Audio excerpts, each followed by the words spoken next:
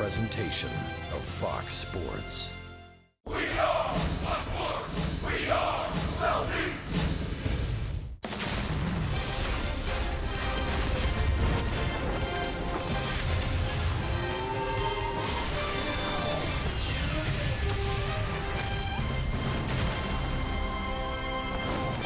Well, every usher's cry at a ballpark is get your red hots. Well, the Cincinnati club is red hot. They come to Atlanta, winning 2 of the first 4 games of the series. Hopefully, though, the Braves will turn to Bud Norris as they try to win Game 3 here on their home field. Hi again, friends. Chip, Joe, and Tom. Welcome back to the ballpark. Great pitching by Julio Teheran last night went unrewarded as Cincinnati won Game 2 of the series. But, fellas, Bud Norris is back in rotation, and I think pitching the way the Braves hoped he would from the opening bell of late.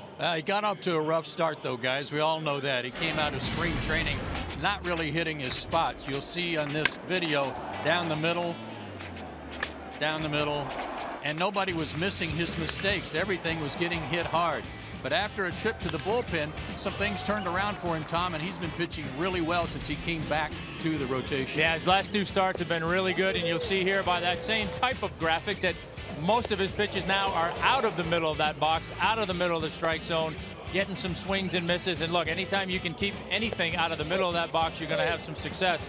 And Bud has done that, and he's pitched well. You see his last 2 starts in June, 1-1 over a 12-inning stretch with a 1.5 ERA. So the trip to the bullpen, he's figured some things out. So we'll see if we can see more of that tonight. And he's facing Anthony DeSclafani, who's making his 2nd start for Cincinnati. He pulled an oblique muscle in his final spring training start. He was the Reds' best pitcher last season, so we'll see what he has in store against the Braves in Game 3 tonight. Another hot night for baseball. It's been a busy day for the Braves. Wow, Tom Glavine running for mayor. The Braves signed 18 of their draft picks today. We'll talk about that when we come back to Turner Field after this.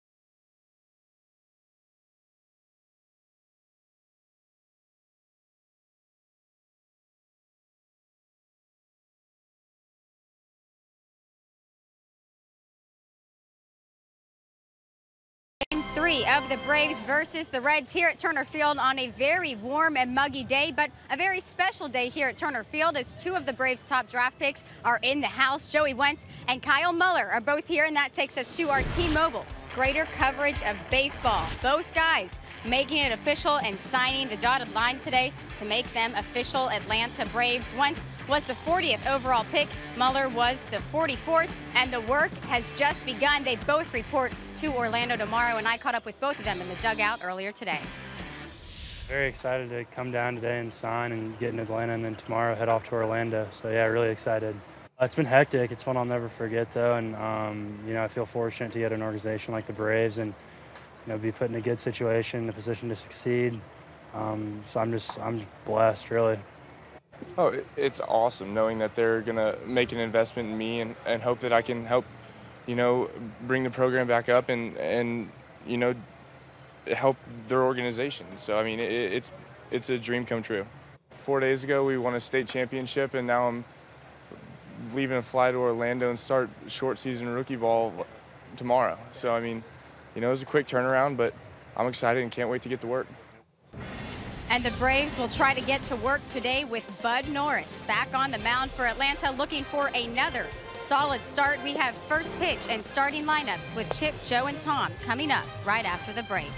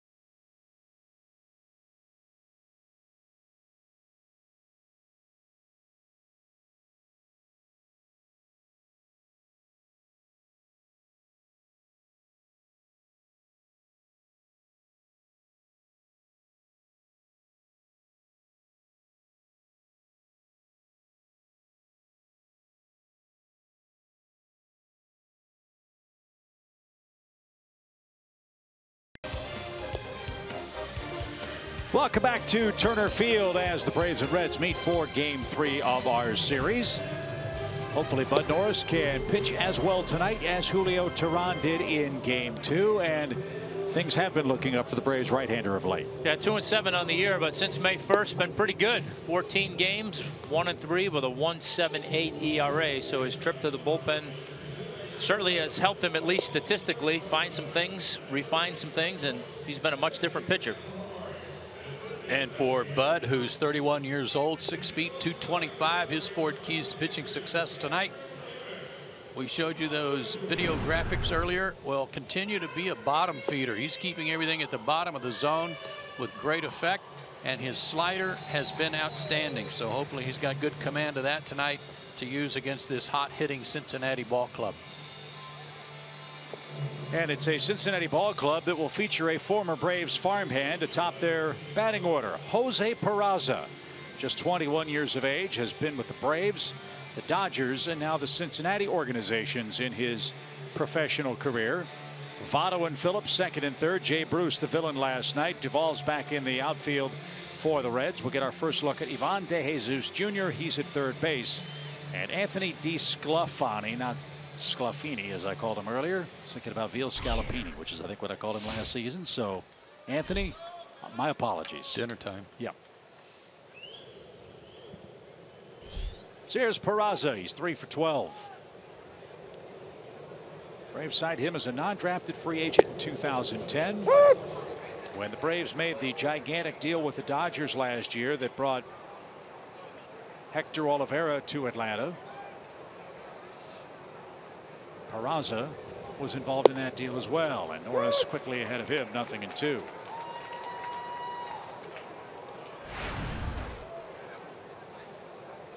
And the Reds, Dodgers, and White Sox completed a 3-team trade before Christmas last year, and that's how Peraza ended up in Cincinnati, and it's out of play. Still no balls, 2 strikes. Well, it wasn't that long ago that anytime the name Ozzie Albies was mentioned, it was mentioned in the same breath with regard to the Braves organization as Jose Peraza. Both guys that were expected to be big league ball players, infielders, and steal a lot of bases. Just missed. And it's a ball and 2 strikes.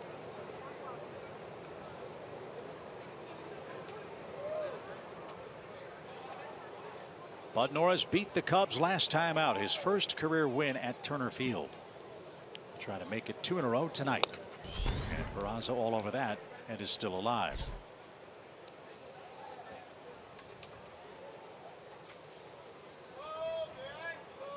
That was a great outing. No walks. 6 strikeouts.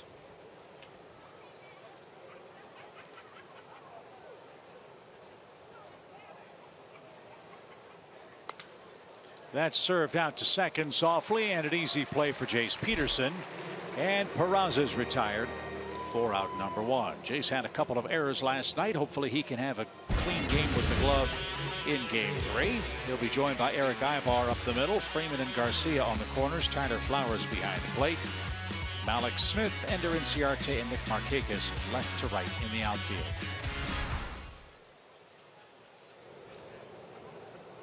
Here's Joey Votto. He's 2 for 5 in the series and has walked 4 times.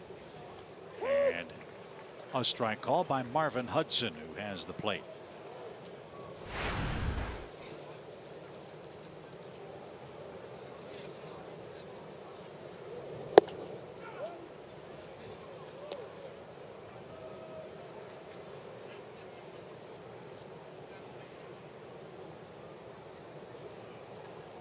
Votto with 11 homers, 35 knocked in, and a low batting average by Joey Votto's standards, only .235 so far.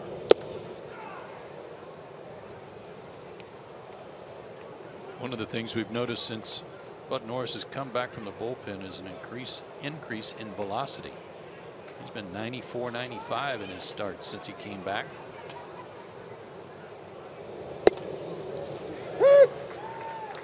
Zipped in there at 93. Yeah, throwing hard, good movement on that fastball, and like you say, that that slider's got a little bit different tilt to it.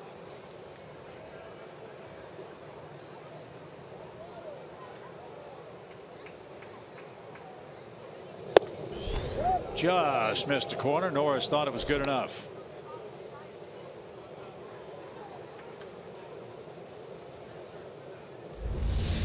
As you guys said last night, if Votto didn't swing, I guess it was a ball.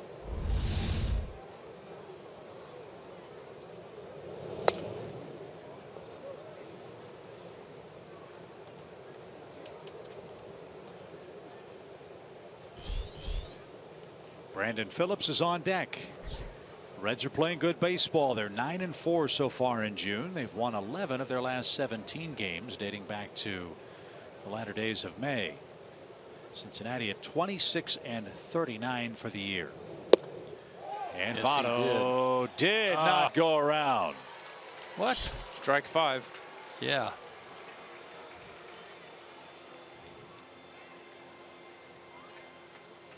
So another base on balls for Votto in the series. That's 5 of them. And he'll be at first for Brandon Phillips.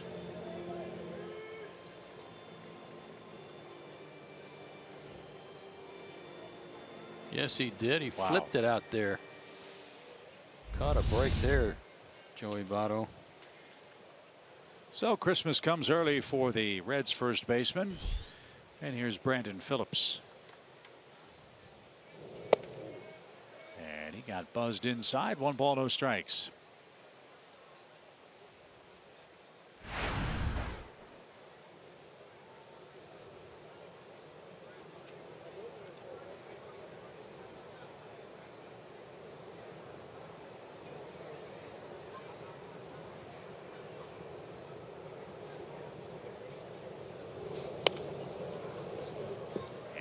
Back to the screen for an even count. Phillips, as you know, from Stone Mountain, went to Redan High School. Brandon, 34 years young. Actually just turned 35 on, or will turn 35 on the 28th. On a play foul by Phillips. And Norris ahead, 1 ball, 2 strikes.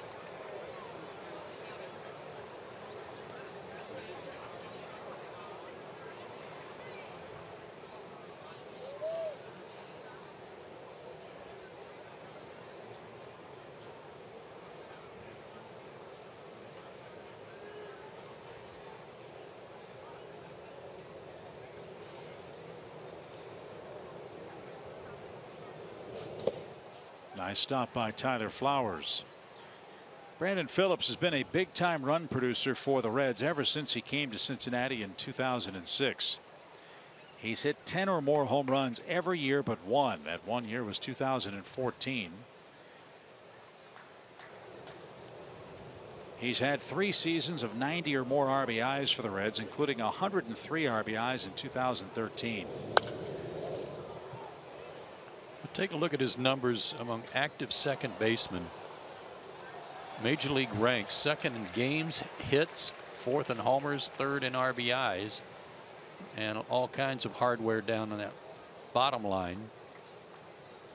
He's had a tremendous career and not done yet. Oh, you're getting that kind of production offensively and 4 Gold Gloves to go along with it. It's pretty nice to have that. Wonder if the Reds will retire his number when he's through playing. As this one shot into right field and right at Markakis. Nick is there for the second out. Phillips second to Robinson Cano among active second basemen. Those are numbers that we would think, well, Jimmy Rollins. Well, Jimmy Rollins isn't active. He was designated for assignment.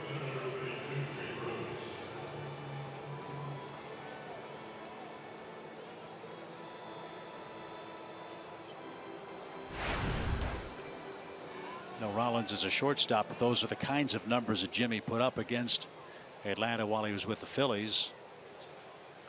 As Jay Bruce digs in with 2 outs. Big homer for Bruce in the first against Julio Teheran, and then Julio pitched great after that. Retired at one point 17 consecutive Reds, but the Braves just could not get anything done against Brandon Finnegan and the Cincinnati bullpen. A tough 7th loss for Julio Teheran. Yeah, and using the word mulligan last night after the first inning. If there was a time for one, it was that start for Julio, because he was just great.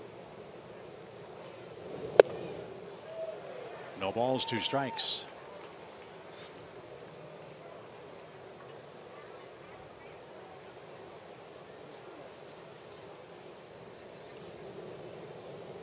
Jay Bruce is healthy.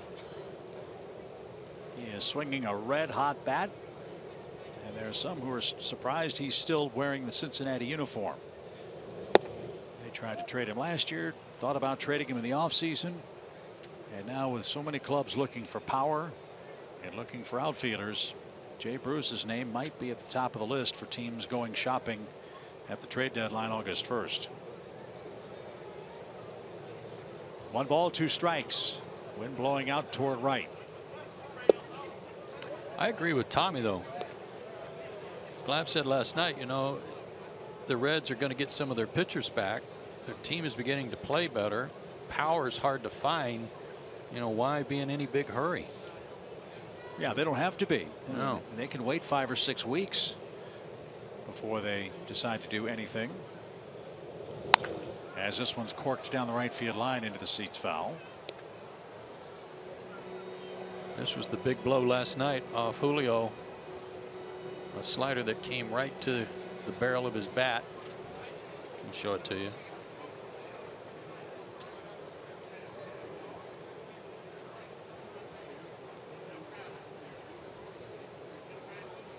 "15 home runs for Jay Bruce. And he hits this one a long way toward left. Malik's on the run. He's a step shy of the fence. And Jay Bruce hit that one a ton, but into the wind and left. Norris gets out of the first inning. Nothing across for the Reds.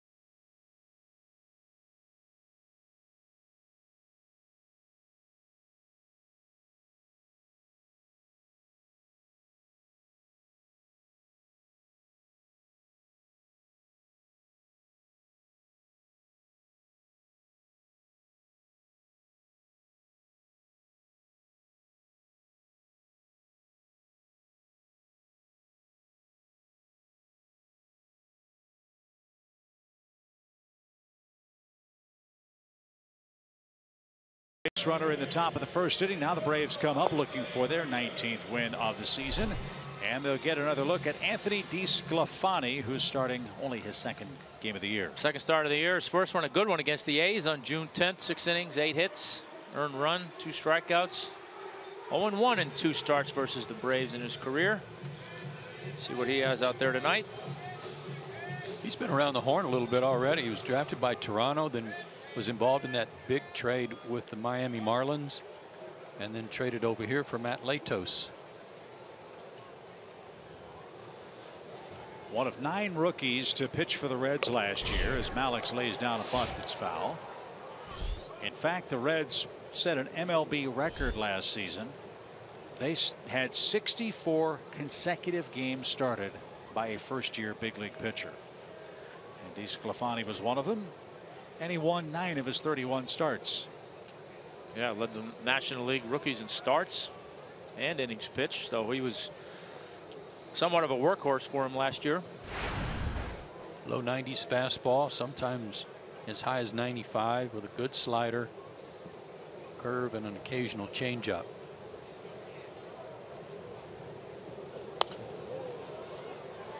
Alex Smith skies one out of play foul, and he's behind 0-2.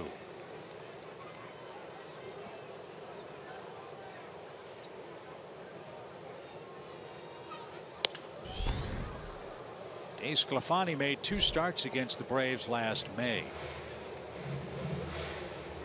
7 earned runs, 8 walks, 10 strikeouts in 11 innings of work. Yeah, those walks were instrumental too, so the Braves might be inclined to be a little patient against him today.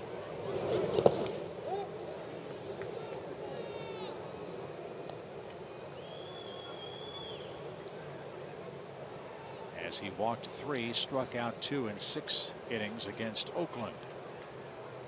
Game the Reds won 2-1 back in Cincinnati. 2 balls, 2 strikes.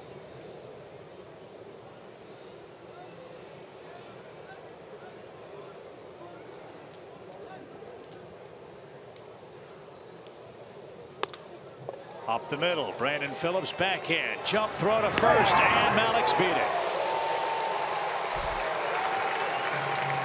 Great effort by Phillips, but the flying feet of Malik Smith puts him at first base with an infield single.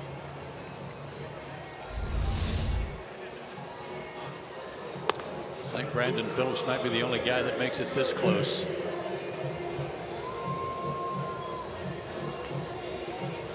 Yeah, he's smooth out there. Exactly what you want to see out of Malik. Put the ball on the ground and give yourself a chance to utilize your speed, and he did there. Wouldn't it be nice to have an early lead tonight instead of a deficit? Well, you've got a fast man at first at Malik Smith, who's got 11 stolen bases. That's the first Atlanta rookie with double digits in stolen bases since Jason Hayward in 2010.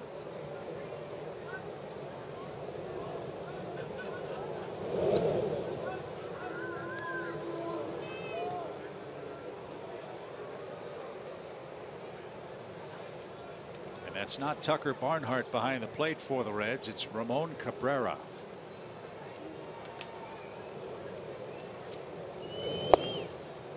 And Ender Inciarte takes outside, ball 1.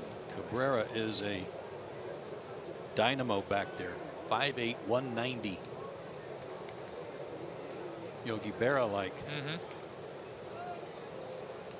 Hasn't caught that much. 1 for 3. 1 out of 4 rather, catching base stealers. He's 26.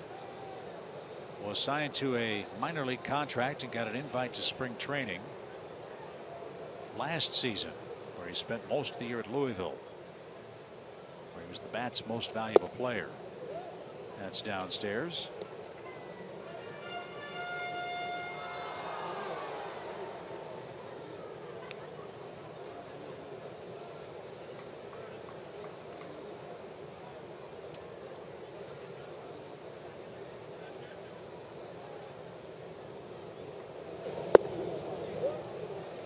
Three balls, no strikes. That looked like a pretty good pitch too. Yeah, that's the one you want as a pitcher.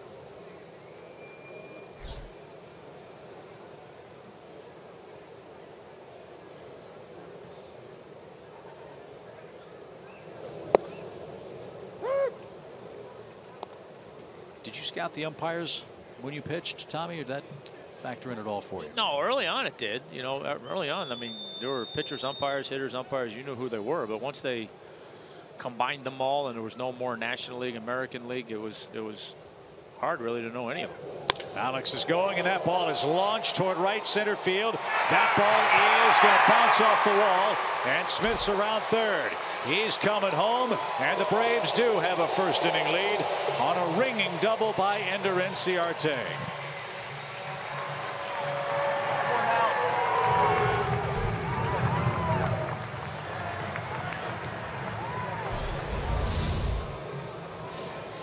Boy, did he put a good swing on this. Ball jumped off his bat, and then the fear was that it might bounce out of the ballpark, and came close.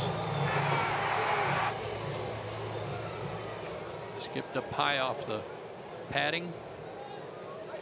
6th RBI for Ender. So it's 1-0 Atlanta. 2 hits, nobody out, and Freddie Freeman's the batter. And that's fouled at the plate. Strike 1.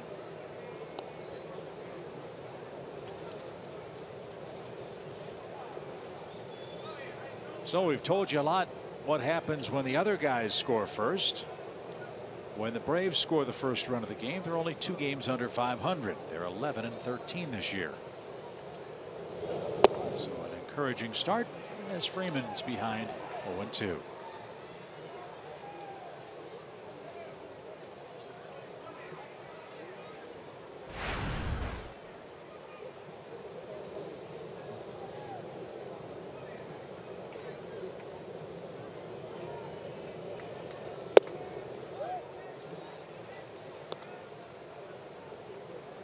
On that fastball. So good life. He was on the disabled list. He got hurt his last start in spring training with a strained left oblique muscle.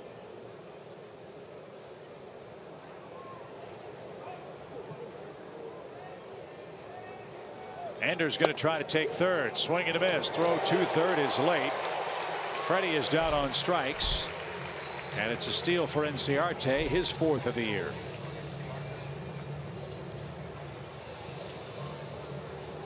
Good jump. Timed it perfectly.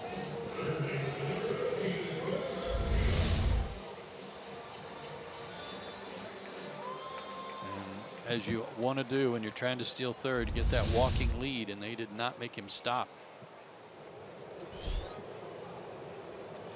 Infield comes in for Adonis Garcia. Ball 1.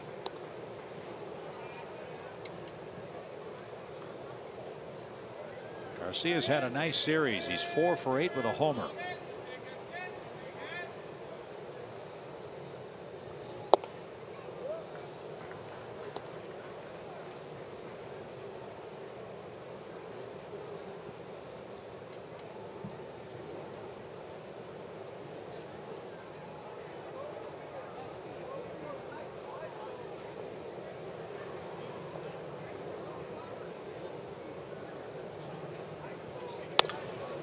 Right to the shortstop.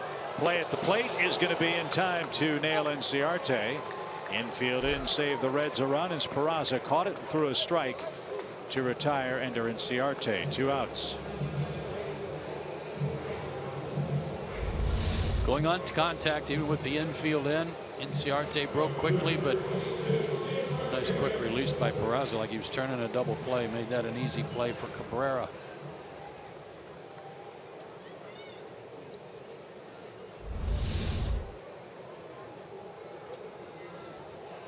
So Garcia trades places with Inciarte. He's at first with 2 outs. Nick Markakis stands in, and he shoots one the other way. So a 2-out single for Markakis. Couldn't know that was coming, but unfortunately the play at the plate cost the Braves a 2nd run here in the 1st. Good to see Nick going the other way with a pitch, and Jace Peterson's up.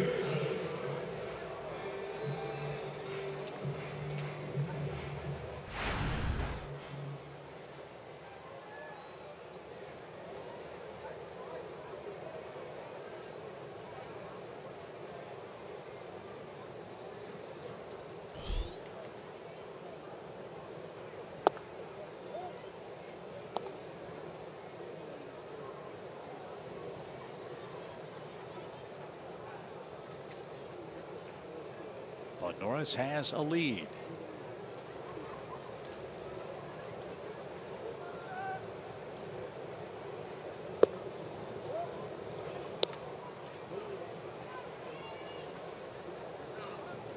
Can't think of a worse time for a starting pitcher to get hurt than your final spring training game. Yeah. And that's what happened to DeSclafani. He's had plenty of company on what's been a very full disabled list for the Cincinnati Reds. So I would think it's a distinct disadvantage for him making his second start with hitters in midseason form right now. Yeah, you're still essentially going through a little bit of that spring training.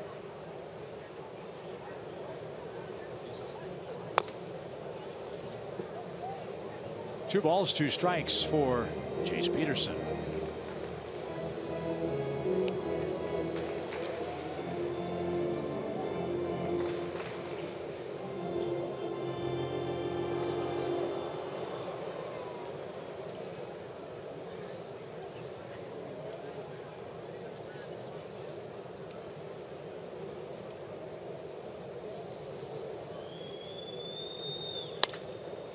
Served foul past third. That missed extra bases.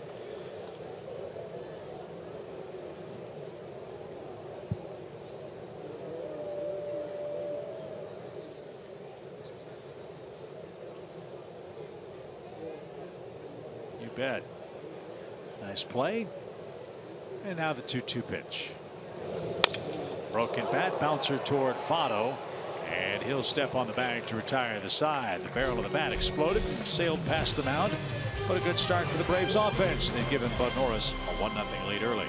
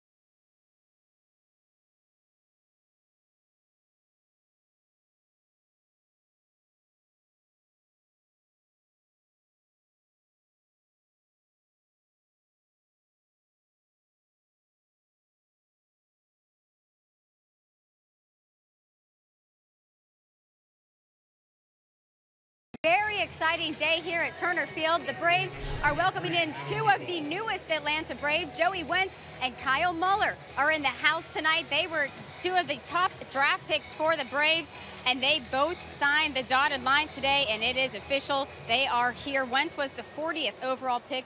Muller was 44th. Both high school pitchers that report to Orlando tomorrow. Work begins now, and they are both very excited to be here, and the Braves are happy to have them.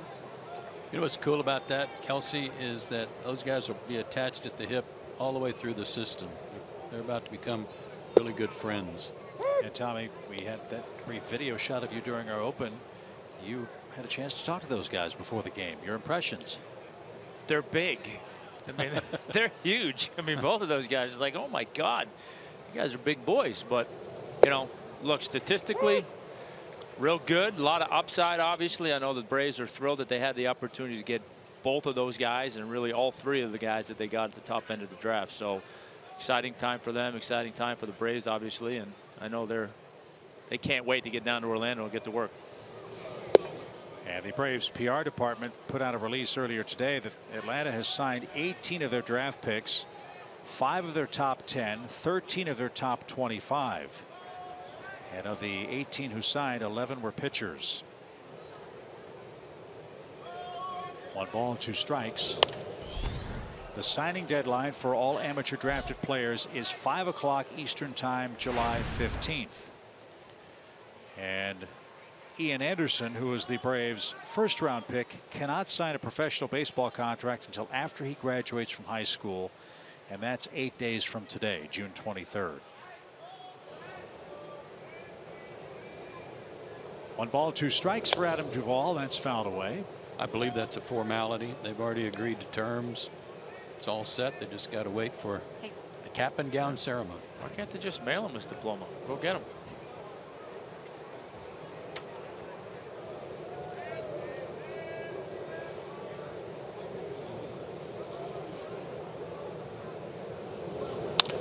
Bouncing ball. Norris couldn't get it. Peterson does. And his throw to first is just in time to get Duvall. First ground ball out for Bud Norris tonight. And here's Ivan De Jesus Jr. His dad was quite a player. I played with his dad a lot in the minor leagues in the Dodger organization. Ivan was a good guy, strong as a bull. And you're right, he was a good player, had a really good arm. He's seen some time with the Dodgers and the Red Sox in the major leagues. Last year, 76 games with the Reds. Most of that action at second base. He too was given a minor league contract and a spring training invite. Ground ball short. So Ibar takes care of that. 2 outs.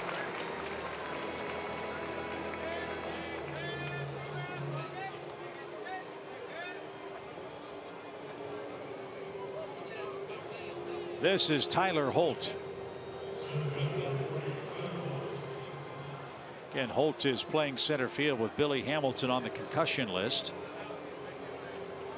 Published reports say that he could be back in the lineup as early as tomorrow afternoon.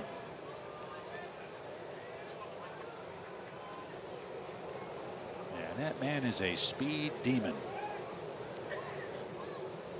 Yeah, he did it on a slide at third base. I'm assuming he cracked his head into the third baseman's knee or leg somehow.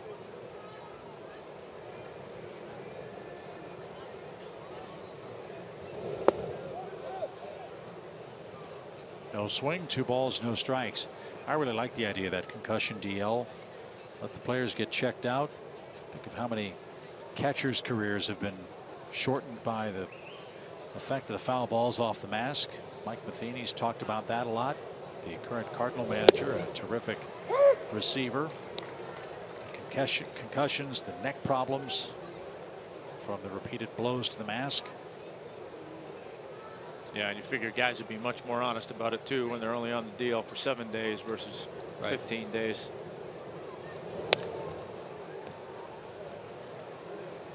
Two balls, 2 strikes, and here's how Hamilton got hurt.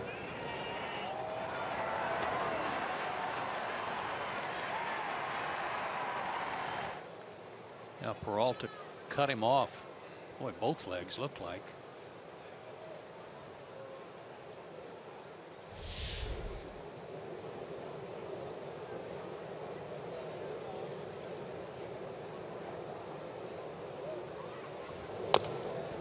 That's tap foul by Holt. It's still 2 balls, 2 strikes.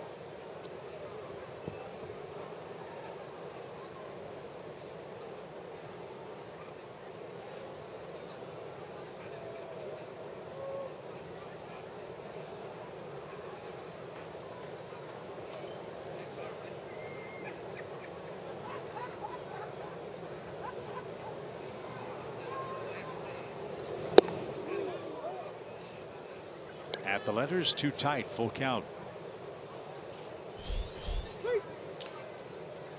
Cabrera's next. Bud Norris would like him to lead off the 3rd.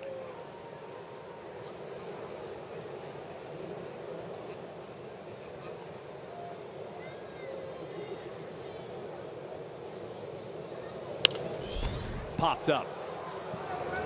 Freddie Freeman gives chase on the warning track by the camera well, and Bud Norris gets him to pop up, and he works a 1-2-3 top of the 2nd. Braves look to add to a 1-0 lead over the Reds next.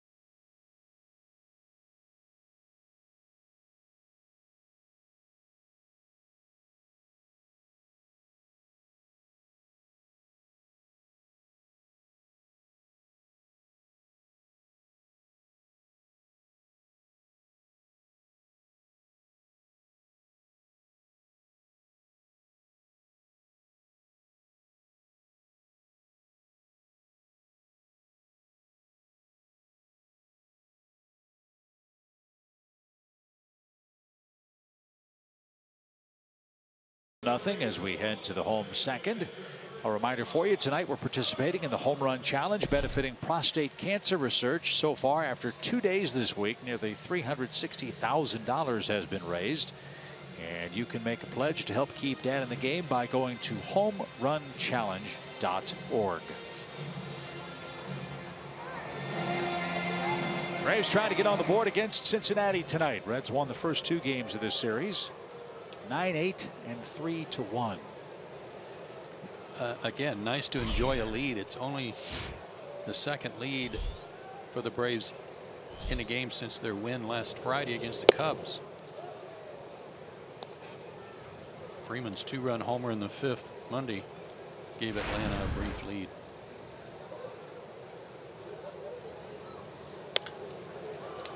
Tyler Flowers pops one back our way, and that's in the seats.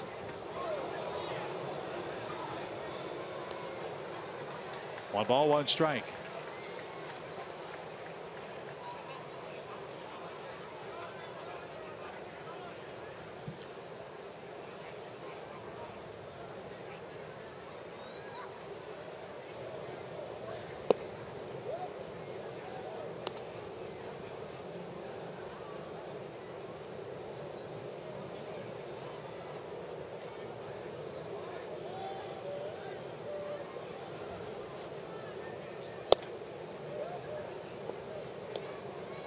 Now 3-1. DeSclafani hasn't found his release point yet. 29 pitches, only 16 strikes. And he missed inside. Flowers is his first base on balls issued. And for the second straight inning, the Braves have the leadoff man on. Did you ever have an oblique strain that you know of? I don't think I had an oblique strain. I think I had some of the intercostal. I used to call them the intercostal muscles between your ribs. I've had a few of those, but never an oblique.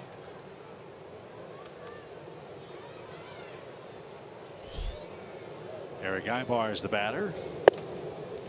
Well, now that you're a broadcaster, Tom, you won't ever have obliques again. Well, it's like I always said, right? You can't pull fat, so I didn't have to worry about that. I know you pitched with a cracked rib several turns through the rotation way back. Yeah, it probably wasn't the smartest thing I ever did, but Ibar skies one to left. Speaking of cracks on the rib, he took a 97-mile-an-hour fastball to the chest earlier, and he put a pretty good swing on that pitch before flying out to left for the first out of the inning. Again, I'm shocked he's able to play. I'm shocked he didn't have a broken rib after he got hit with a pitch. Me too. Hit him high too, like right by the B on his jersey.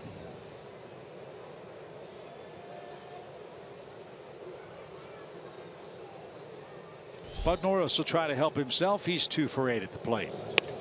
And he bunts. That is a fair ball. Votto from his knees throws to second safe. And Norris is out at first. The throw by Votto pulled the man off the second base bag, Peraza. And that's going to be a 3-6-4 sacrifice the way it worked out. And he had tons of time. You can see Tyler Flowers had to wait to make sure he didn't catch it in the air. But Votto rushed it from his knees in an effort to get a double play. yeah, he made that play because he saw Bud wasn't running, but then didn't take advantage of the fact that he had time because Bud wasn't running.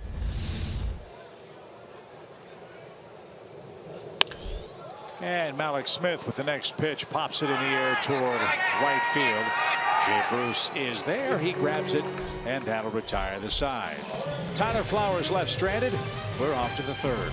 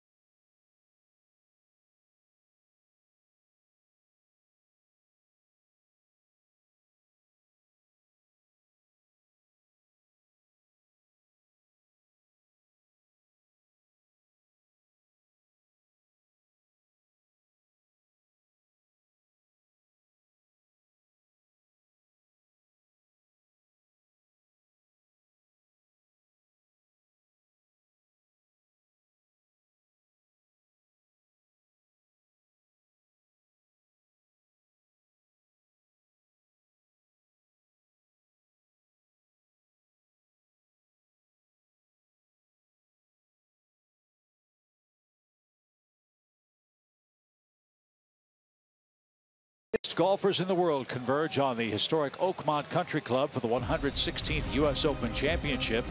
Live coverage begins tomorrow on FS1 and continues through the final round on Sunday on Fox.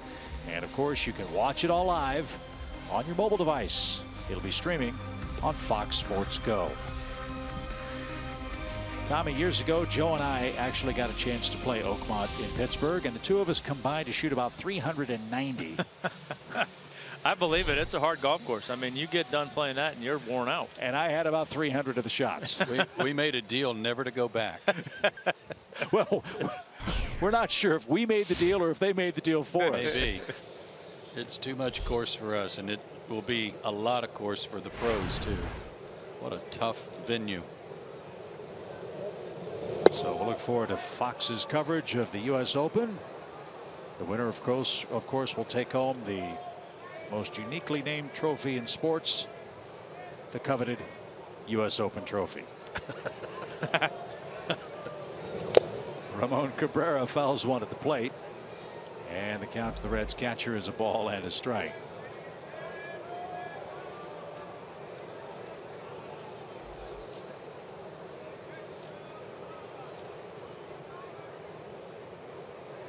Cabrera's out of Caracas. And I got no shot of pronouncing his hometown in Venezuela. Tommy, you want to take a shot at this one? Right. Where is it?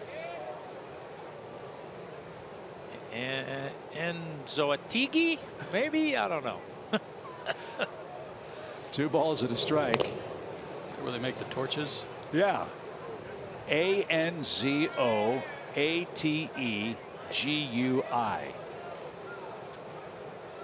Anzoátegui?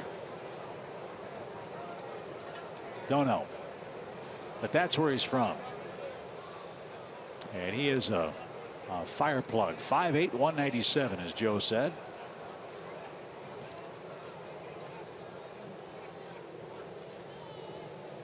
Originally signed by the Pirates as a teenager, went to the Tigers. And the Reds claimed him on a waiver claim in August of 2014.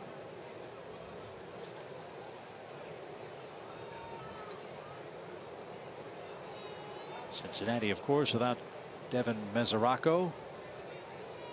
Shoulder surgery has him shut down. The pitch is off the screen. Still 2 balls, 2 strikes.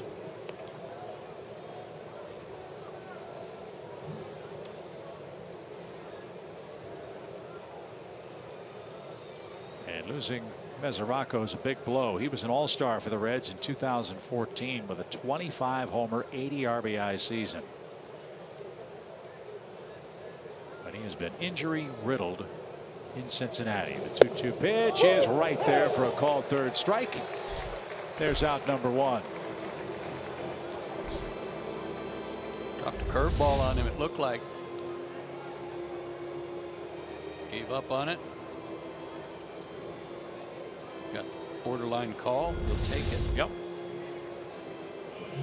And Oakmont has a par 3 that from the tips for this tournament will play 288 yards. That'll be a 6-iron for those guys. We're talking about how there might be 2 or 3 drivable par 4s and a par 3 that may not be. Yeah. Wow.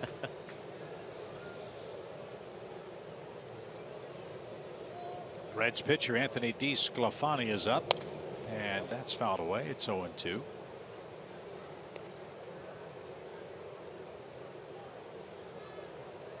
But Norris looking sharp. He's allowed 1 base runner. That was a walk on a couple of close pitches to Joey Votto. One of them was a check swing that looked like he went around. But Norris didn't get the call, and DeSclafani will be rung up. There's the second out. Back-to-back strikeouts for the Braves pitcher. Time for our Coors Light cold hard facts, and it has to do with Braves starting pitchers who in the month of May were really dealing. 3.61 overall ERA for all the starters, 2.37 opponents average. It's not been the same here the first couple of weeks of June. Batting average is up, innings pitched is shorter, and a 6.32 ERA, and already 1 more home run than they gave up in 28 games in May. So Bud has not been part of that. He's trying to keep the numbers respectable, and he's done that. Norris, of course, saw the Reds a lot when he was a member of the Astros. He last won against Cincinnati in 2014 while he was pitching with the Orioles. And he's got an even count for Jose Peraza.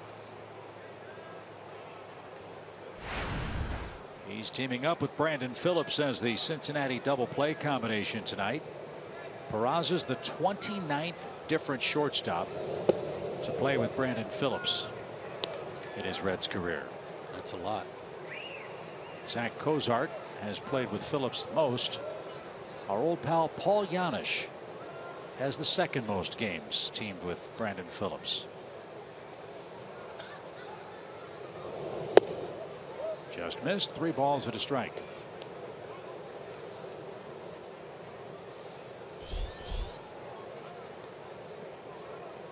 Votto's next.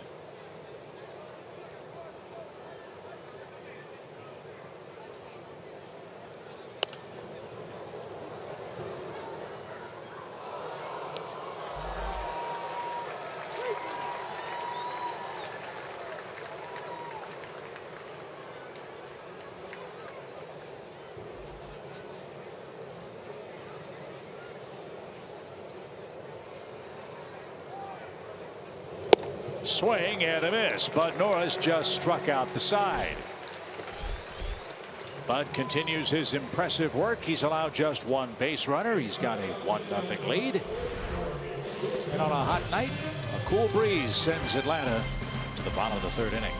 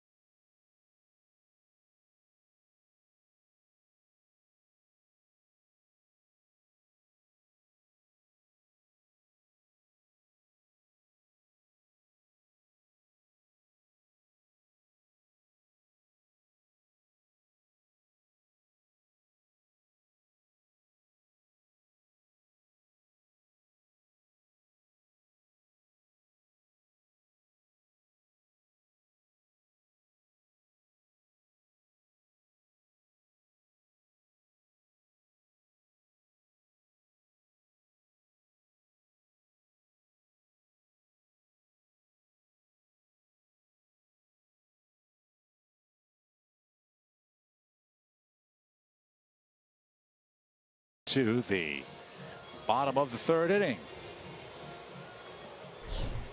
Well, the Reds won last night with an early run. The Braves are winning tonight with a 1st inning tally of their own.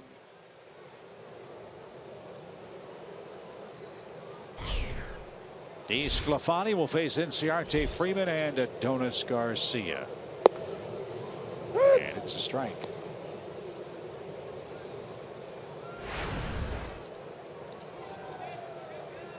Ender starting to heat up. Average now at 240.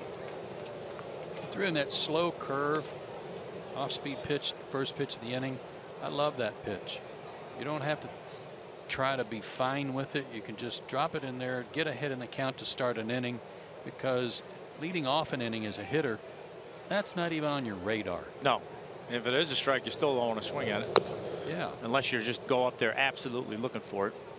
And that doesn't happen often enough, because even if you've seen him do that a couple of times during the game, by the time you come up the next time, you've probably forgotten. Yeah. 0-2 for Ender, and he held up.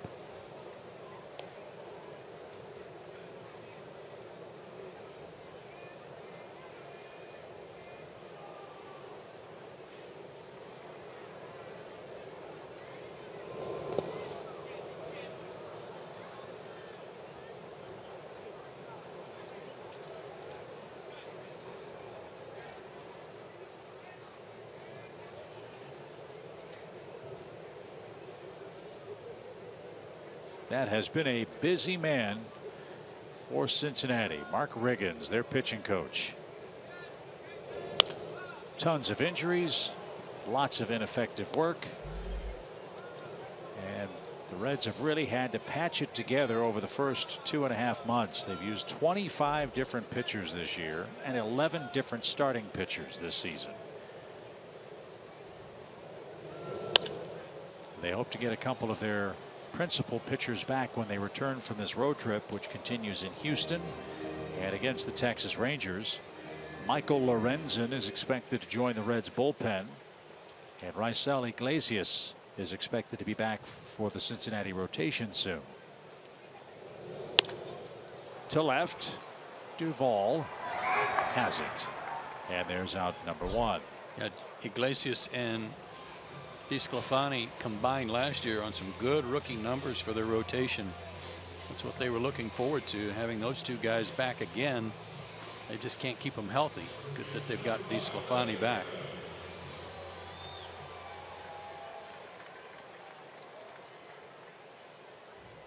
So all those arms, the most in Major League Baseball at this point. And for them to go 9-4 so far this month, they've won 11 out of 17. Boy, is that a pick-me-up for a team that hasn't played well, had a bad record, and all of a sudden they're beginning to get some guys back. Launched into the seats. And let's face it, they're 19 games back in a division that's got the Cubs at the top. Chances are they're not going to catch up. But Freddie rips one toward the right field corner. Bruce will have to chase that all the way to the wall. And Freddie Freeman is in at second with a 1-out double.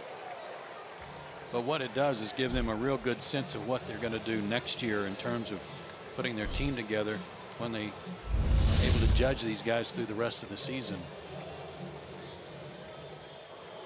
Well, breaking ball caught the middle of the plate there. Sorry, go ahead, Chip. Yeah, well, like you guys said, Joey Votto's got a huge contract and a very, very long-term contract. The Reds have an option on Jay Bruce. They could always exercise that if they don't want to trade him, move somebody else, or sign a bat in free agency or another pitcher in free agency and take their chances with a clean slate in 2017. No, I like Joe said, I think this is a team. Yeah, they're obviously not going to catch the Cubs, but you know their goal, their motivation the rest of the season is yeah, see how good we can be the rest of the year, see what we have.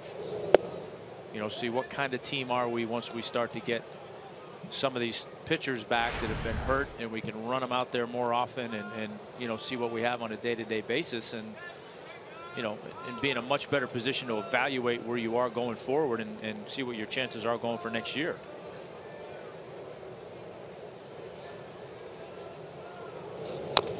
And it's hard, I'm sure, to find silver linings in seasons like the ones that the Braves and Reds are having. But I think you guys would agree that all these innings that these youngsters are pitching now, like you talked about with your career, Tom, these are learning games. This is going to accelerate their learning curve, so they know and the Reds know what they can and can't do. It's harder for the veteran player going through this than it is the young guy. It's harder for the fans. You know, for these young guys that are here, you know, I'm not going to say they don't care, but they're coming to the ballpark every day, and every day is a new experience. There's something new they're learning. There's something that they're working on in their game. There's something they're trying to get better at. You know, every so often, hopefully something new clicks that they're carrying with them. And like you said, for these young pitchers, man, the innings they're getting, the experience they're getting, that's all great things. It's just the winning and losing part of it is tough to be patient about.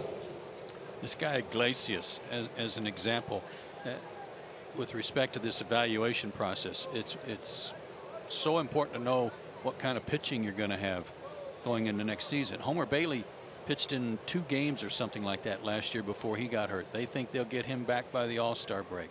This guy won 9 games. I think last year it was 9-13. Yeah, 9-13. Iglesias didn't pitch as much. 3-7, a 4.15 ERA, but he struck out 104 batters in 95 innings in the big leagues. Got a good arm, so they get him back.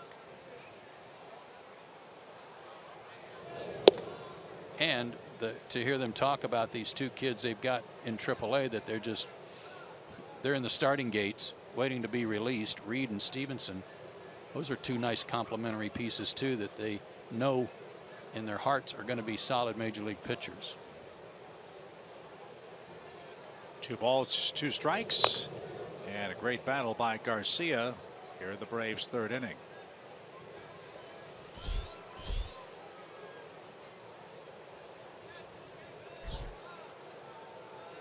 Adonis in a stretch where everything seems to come off the bat hard.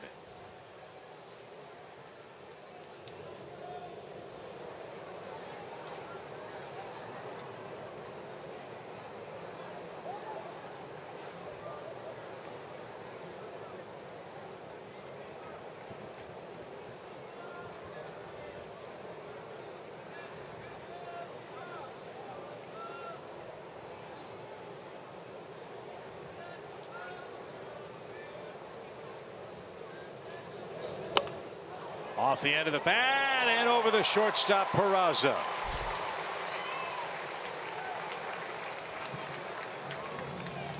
DeSclafani's asking his catcher, how in the world did Garcia hit that? I'd like to know the answer myself. Well, when you're going good, things like that happen. He spoiled some pitches, extended the at bat, and then did that bounce? That ball bounced. That ball bounced first.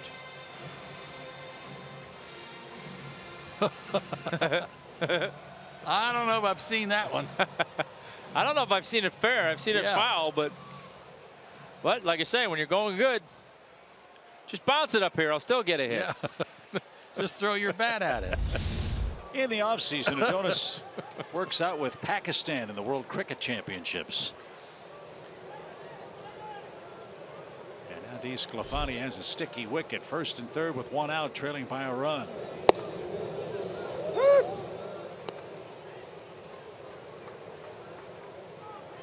Nick Markakis singled to left, his first time up.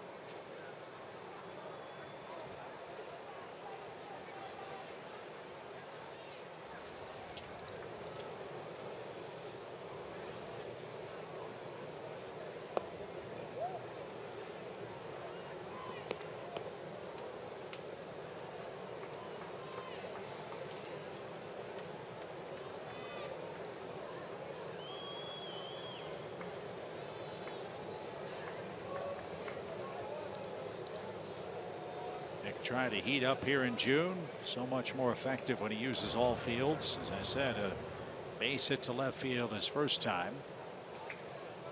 He started with a 302 April mark, slumped to 190 in May. His average in June now over 230. So that's trending in the right direction. He's got 34 RBIs. Ball 2.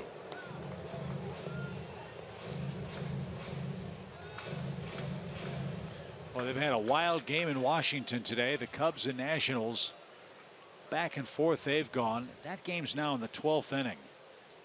Cubs couldn't hold a 1-run lead in the 9th. Nationals got a late home run from Stephen Drew to put him in front. Rizzo hit a go-ahead home run for Chicago. Washington tied it to 4 extras. And now the Nationals have the tying run in scoring position with 1 out. That's a big series. Many think an NLCS preview. We'll see about that. 3 balls and a strike.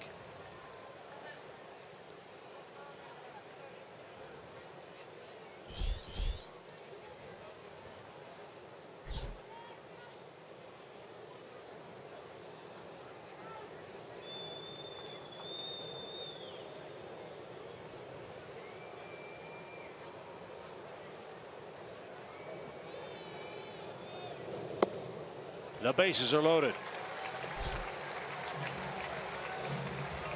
Second walk. And that'll bring up Jace Peterson. This is where you like Jace Peterson in the lineup. Sure do. Bases loaded.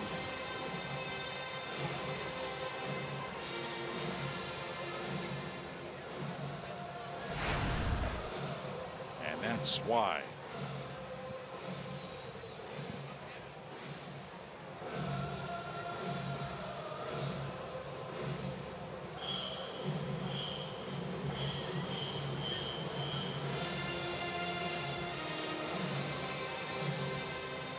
Time is up for the pitching coaches meeting. And now Peterson will dig in. Bases loaded, 1 out. I'm waiting for a pitching coach to say, look, I need 10 more seconds. You can take it off my next trip. I don't think there's rollover seconds.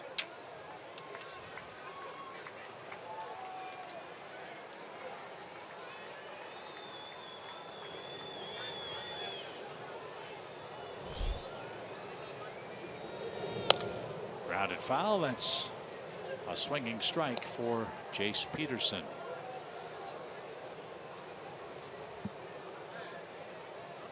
Braves will play the Mets and the Marlins after the Reds. The Mets are winning tonight 4-0 at home over the Pirates. San Diego beat Miami 6-3 today out at Petco.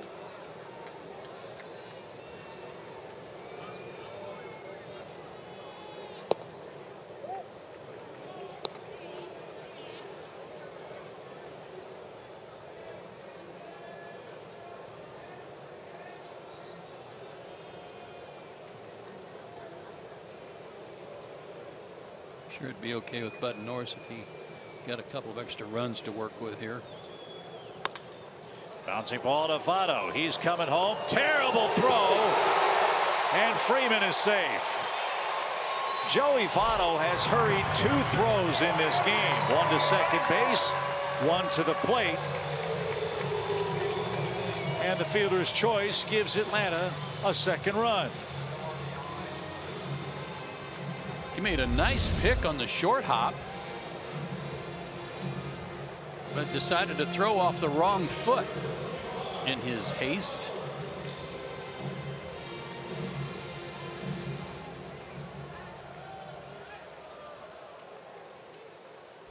Thank you very much. And it's a fielder's choice, E3 on the throw, so no RBI.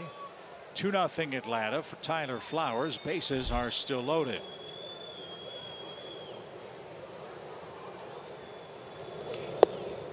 Swing and a miss. As we told you at the start of this series, the Reds have had major defensive problems. They were tied for the most errors in baseball with the Cardinals at the start of this series. The Redbirds have tightened up their D of late and are playing much better as a result. They've won 7 of 10. No balls and a strike.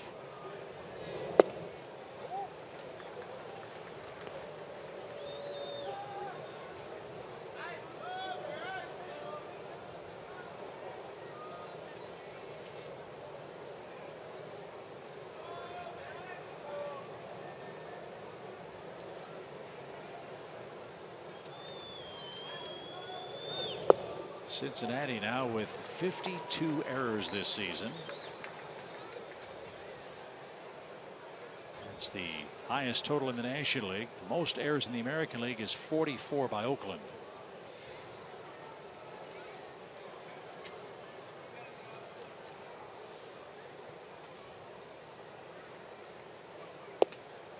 They've got some good infield coaches too. You just saw Jim Riggleman, the bench coach, former infielder. They got Freddie Benavides, who's the first base coach, who's an excellent infielder, and Billy Hatcher as well in terms of helping with the outfielders. They've got a good staff of teachers. They're just not making plays. That was tipped, so Flowers is still alive. 2 balls, 2 strikes. A lot of pitches for DeSclafani in this inning. double, a single, a walk, an error, all with one out. And Flowers swings and misses. He's the second out of the inning, and the second strikeout for the Reds right-hander.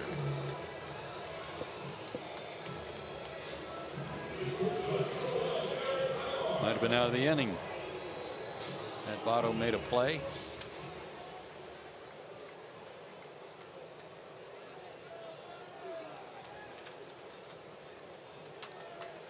So it's up to Ibar if the Braves had attack on here. Bases loaded, one out. Now bases loaded, two outs with another run in. It's 2-0. And the pitch is ripped foul. And that'll ricochet into the seats. Strike one.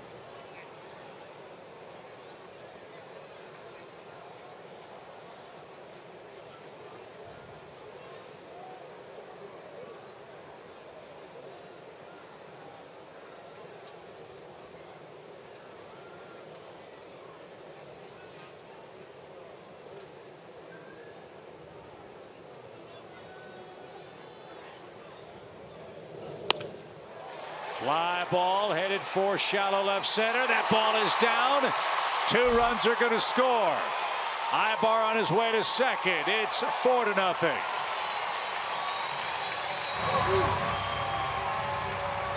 Ibar doubles home 2. And the Votto error looking bigger and bigger as DeSclafani, laboring on a hot night, has thrown 35 pitches in this inning. That one had a lot of the plate.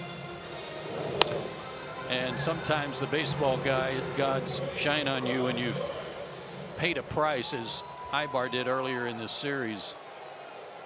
Getting hit with that pitch in the ribs. He gets a 2-run double here. Fought it off a little bit to drive him in.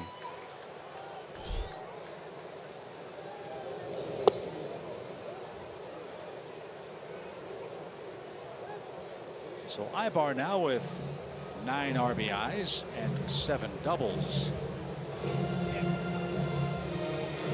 And the same thing we've said of the Braves can be said of the Reds. Their pitching staff isn't good enough to consistently overcome bad defense. And the hurried play by Joey Votto's cost the Reds a big inning.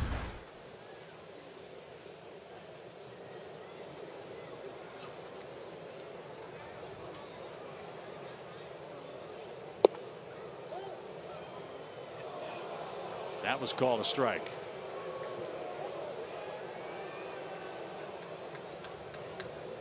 Four is a magic number for the Braves too.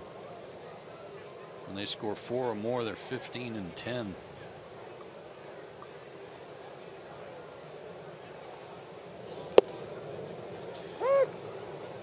That's a strike. That's 2, fellas. The Reds had confusion on the count. I was going to say, I must have missed one. I thought it was only 2. The Reds battery was walking toward the dugout. Which Cabrera had kept jogging.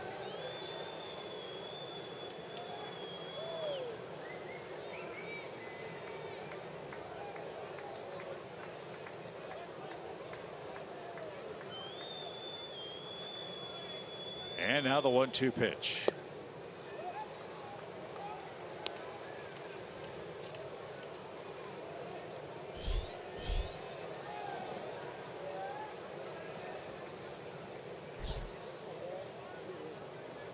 It's the 40th offering of the inning.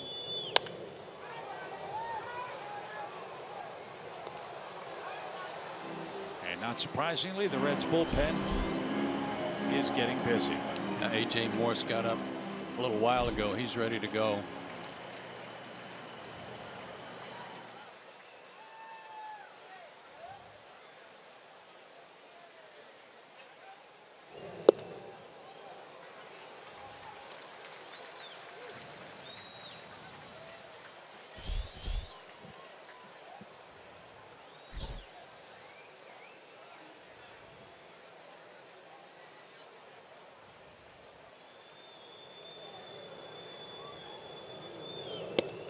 He just walked the pitcher.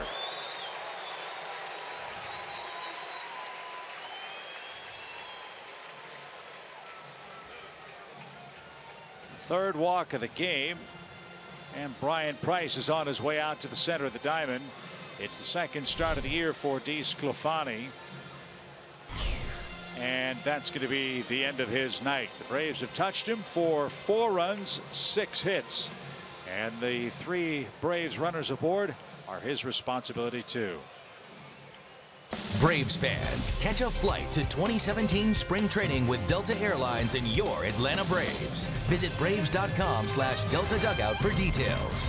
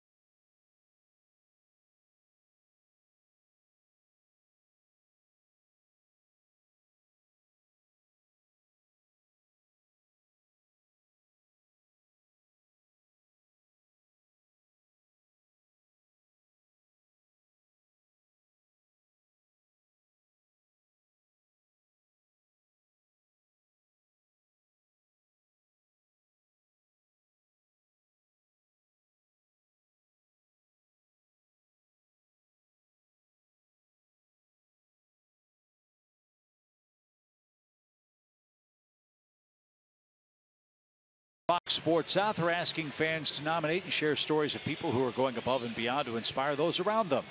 During Community Heroes Week, August 16th through the 19th, each day a different honoree will get a special VIP experience. Go to braves.com/inspire and nominate that inspirational person today. 4-0 Atlanta. Bases still full with 2 outs. And very early tonight, Cincinnati finds itself into the bullpen, and that's the subject of our Academy Sports leaderboard.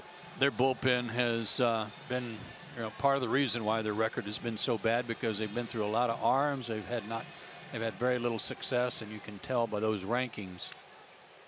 This guy Morris, drafted by the Nationals out of Kansas State, went through the Pirates system in a Rule 5 draft, signed as a minor league free agent by the Reds.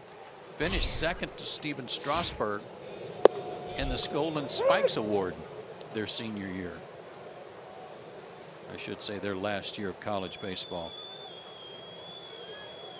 Cutters and sliders. That was a good slider there to start the at-bat. And so was that.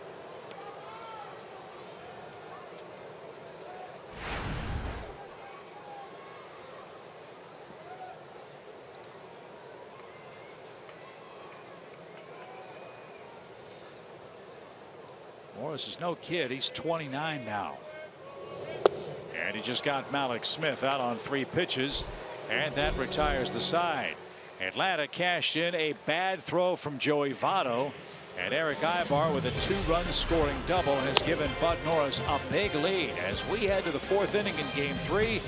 Braves lead Cincinnati 4-0.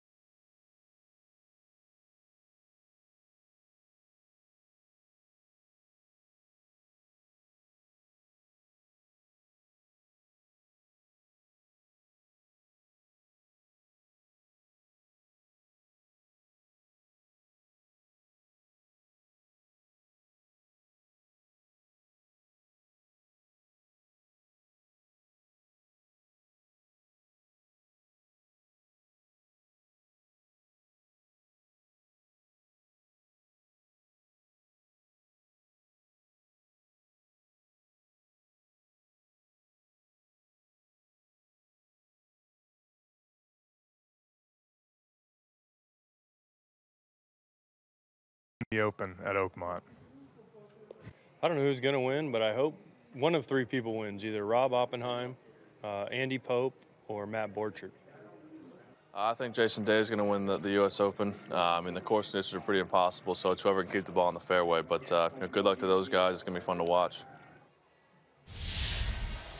So there are a couple of the Braves clubhouse predictions for the U.S. Open, which again, our coverage starts at 10 o'clock tomorrow on FS1. And I think Matt Whistler summed up the course accurately. No surprise, a pitcher too made a way better pick than those other two guys. Yeah, AJ went with 3 of his friends. Yes, I know. I don't like their chances. No, but you never know.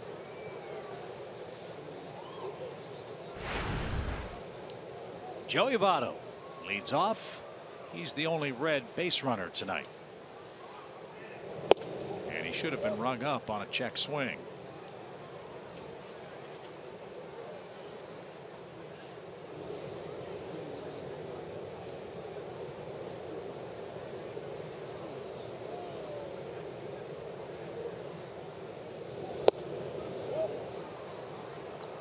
Long inning for Bud to sit, although he did get up to the plate and draw a walk.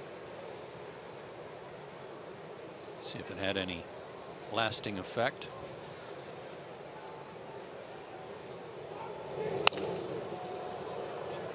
That skied foul, 2 balls and 2 strikes.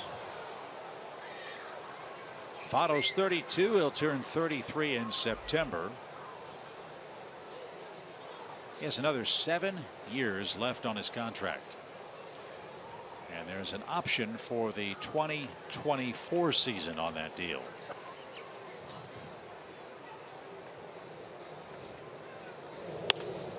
I'm sorry. I was laughing. I was giggling, yes. And an option. Yes, I mean. And why wouldn't there be in his age 40 season, right? Yes.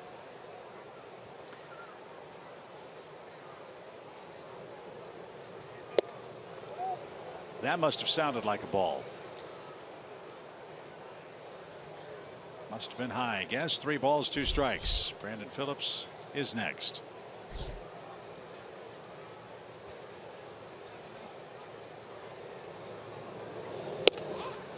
And Norris lost Votto again, who walks for the 6th time in the series.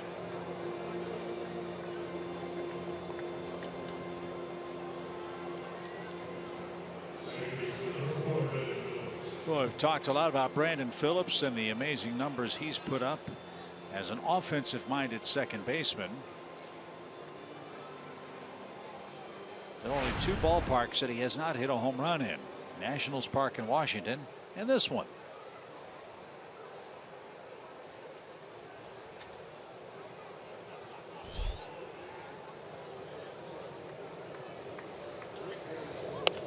That's surprising.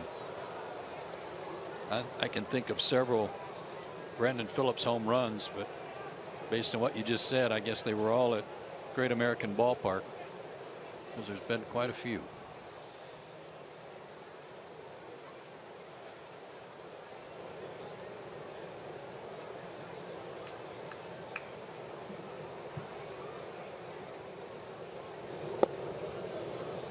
That's in for a strike. Phillips now with 192 major league homers. 6 this season.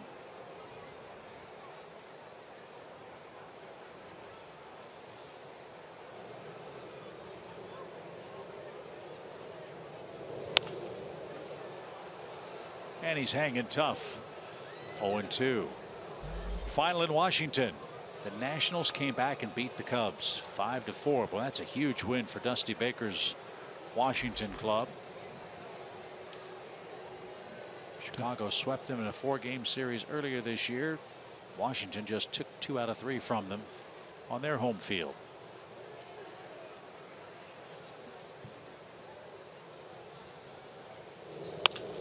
In the air to center. That's going to get down on an 0-2 pitch.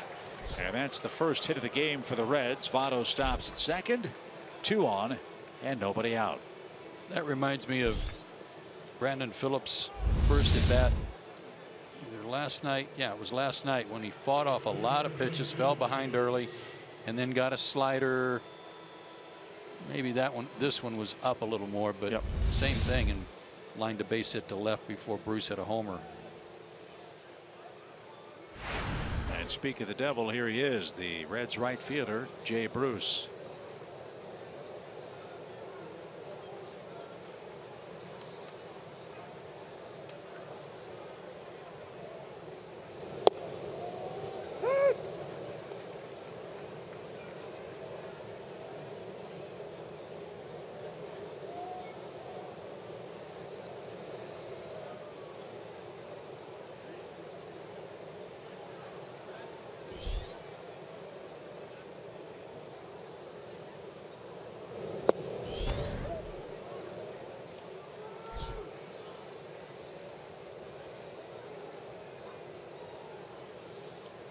Nobody throwing in the bullpen, but there's a lot of guys standing there on the mound getting ready to. A lot of mulling around going on.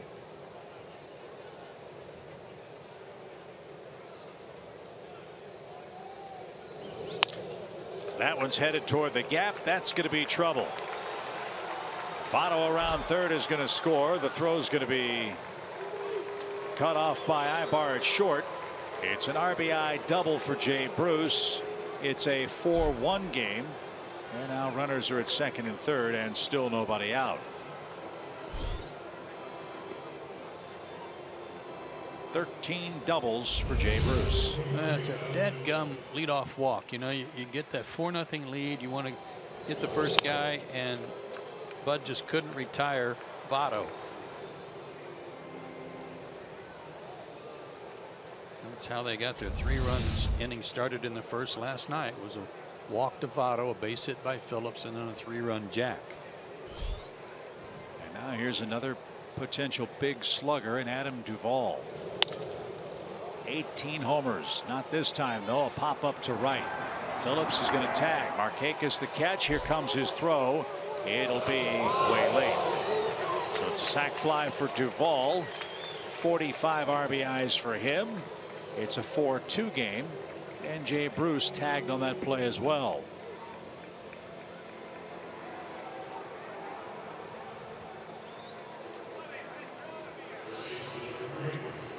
Second sacrifice fly for Duvall in the series.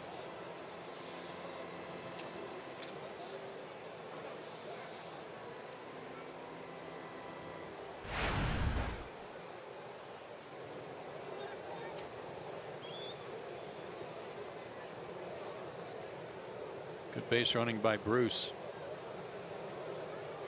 Jumping over to third and there with only 1 out. De Jesus now the key man of the inning, and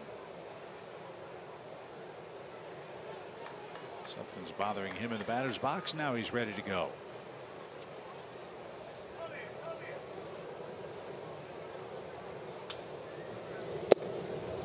Oh, thank you.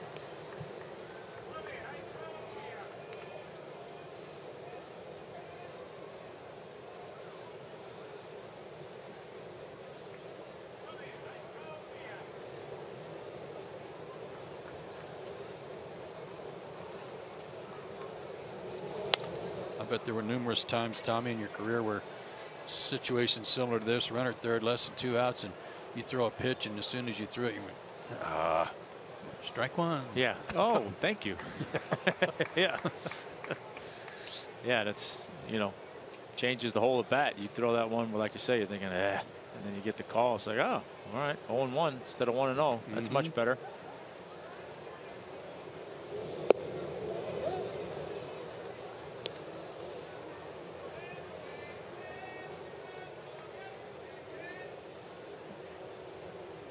Reds got their first hits and first runs against Norris here in the 4th. A walk to Votto, a single by Phillips, a double by Bruce, sac fly, and now a ground ball to short. The throw to first is going to be in time, but boy, the Reds with some solid ABC baseball have scored their third run of the inning. Bruce comes to the plate. It's now a 4-3 game.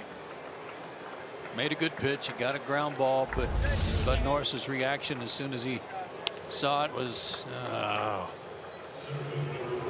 that's going to score a run with the infield back.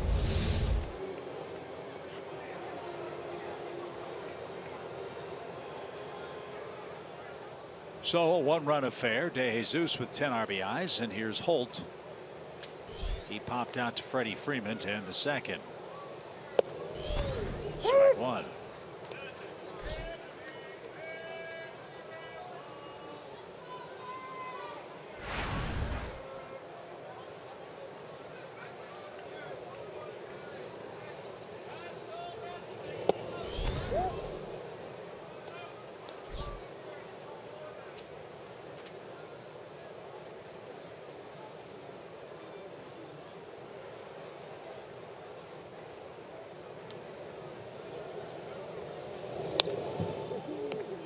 That's fouled back. It's 1-2.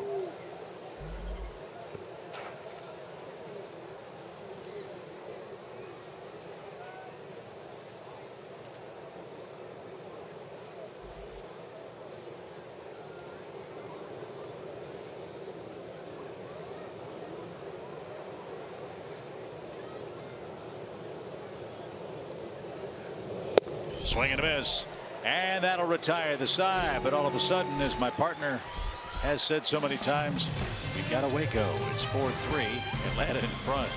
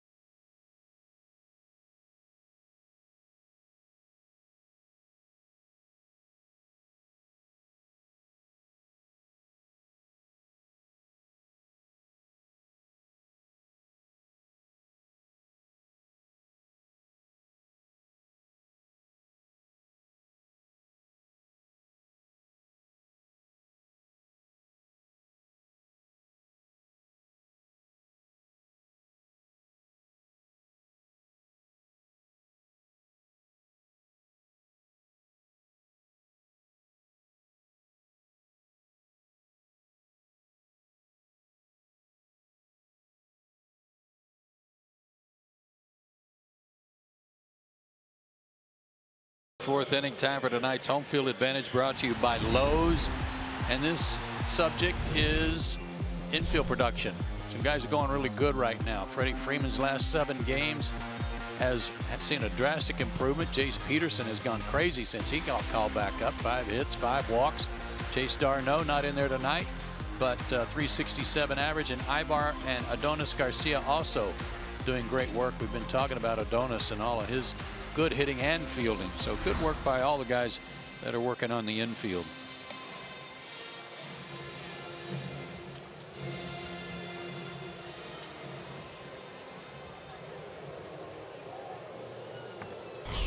Ender Inciarte is going to lead off for Atlanta. The Braves sent 9 men to the plate in the 3rd inning. A.J. Morris back to work and delivers a strike. That pitch was 89. It looked 99. Right. Short, easy arm action. Ball jumps out of his hand. That year I was telling you about at Kansas State, where he was second to Strasburg in the Golden Spikes voting, Morris went 14-1 with a 2.09 ERA in college in the Big 12.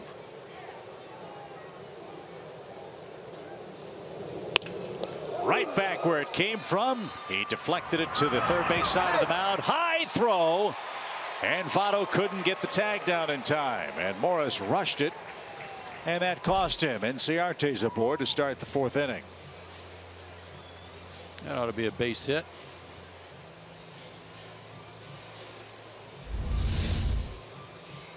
Hard hit ball. Slider. Waffled his glove. He had to hurry. Good reaction, though.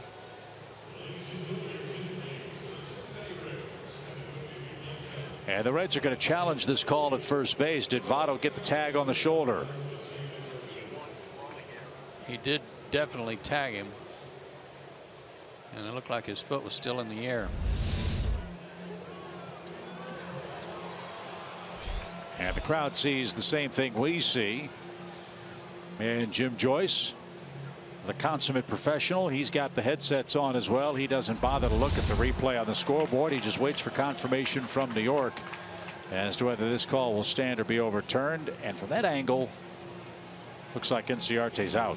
Yeah, that's pretty obvious.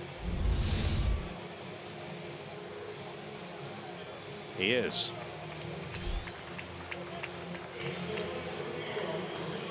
So a nice play by Votto on that wild throw. And Inciarte's retired for the first out of the inning.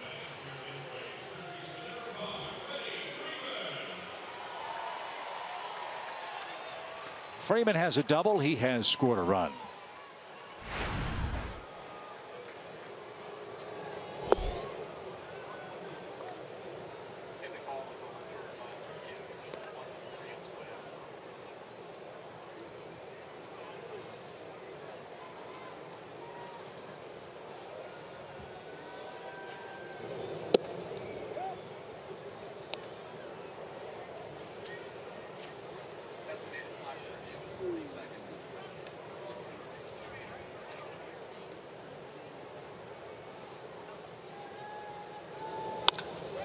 There's a shot hit toward right center field. Bruce can't get that. That's going to roll to the wall. That's going to die under the padding. Freeman around second. He's going for 3. The Phillips throw to third is late.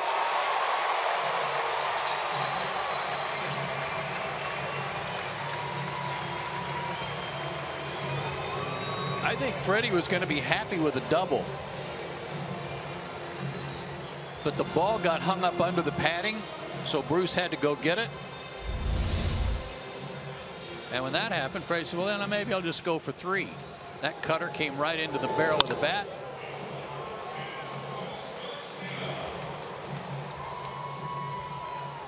See, the ball did not come back to Bruce, and that gave Freddie an extra base. So the Reds infield's going to come in.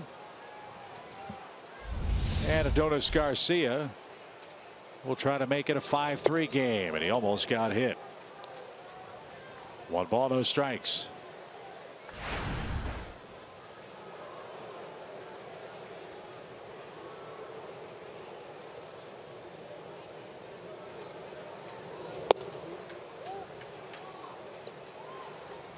So you've got to get while the getting's good against this Cincinnati pen. That has been the ongoing problem for them all year.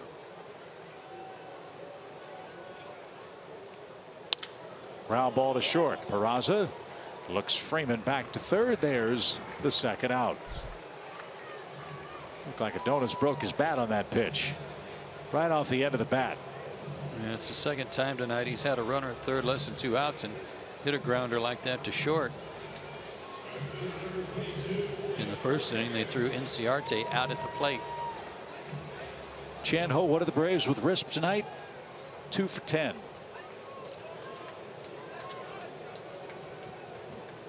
2 for 10, and we're not out of the 4th yet in a 1-run game. Here's Markakis. Nick has singled, walked, and he has scored. And if you're wondering why you're not hearing Tom Glavine right now, Tommy's making his way to the area right by the Reds bullpen, because of course who better to pull down number 47 than the man that wore 47. It's his turn.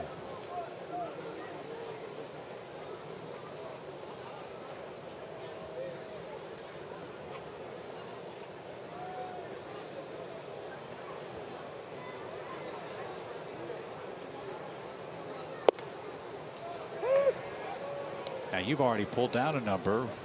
There's a lot of coaching that goes into that ceremony, right? Well, it takes talent, so that's all warranted. You know, you gotta know what you're doing out there. You can get hurt.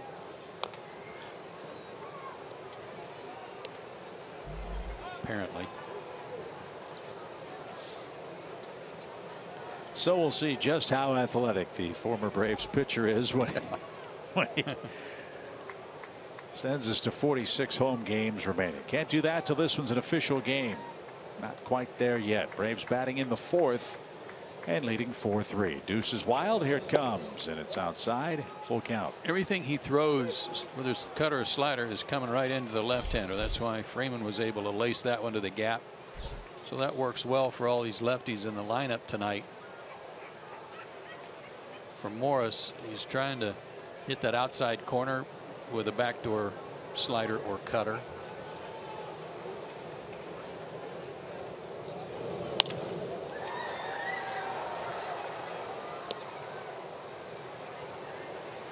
And this is only his 7th big league game. As you mentioned, originally a Nationals farmhand. Spent almost the entire 2010 season on the disabled list, then was traded to the Cubs. He was on their DL almost all of 2011. As this one's hit towards second, Brandon Phillips has it, and the peg to first is in time. The Braves get a triple from Freddie Freeman with one out, but can't add to the lead. We head to the fifth.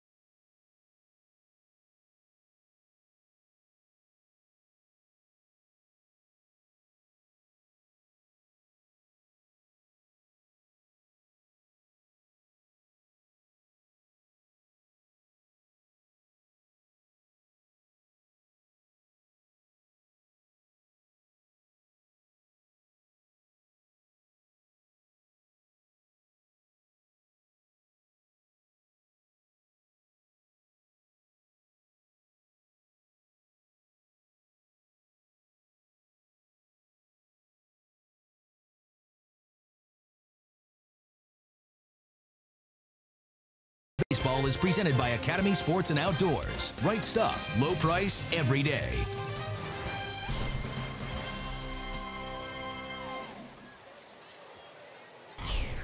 Bud Norris ready to go as we head to the fifth inning, and he delivers a strike to the catcher, Ramon Cabrera. 8-9-1 coming up for the Reds, who struck for 3 runs their last time up.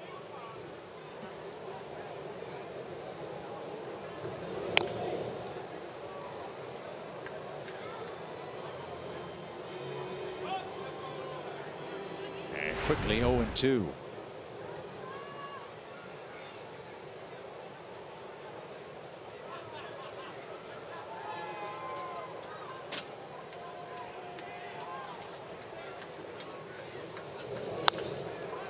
There's bouncer foul.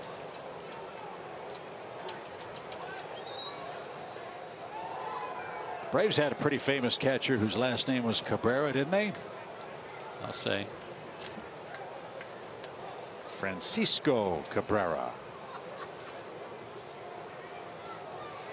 One of the biggest hits in Braves history. This is Ramon Cabrera, no relation. And the count 0-2. Out of play foul.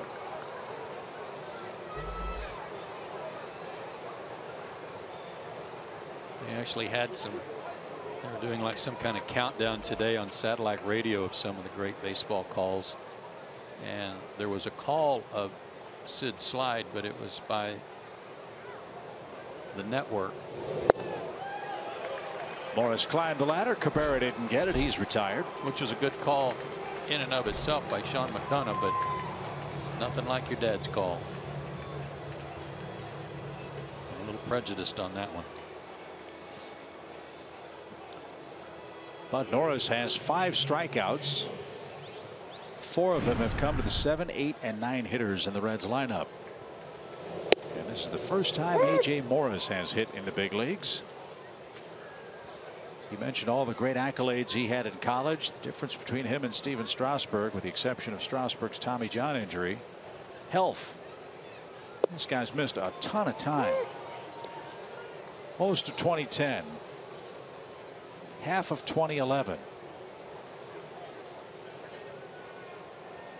Couple of weeks in 2012 and 2014. So he's never really had a chance to get into any kind of rhythm and show off his great college stuff as a professional. And as he gets older, each one of those years, he's probably thinking, well, the chances are getting narrower and narrower for me to get to the big leagues. And yet he stayed with it, and here he is. So congrats to him.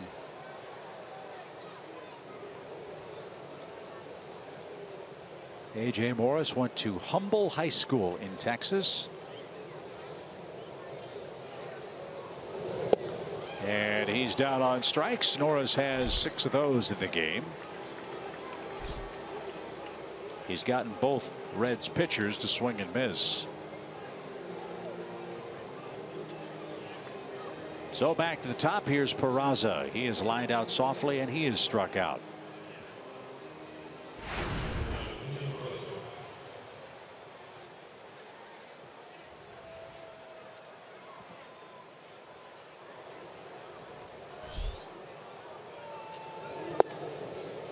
Peraza was hitting .274, a homer, 12 RBIs at Louisville with 9 stolen bases.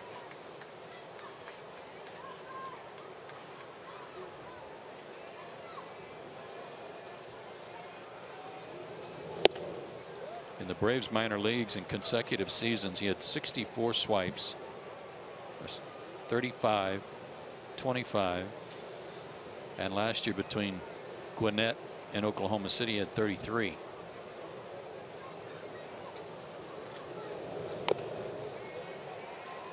That is a fair ball and a butt hit for Peraza. That was laid down beautifully with 2 outs.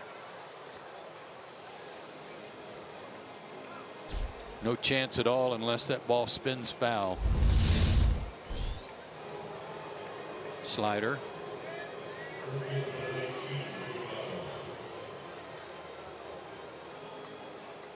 Might have trickled foul.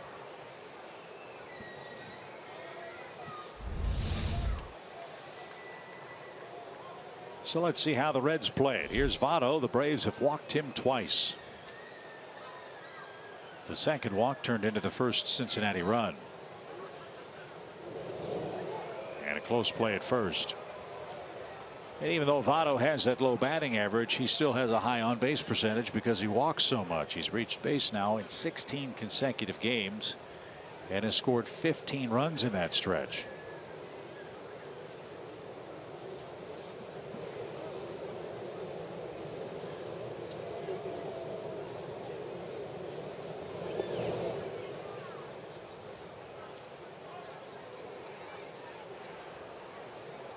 He's got his uniform on. He's received his instructions. Doing favors. I mean, he looked like he was in the zone right there before he signed that ball, didn't he? No, he was glassed over.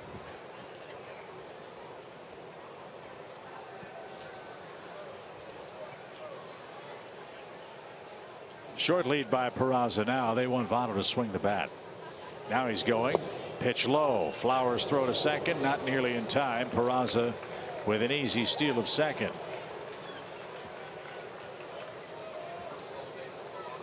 His first of the year.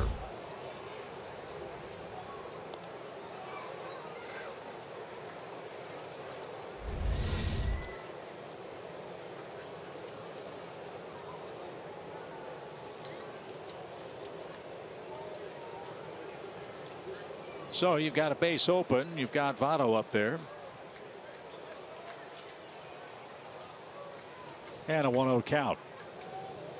Brandon Phillips on deck. And a strike. That was not Peraza's first big league steal. He had 3 with the Dodgers last year. But that's his first with the Reds.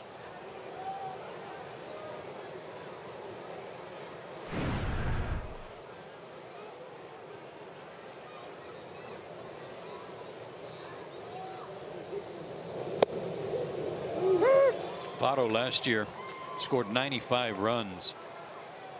As Chip said, on base all the time, but that was the first year in any year where he played a full complement of games that he had scored less than 100 runs since '09.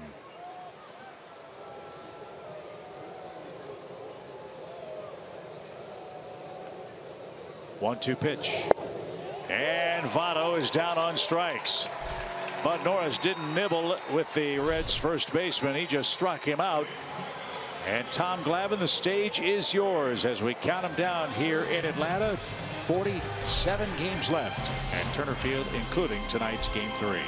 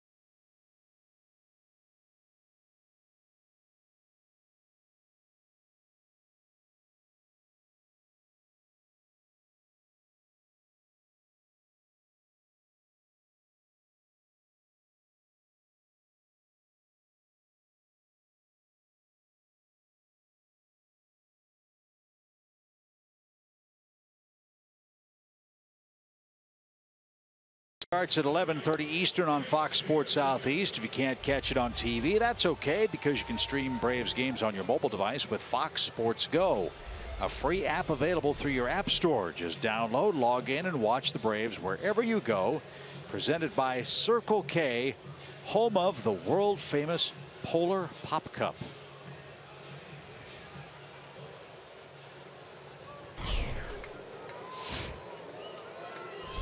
4-3 Atlanta. Jace Peterson leads off the bottom of the 5th inning.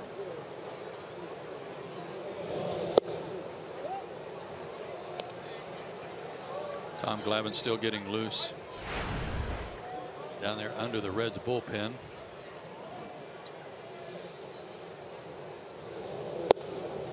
He needed a couple more waves.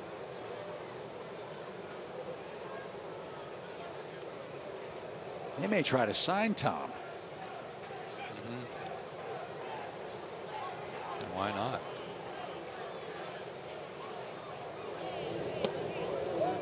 I wonder if anyone's ever gone in the Hall of Fame and then come back to play or manage or coach. I don't know the answer to that. It's something for Chan to look up.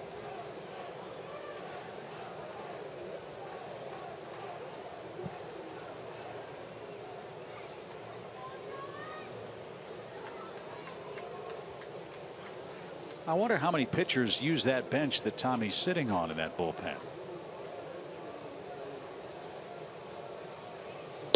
Every time a visiting team comes here and we get a shot of the bullpen, we never see a relief pitcher sitting down below where Tommy is. I mean, there's a cutout in the fence, so guys could look through the wall to see the action on the field. All the other pitchers are usually perched on top.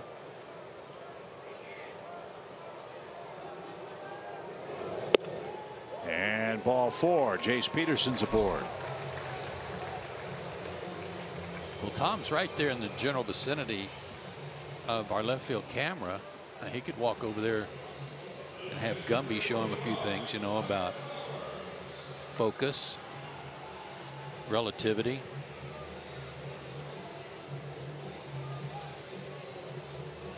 And that's just a short walk over here to Gumby, who could show him how it's done.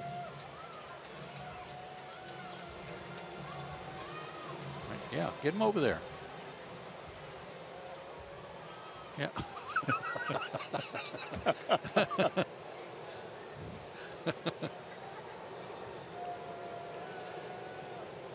Now, did Morris hurt himself? As soon as he delivered that last pitch, Cabrera went out to the mound, and the Reds training staff. That's not a good sign. No. You just went through, chronicled all those injuries.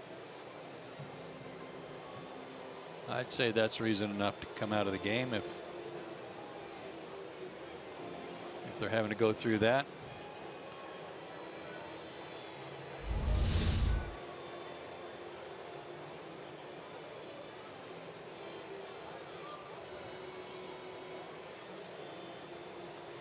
I'll bet Cabrera noticed something during that at bat that led him to believe there's something wrong. Well, what a shame. A.J. Morris was pitching good ball for the Reds. He's going to have to come out due to injury. We'll update it as soon as we are notified by Rob Butcher, one of the best PR men in Major League Baseball.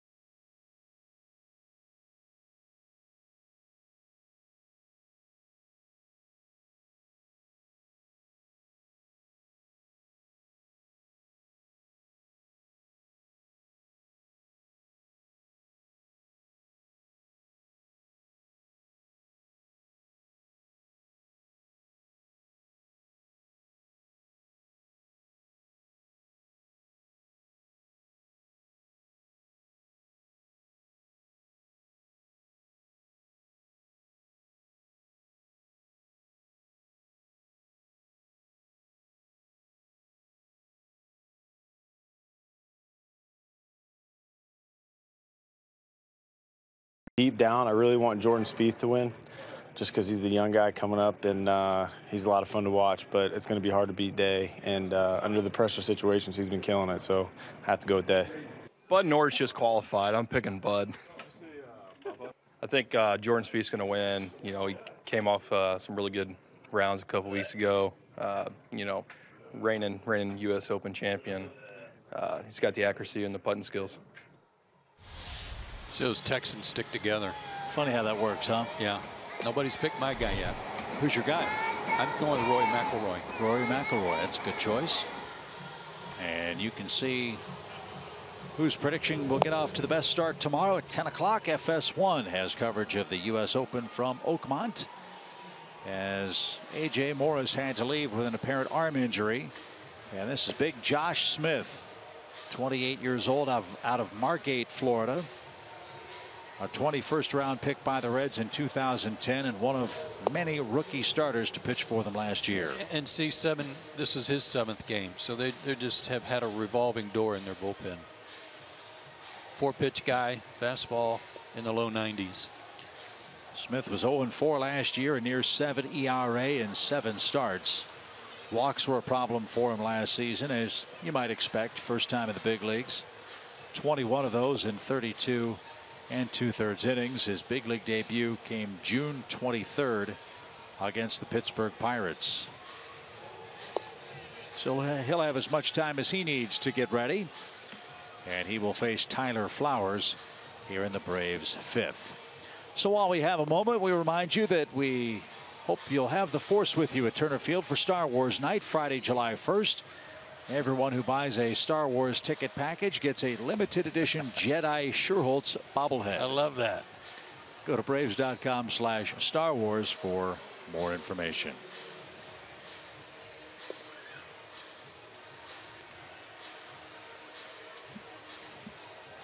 This always fascinates me, and certainly don't wish an injury on anybody.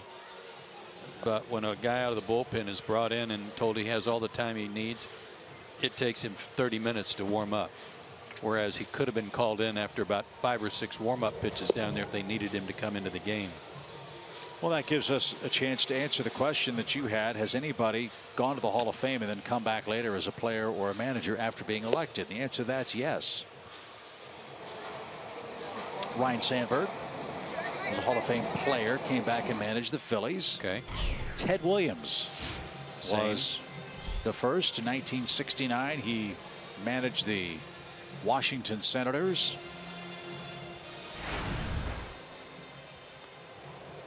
This was as of 2010, this list. And there were several players who, of course, got managing jobs before they went to the Hall of Fame, like Yogi Berra, Bob Lemon, Frank Robinson, Tony Perez. Runner goes on the first pitch, and Jace Peterson slides in safely with a stolen base. And there's another technicality too that's kind of interesting.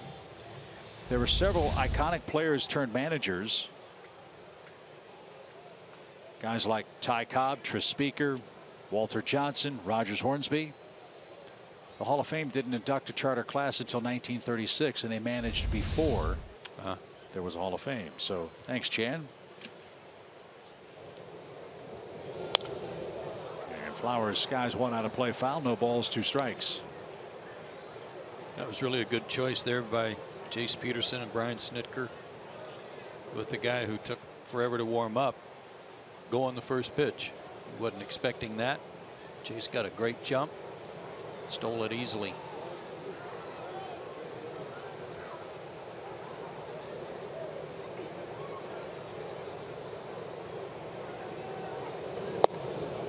And Tom Glavine is he's probably sweating bullets down there. He's melting.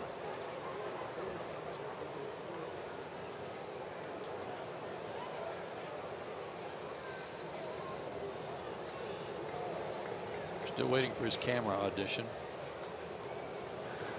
1 ball, 2 strikes. And Tyler didn't get it.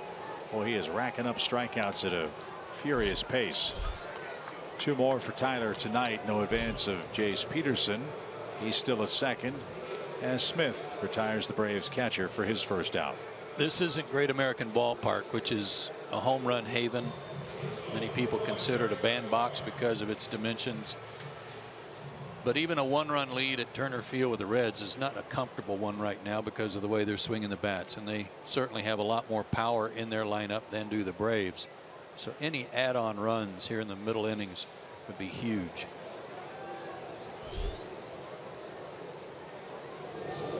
Swing and a miss. And I would imagine from a hitter standpoint, the most frustrating part of this is it's not that the Braves are being 1 hit or 2 hit. They're getting chances to score runs. They just have not driven in runs with big hits. Tonight they're 2 for 12 with runners in scoring position. And over their last 25 games, they're hitting 170. And that's a direct contrast to how things were going in the first weeks of the season. The Braves were hitting over 300 with Risp, but couldn't get anybody out from the mound. Can't get everything in sync. No balls and a strike for Eric Ibar. He's doubled home a pair of runs. How about this? I thought about this on the way home last night with Julio losing 3-1. That was the second start he's had where he's given up 3 hits and lost. Remember, he gave up 3 solo homers about 2 or 3 starts ago. Right. And lost. And last night he gave up 3 hits, and the 3-run homer in the first beat him. Well, that's why I thought your question was such a good one about Julio. If you are one who subscribes to wins and losses for a starting pitcher aren't as important statistically as the other numbers, you could certainly make the case that Julio Teheran is having an all-star caliber first half for Atlanta, despite a 2-7 record. Ground ball up the middle. That's going to sneak through for a hit. Here comes Jason around third. Holt loads up. His throw to the plate is cut off in front of the dish, and Ibar never stopped running.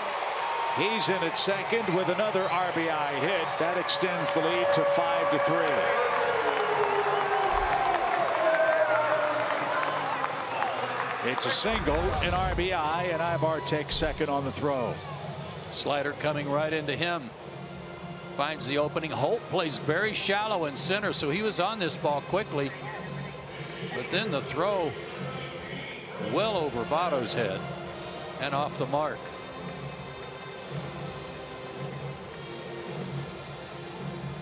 So Brandon Snyder is going to come on and pinch hit. Norris goes 5 innings tonight for Atlanta, and he now has a 2-run lead. Big return for Ibar tonight. 3 RBIs. So he's in double digits with 10 knocked in. And Snyder takes a ball inside. 1 ball, no strikes.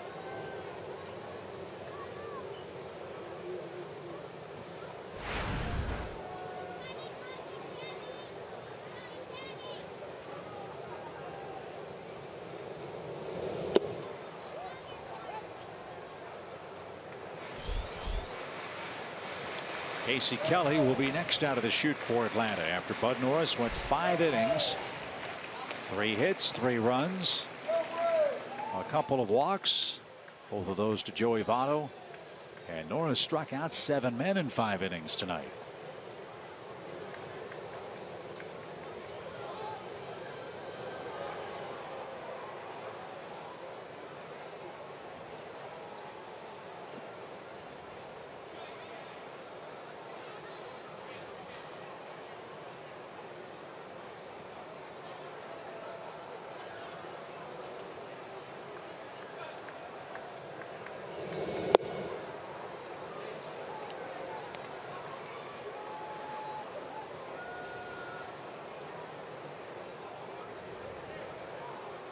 A couple of years ago, Josh Smith was a Southern League All-Star. He was 11-9 in 28 starts with Pensacola, the Reds' Double-A team. Career minor league totals: 54 wins, 43 losses, 127 starts, and 785 minor league innings pitched after pitching in college at Lipscomb University. Well, that breaking ball that came right into Ibar is breaking away from Snyder, making it tough. And he got Brandon to swing and miss. That's the second out of the inning. And we go back to the top of the order and Malik Smith. How's Tommy doing? Is Tommy doing all right down there? Is he wilting under the heat? Is he warming up pitchers?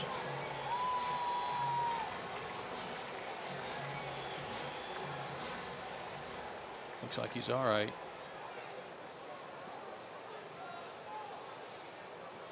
When I was doing the Cubs games, we used to have what was affectionately called the curse of the top of the 7th inning for the 7th inning stretch.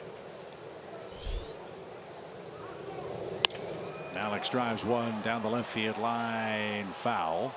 Every time we'd have a popular singer ready to go, the opponent would score 9, have 14 people come to the plate, and this poor soul's waiting and waiting and waiting, getting more and more nervous. So Tommy's going through a little coaching session right now. Shocker.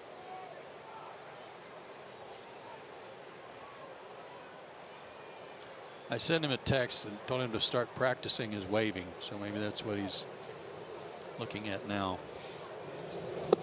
Swing and a miss. 0-2.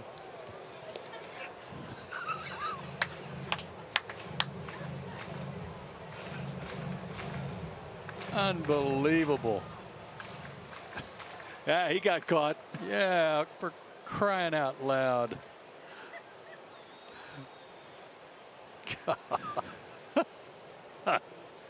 No balls, 2 strikes. Here it is. It's in the dirt.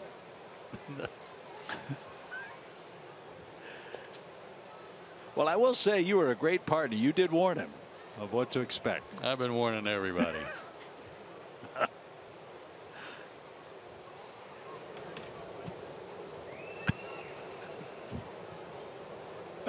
I'm tearing up over here.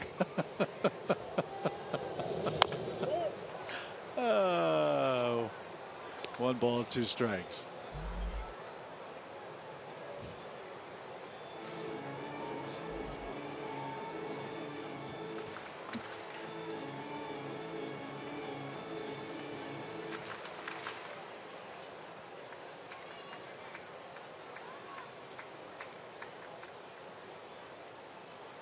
(5-3) Braves lead it. And Malik's a bouncing ball. Votto got that one, and that will retire the side. All right, let's see if Tom Glavine can follow instructions. Here he comes. 47 games left to Turner Field, and number 47 will get a big cheer, and we'll show you his work after the break.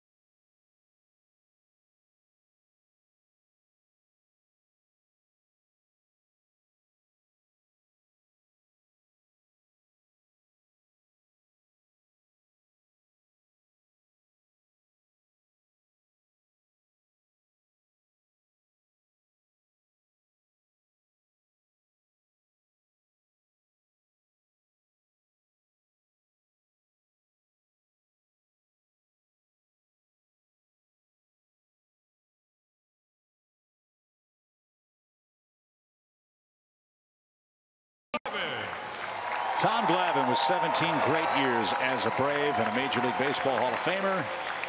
He's got the parade wave down. Now let's check out the technique. Oh yeah, he was practicing it down there somewhere and follows instructions very well. Our Zaxby's indescribably good play is Tom Glavine doing some good peeling. Oh yeah, don't forget the wave. There you go.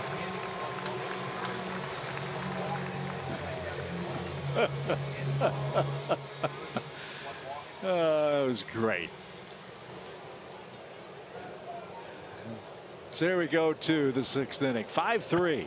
I can't wait when it's your turn. Oh, you're gonna go down there and start getting instructions and start laughing before they even start. After we just showed that, I don't know that they're going to invite anybody else. More crew. As Brandon Phillips takes a strike from Casey Kelly. Bud Norris, good job tonight. Third terrific start in a row for the Braves. Now let's see if Casey Kelly can do some good long relief work. Phillips, Bruce, and Duvall coming up. Pardon me. Sorry, Chip. 8th game for Casey.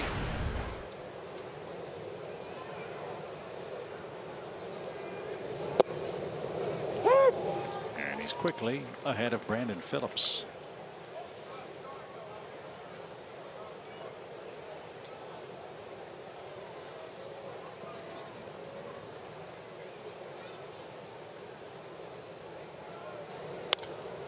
Yeah, Bud had another good night. 7 strikeouts in 5 innings, only 3 hits allowed. And the one bump in the road came after that long bottom of the 3rd for Atlanta, where he was sitting for quite a while and walked the leadoff batter in the 4th, but still has the lead.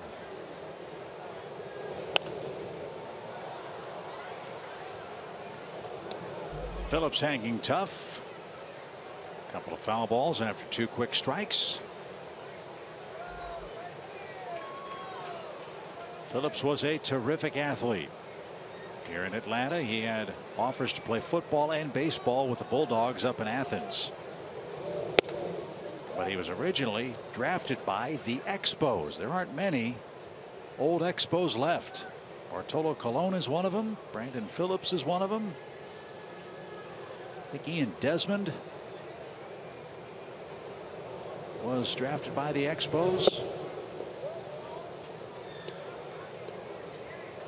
Brandon Phillips has been a real good player for a real long time. 2 balls, 2 strikes.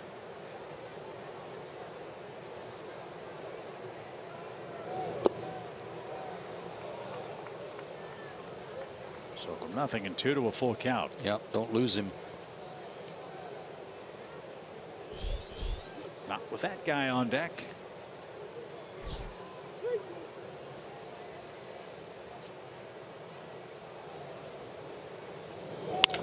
Ground ball. Garcia, what a play.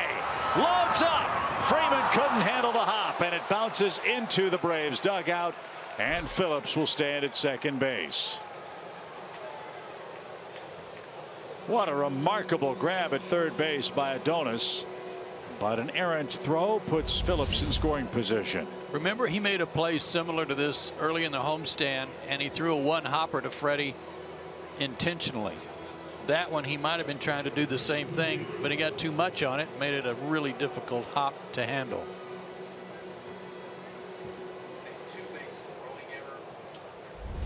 They're going to give him a 2-base error on that play. So Phillips at second for Jay Bruce.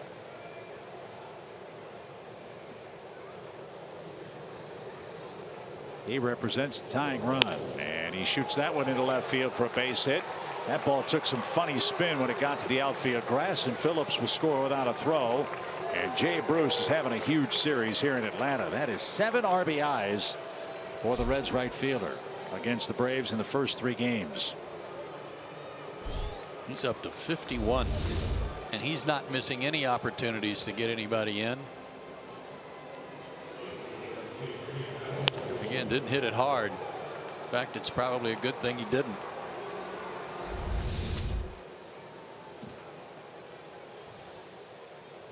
So the Reds making the most of their 4 hits. They have 4 runs on them. And now Adam Duvall.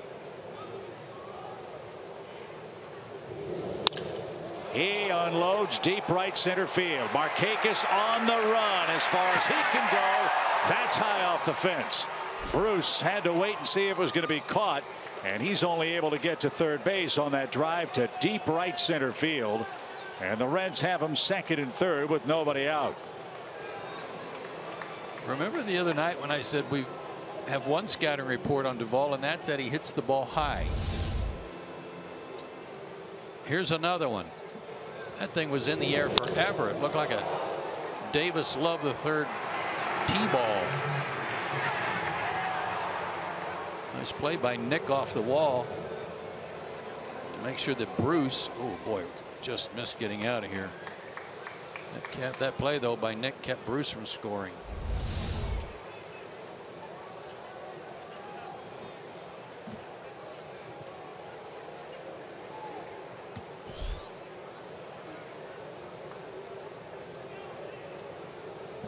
Here's DeJesus, and that's inside. I don't know if you guys know this, but I have friends at home watching, you know. I think all my data usage just went out the window. I could barely do it because my phone was vibrating so much. Well, your form was, I mean, it was impeccable, right? It was outstanding. Hey, you know what I found out? We were complimentary because you followed directions so well. Well, I mean, it's a high-tech operation. You got to do it right. I mean, I think they make you more nervous with the instructions than you really should be. But I found out, is your number getting authenticated, the one you pulled down? Because mine is. No, mine's already off. Wait a minute. Yeah. How are they going to authenticate that thing? That's like a wadded up piece of Apparently, it's going to be foil. the biggest authentication sticker in the history of mankind. But it is being authenticated. I got that going for me. I hope you're able to sign it. No, I didn't actually. So I'm not sure what they're going to do with it. Okay. So. Well, one more thing too, by the way. Okay. And you probably experienced this. Even sitting down there for a half an inning, the game's so much faster than it is up here. It's a big field too. It's a big field. Yeah, it's crazy. Yeah, I noticed that. I was wondering how many people in opposing bullpens actually sit on that bench. Nobody. Right. There's nobody down there. Right.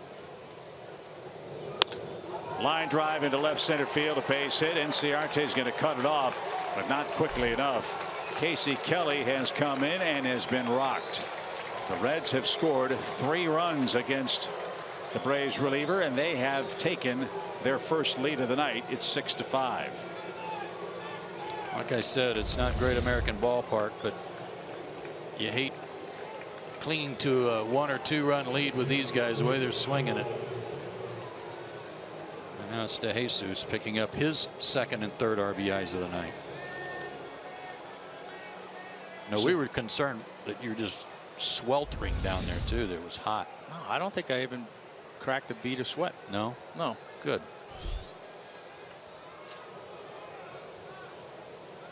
Tyler Holt bats. He's 0 for 2. Braves bullpen is busy as that one's foul to the screen.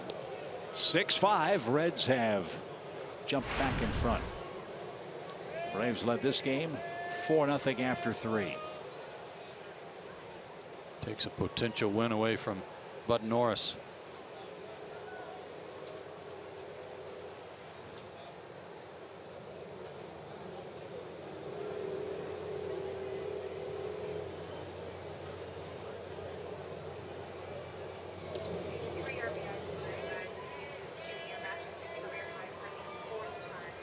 So DeJesus with a 3 RBI night. That matches a career high for a single game. Jay Bruce has knocked in 2 more runs as well. And the Braves bullpen is getting busy quickly. 0-1 your count.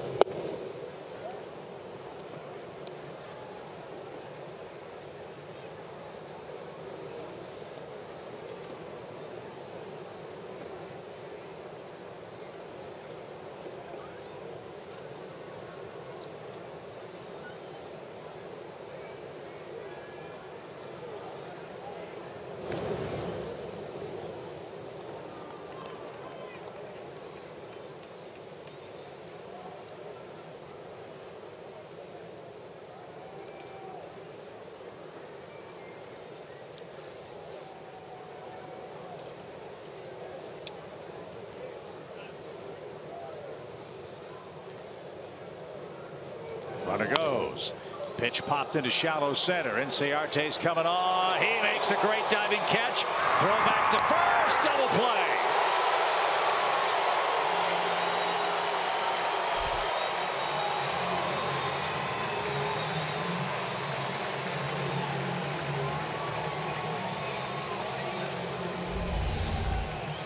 Outstanding play and good jump here by Ender on a ball in front of him.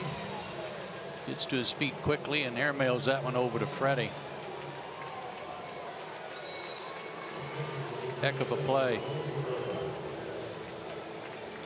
Good work by this umpiring crew too, with the second base umpire on the infield grass in case there's a steal attempt. They rotated where Joyce actually made the call on the catch and Hamari on the double play.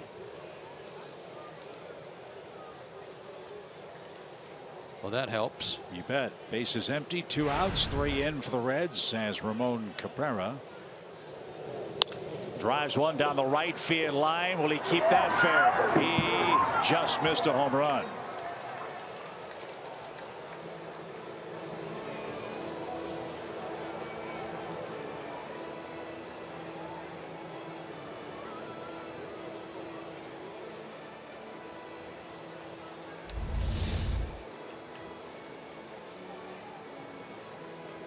That was close.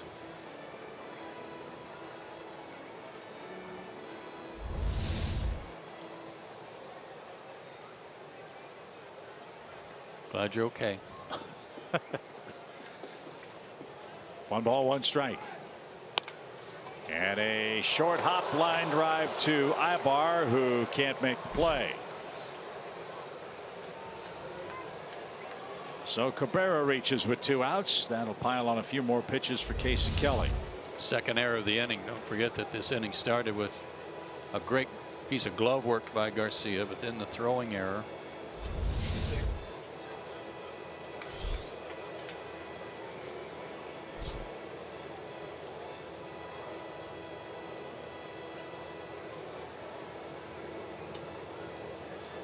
And that'll bring Smith to the plate.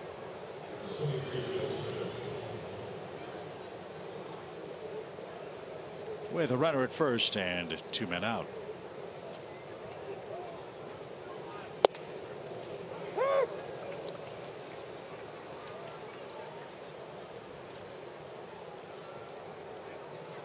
No word on A.J. Morris. We'll pass that along to you as soon as we hear anything. Hopefully nothing serious.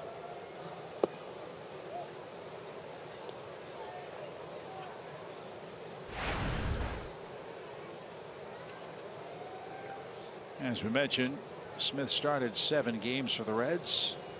So this is not his first career at bat in the big leagues. He's a .222 hitter.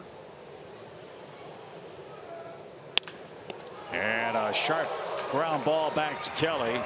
And the Reds barreled up a whole bucket full of balls in their half of the 6th inning. They score 3 times. A couple of Atlanta errors didn't help, and Cincinnati has its first lead.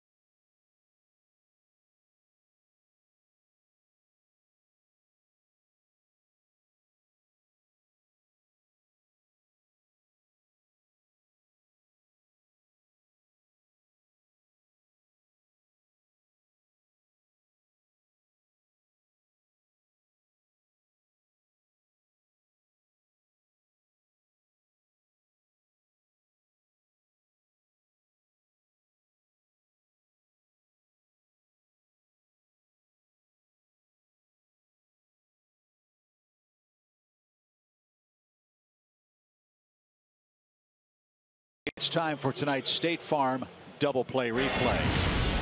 Just saw that one. A good play by Ender on the bloop. Catch alone was a great play, but he got to his feet, turned it into a double play, getting DeJesus doubled off first.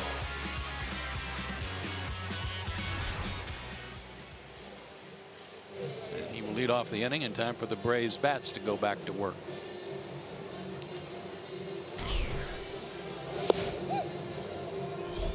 So for the second game in this 4-game series, a whole lot of offense. Game 1 was 9-8 Cincinnati. Yesterday was 3-1, but a home run by Jay Bruce decided things for the Reds. Tonight these clubs have combined for 11 runs, 14 hits, 3 errors, and they've stranded 11 men.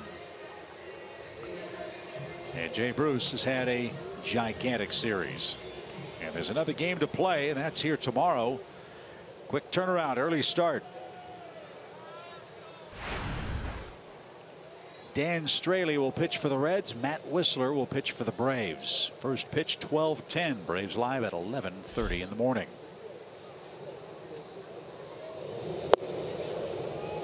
And Inciarte takes a strike. Ender has a double. He's flied to left, and he's hit a bouncing ball to the mound.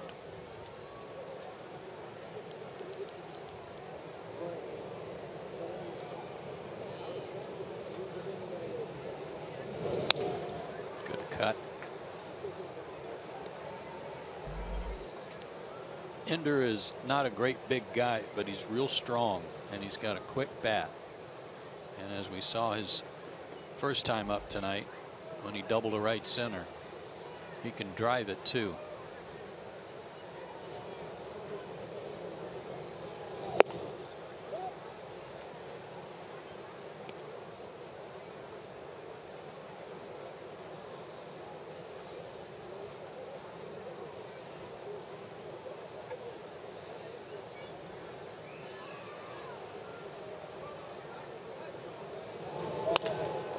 Phillips at second.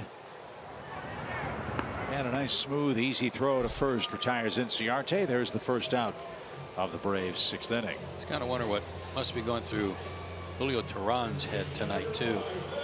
5 spot on the board after he pitched so well last night. Yeah, that's what we said after game 1. You know, Julio's saying save me a couple. Braves could manage only 1.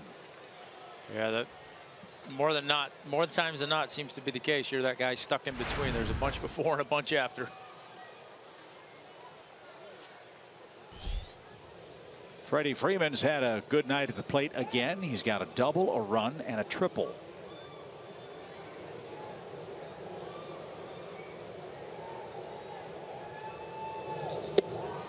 And that's way outside. 1 ball, no strikes. Well, some big news in the major leagues today. It's been the day of designated for assignments. Jose Reyes let go by the Colorado Rockies today. Former Brave Omar Infante designated by the Kansas City Royals. As this one's hit high in the air, deep toward left. Duvall going back. That carried out of here. Wow. Freddie Freeman hits an opposite field home run.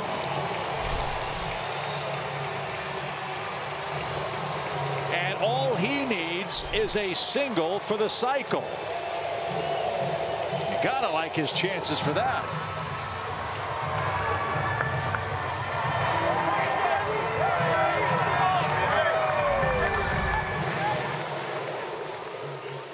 Fastball had the middle of the plate, but it was down. And Freddie got some bat speed generated there. Oh, so close to a good catch, too. A shot to short. Nice play. Peraza. Long throw. And he just robbed Adonis Garcia.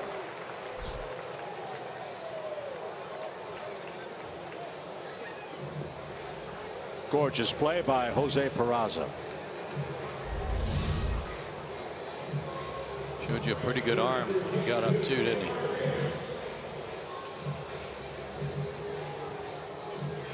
Real nice play.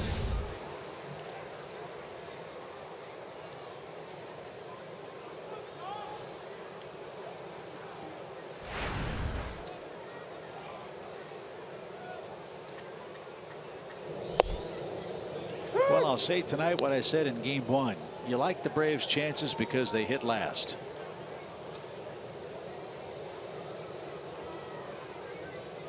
Neither bullpen has had a whole lot of luck in this series.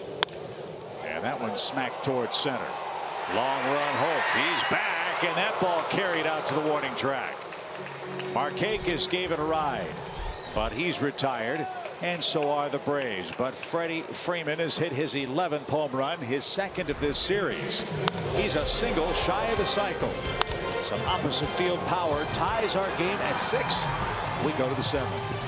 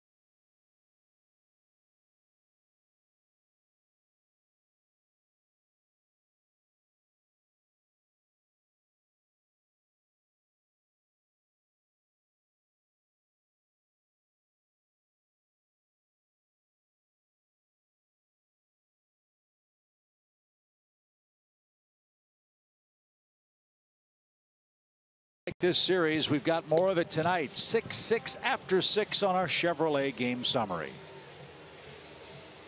Braves have had some offense tonight again, and Bud Norris pitched real well. 5 innings, 7 strikeouts. Only the 1 inning that was a hiccup. Jay Bruce with another big night. 3 innings to go. Tie ball game.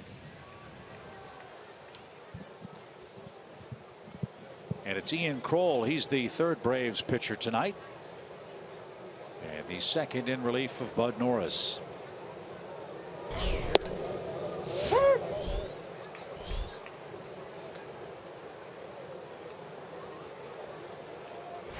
Raza, Votto, and Phillips, who got a scoring change issued a moment ago. Brandon Phillips' 6th inning 2-base error was changed to an infield hit and an E5, advancing him to second base.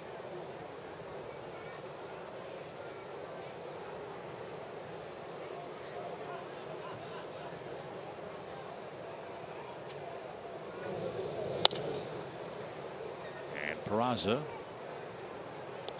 fouled that away. No balls, 2 strikes.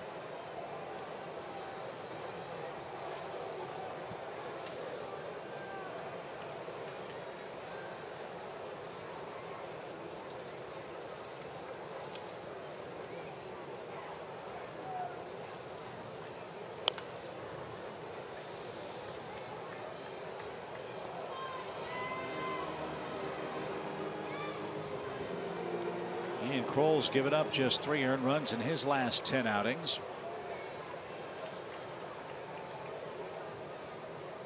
That covers 6 1/3 innings for the Braves and dates back to May 25th. His best work has been against left-handed hitters. He's done good work against first batters as well. He's retired 13 of the first 18. That just missed. That's a good pitch. I agree. A little stingy on calling those tonight, it seems.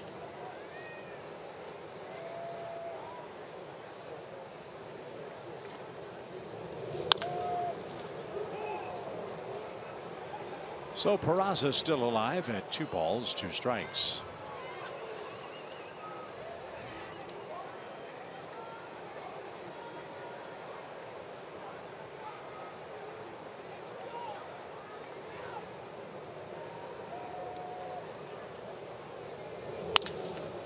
To short. Ibar's got it. He loads up. Long throw, and just in time to get Peraza.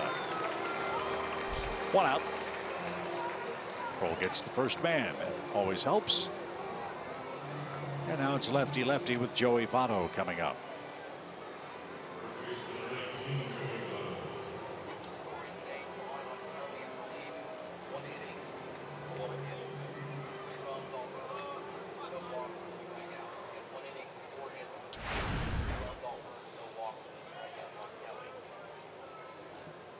Votto's had trouble with lefties this year. He's hitting 190 against them.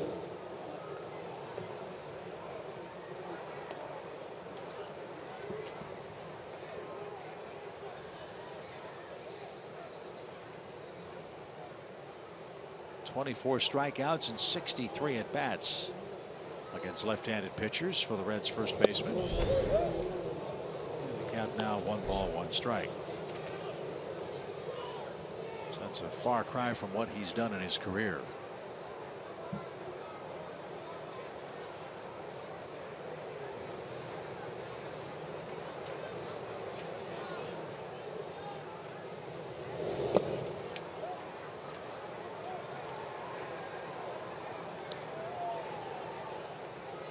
Tommy, is it hard pitching against the reputation of a hitter like Joey Votto? You know he's selective, you know he's patient, you know he draws a lot of walks. Is it hard to resist the temptation to nibble against this guy? It can be sometimes. Man. Yeah, I mean, it's just, you know, you almost, you know, number one, you look at him hitting .234 and you don't believe that, you don't trust that, because you look more at the numbers on his baseball card than you do that .234. So there's a respect factor there, number one. But you know, so far in this series, I mean, if I'm a Braves pitcher right now, I'm thinking I can't get a called strike against this guy.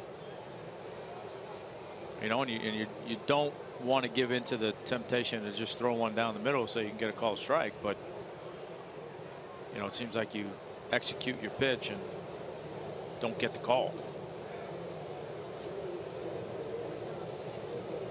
And looking up at the board, Joey Votto's played a lot of games against the Braves. 163 at bats, 3 homers, 21 RBIs.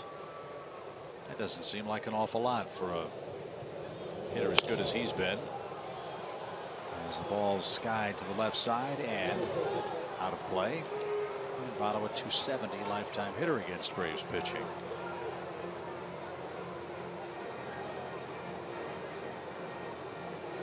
But if the name of the game is to get on base and score runs, Joey Votto is doing that in spades. Especially during this hot on base streak he's on. 16 straight games with 15 runs scored, including one tonight. And there's a shot into center on a payoff pitch. And Votto's aboard with a 1-out single. He set a record, broke a Pete Rose record by reaching in 48 straight games. Last year, the year before. So Kroll was assigned Peraza and Votto. He got Peraza to ground out. Votto singles to center. And Brian Snitker will make another pitching change for Atlanta. Third reliever of the night is on with 1 on and 1 out in the 7th.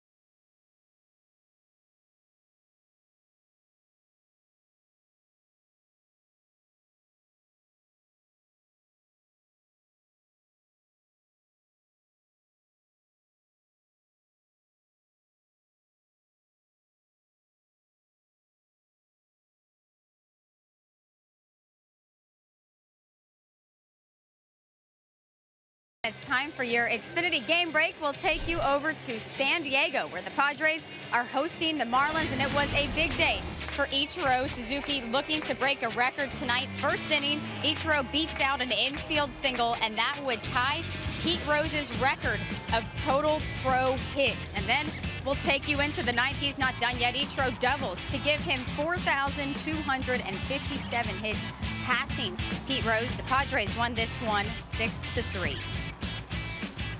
So Ichiro closing in on 3,000 hits in the major leagues. And yes, if you add his hit totals in Japan to those he's accumulated, yes, he does have one more hit than Pete Rose. But that's certainly a source of controversy, as the Japanese leagues are not the North American professional leagues. Are not. But nonetheless, a tremendous accomplishment for Ichiro, who's getting so many at bats because Giancarlo Stanton has been just awful. And with all due respect to Kelsey and whatever a lot of people are saying with regard to Pete Rose, he's over 1,000 hits, 1,200 hits away from Pete Rose and tying him.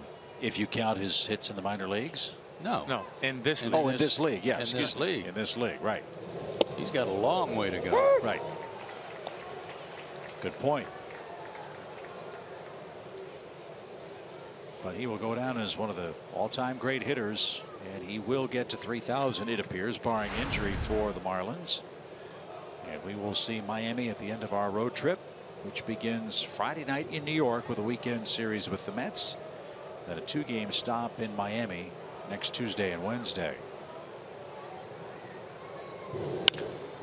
High fly to right, that chases Markakis back, and Phillips greets Withrow with a fly out. Votto at first, and 2 down. And that win for San Diego today, that was a very rare win, as the Padres, in the last game of a series, win for just the second time. Did you hear what happened last night when the Marlins just drubbed them 2 nights ago? Last night the Marlins got like 5 in the top of the first. When the Padres came off the field at the end of the top of the first, their fans booed them off the field. Really? Yes. So all is not well in San Diego, and the matchup parade out of the bullpen continues in Atlanta tonight.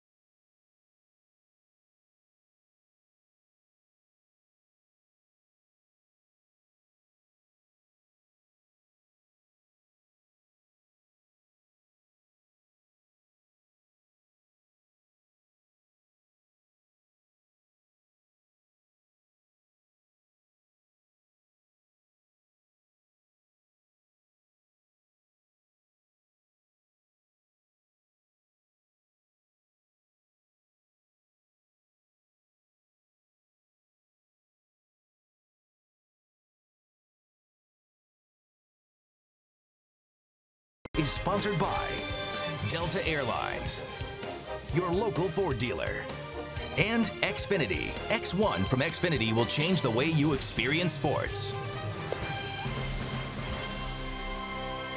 What do you have? Boy, I could use something right now, I'll tell you. You bet. Frosted orange would be just about perfect. As we continue with the 7th inning, the Braves have their 3rd pitcher of the frame. Kroll started it. Withrow got Phillips to fly out. Now Hunter Cervenka is on to face Jay Bruce. Timing might be right for Hunter to pick up his first win. Get out of this inning.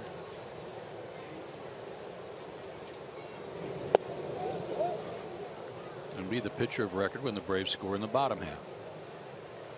11 walks, 27 strikeouts in 20 innings. A real low overall average of 183 against hitters.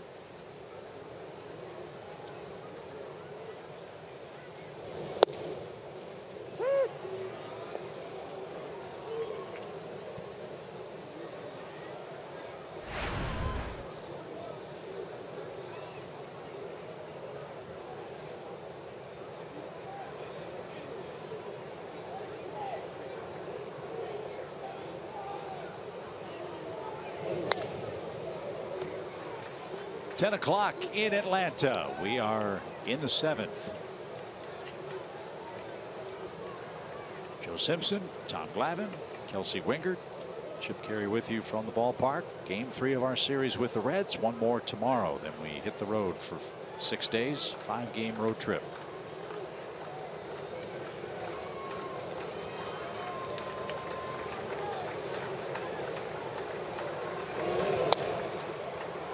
Bruce was reaching for that pitch. 1 ball, 2 strikes. Yeah, spoiled a good one there.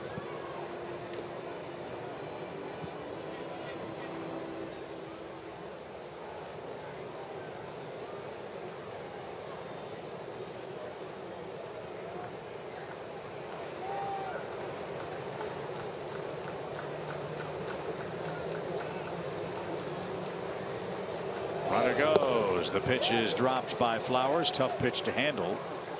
He had no shot. That could have been a pitch out. But Hunter had a real high, slow leg kick there. And Votto picked a perfect pitch to run on.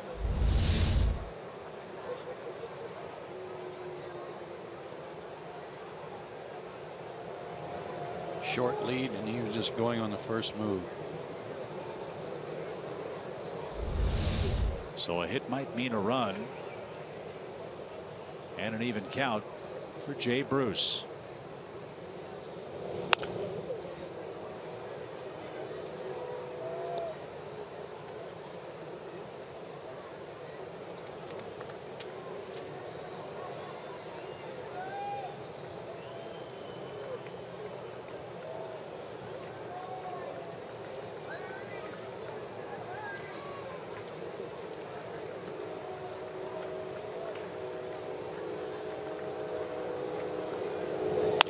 Swing and a shot down the right field line. Foul. Oh, Bruce wishes he had that pitch back.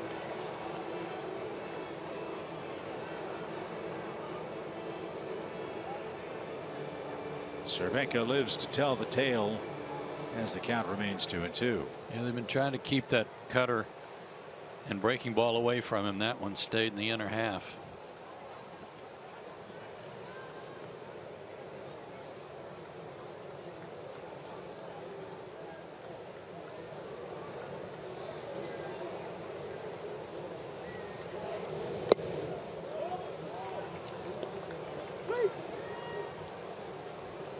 You've got Duvall waiting next. He's a right-hand hitter, and he's shown plenty of power in this series too.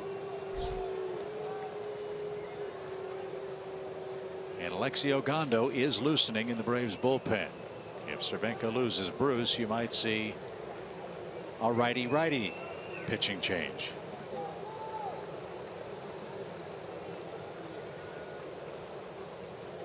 The payoff is on the way.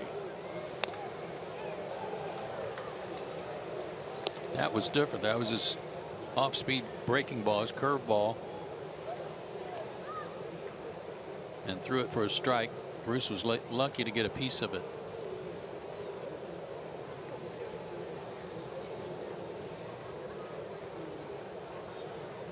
Votto singled off Kroll. After Withrow retired Phillips, Votto stole second. Now Bruce versus Cervenka, and another 3-2 count. Popped him up, had him reaching for it. Who wants it? Malik Smith is in, under, and he's got it. That will retire the side. The Braves use 3 pitchers to get 3 outs, and we head to the 7th inning stretch, still knotted 6 apiece.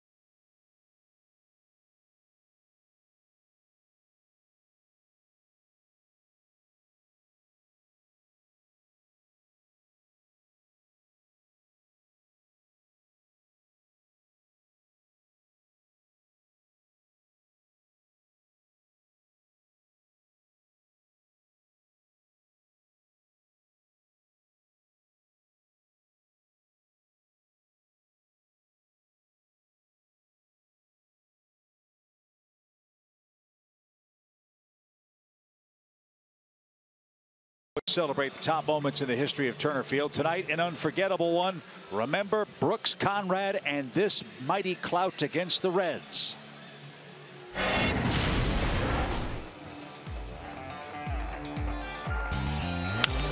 High fly ball, pretty well hit. Back goes Nix at the wall, leaps. It's off his glove. It's a grand slam, and the Braves win it.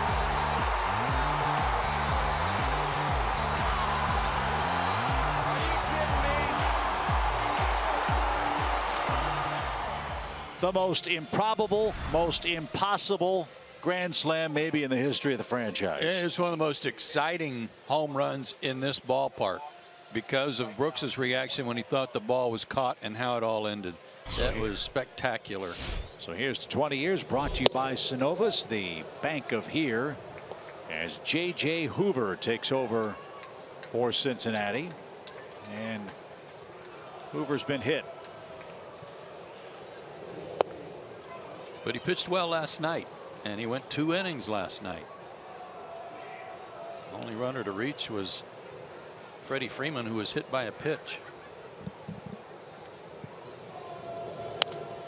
Jace Peterson had a good cut at the first as the Braves begin the 7th. Flowers and Ibar to follow.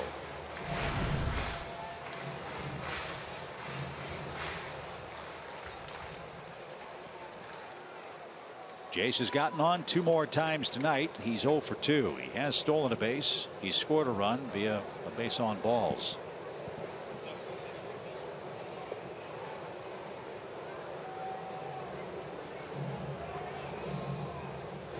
And now Cabrera out for a word with former Brave J.J. Hoover.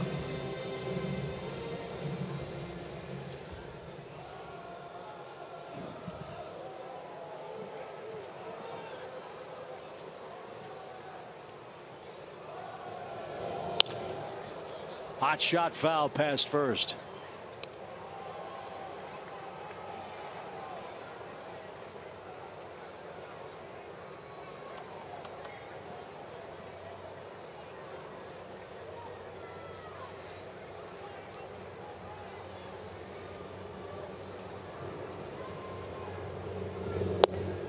Down and away. It's a full count. Can't say enough about the good work Jace has been turning in since he came back up.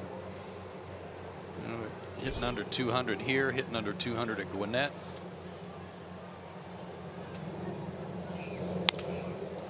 Bouncer over the mound. Wise choice by Hoover to let his Gold Glove second baseman handle it. And Brandon Phillips with a pat on the backside as he came galloping in toward the mound.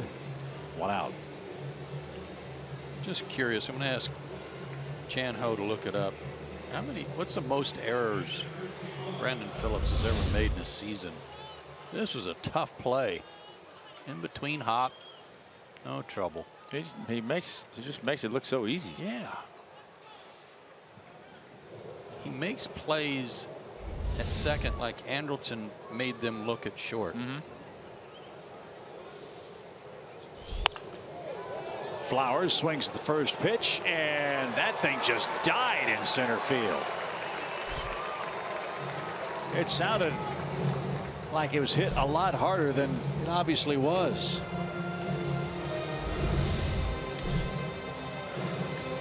Breaking ball right off the end of the bat. Most errors Phillips has ever made, and it's surprising, which was in 2006. He made 16. That was his first year in Cincinnati. He's never had double digits in errors since in a single season. That's how you win 4 Gold Gloves.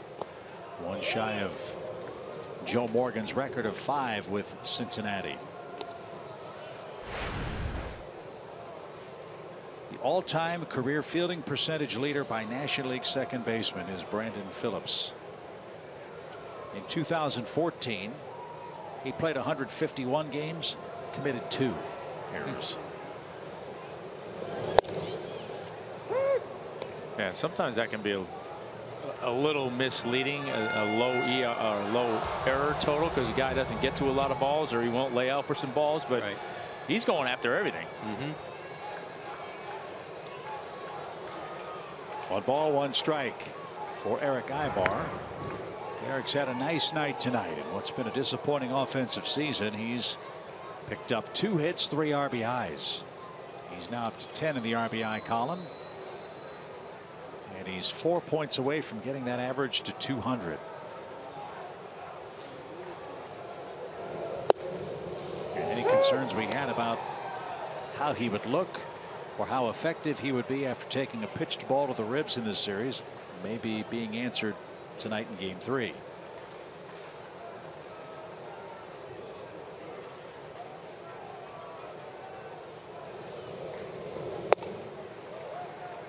Two and two.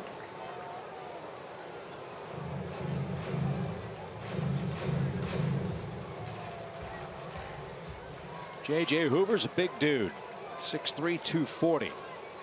Braves took him in the 10th round in 2008. Brian Hughes was the scout that signed him. As this one's beaten into the ground, that's past Brandon Phillips. No chance for him to get that. And Braves catcher Tyler Flowers throws out an anchor at second base, and Ibar has a 3-hit night. And that'll bring up Jeff Francoeur. That looked very much like that's exactly what he was trying to do, too. He really did throw some top hand on that swing. Pitch away to try to get that thing to roll over to the right side and out of the reach of Phillips. So Francoeur hits for Cervenka, who's still in line to win this game if the Braves can push across a run in the 7th.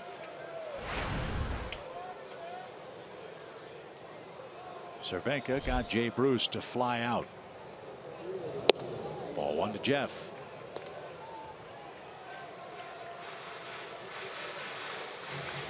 Something I've noticed about Francoeur the last 7 to 10 days is how much more patient he has been at the plate. He's not just going up there trying to hack at the first pitch. He's really hunting a pitch he can drive someplace. Let's see if he can do that. Took the first one off the plate. 1 ball, no strikes.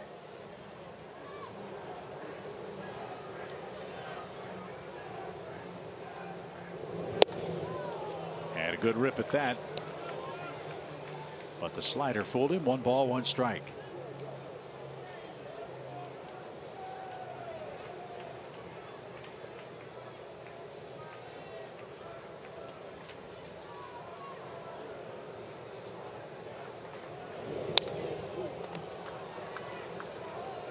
Braves tonight 3 for 15 with runners in scoring position.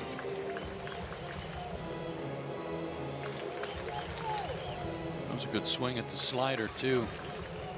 Chances are good he's going to get another one, but off the plate. I say back to back. I'm sure he's going to try and throw another one off the plate. Let's hope he hangs it.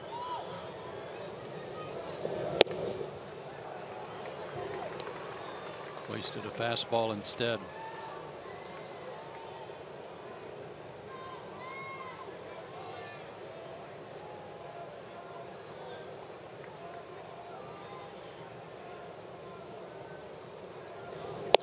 Swing and a miss at 91. And Hoover just kept working Jeff away and away, and he's the second out of the inning. He comes close to balking. He has a slide step and he's real quick to the plate. And there's very little sign of him coming set before he went to the plate there. But he did. It was enough. Just a little bounce. Malik Smith has an infield hit in his 4 trips tonight. As you know, Malik has done great work with runners in scoring position this year. Remember, though, the lead runner is the catcher, Tyler Flowers, and he's been in the catcher's crouch a long time tonight. Fly ball lifted toward left center field.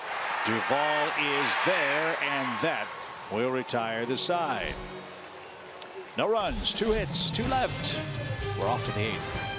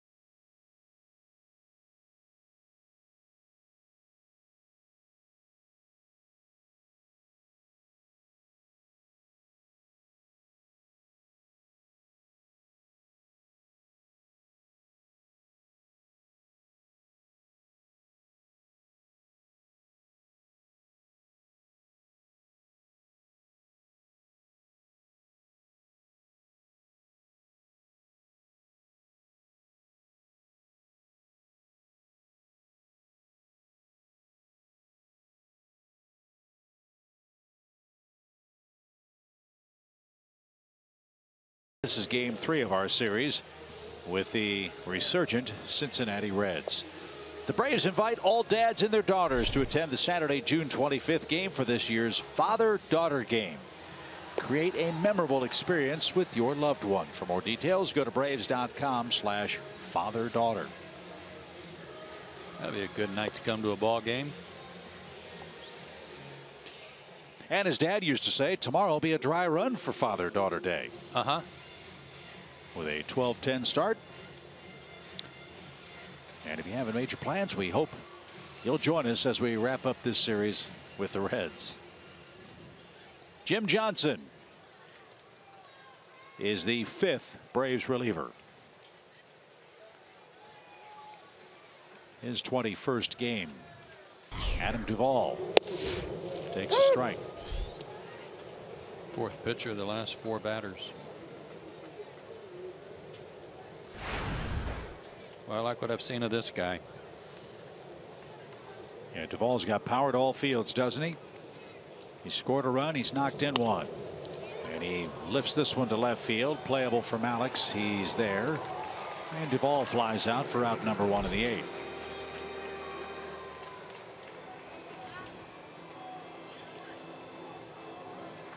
Johnson pitched in game 1 of the series. An inning, a hit, and a strikeout. 0s otherwise.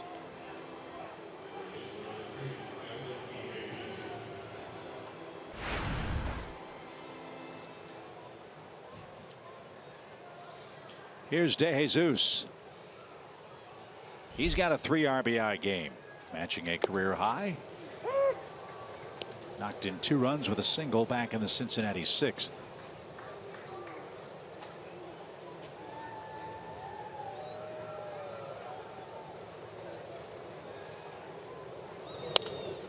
No doubt inspired by the incredible sign change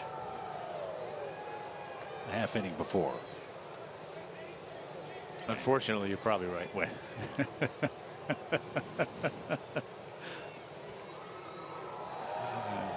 No balls, 2 strikes for DeJesus.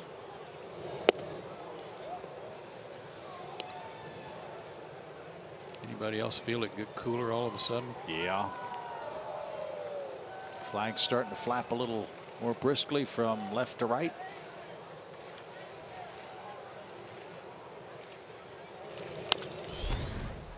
Foul at third. We'll do it again. Dodgers won today. Good matchup. That was Kershaw and Corbin in the desert.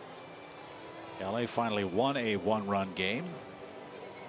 Colorado beat the Yankees at Coors 6-3. Giants clobbered Milwaukee 10-1. Ichiro had a couple of hits for Miami, but San Diego beat them 6-3 in San Diego. And a shot to center. Good jump Inciarte, and he made a waist-high catch. He is fun to watch out there. It's good jumps, doesn't he? Especially on balls in front of him. Yeah, and those are the ones as a pitcher you want taken away. That's a good pitch. You want a good result, and he got a great jump. And the Braves in the bottom of the inning will have the right guys up at the right time. The 2, 3, and 4 hitters. And Johnson, another man to retire. It's Tyler Holt, who's 0 for 3. Flied out to a double play. Great catch by Inciarte, and he threw a strike to DeJesus, or to get DeJesus, I should say, back in the Cincinnati 6th. You know, Jim Johnson came out of spring training still recovering from I don't remember exactly what they called it, a hernia type surgery, sports hernia surgery, and I may be taking liberties with that. But since he took the stint on the DL and has come back, he's been way better, and that stint probably did him some good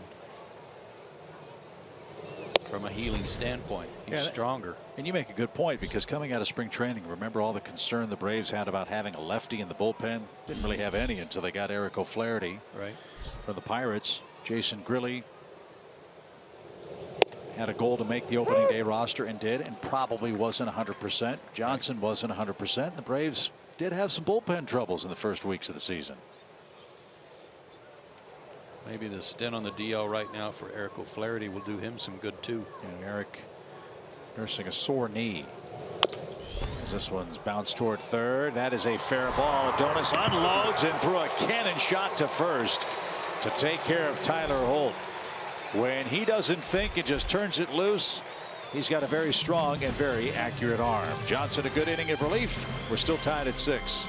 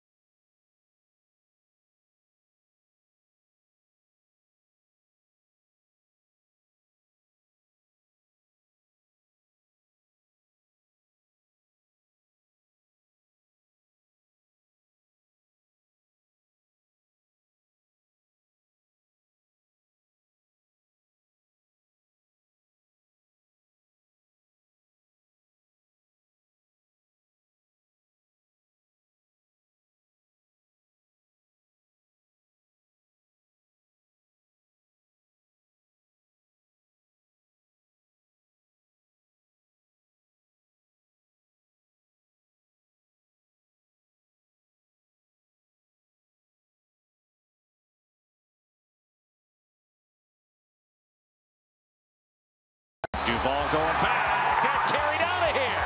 Wow. Freddie Freeman hits an opposite field home run. And all he needs is a single for the cycle. Gotta like his chances for that. So that home run by Freddie Freeman is our Toyota key play of the game. And Freddie will take aim at another Cincinnati relief pitcher. They've gone 4 deep with their relief corps. It's right-hander Ross Ohlendorf, who threw a ton of pitches here the other night on a very hot, muggy evening. Yeah, he went an inning in game 1, and it was the 8th inning. Gave up 2 hits, one of them a home run by Adonis Garcia, and he walked 2 guys and somehow picked up the win.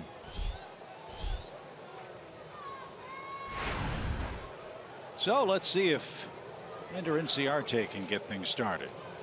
He has a double tonight. And Ohlendorf with that old-fashioned style windup delivers a strike as Ender tried to bunt.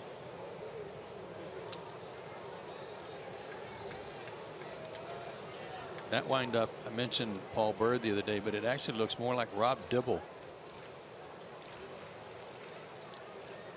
One of the nasty boys for the Reds.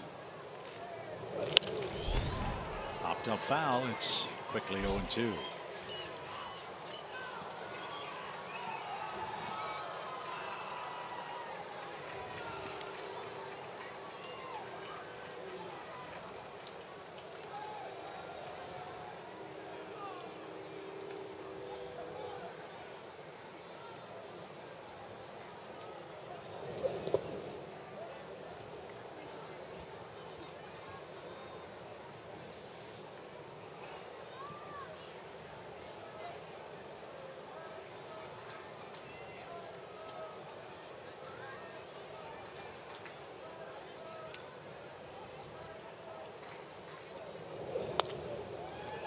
That's out of play. 1 ball, 2 strikes. Wind is picking up.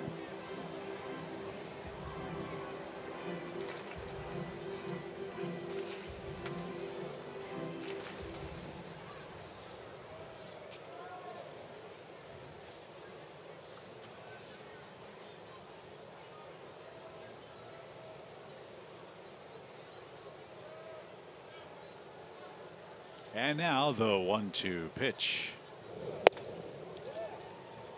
He's throwing hard, 94 miles an hour. That one missed.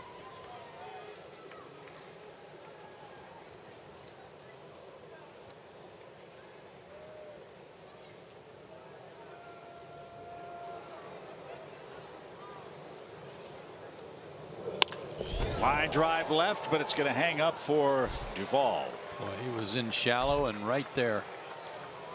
Braves fans, the 2016 Esurance MLB All-Star Game ballots here. Head to Braves.com to pick your hashtag ASG worthy stars and send them to the MLB All-Star Game presented by MasterCard on July 12th in San Diego. Vote today, vote tomorrow, vote at Braves.com/vote. So here we go. Freddie Freeman, double, triple homer. Needs a single for the cycle. I think I'd rather see another homer. Me too.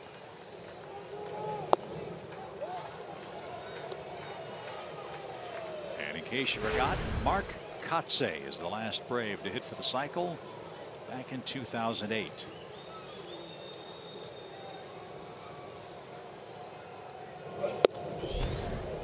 Letter high strike, and Freeman can't believe that.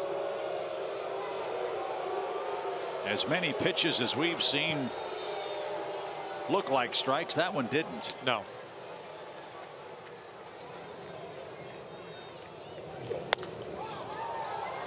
Fouled away. It's 1-2.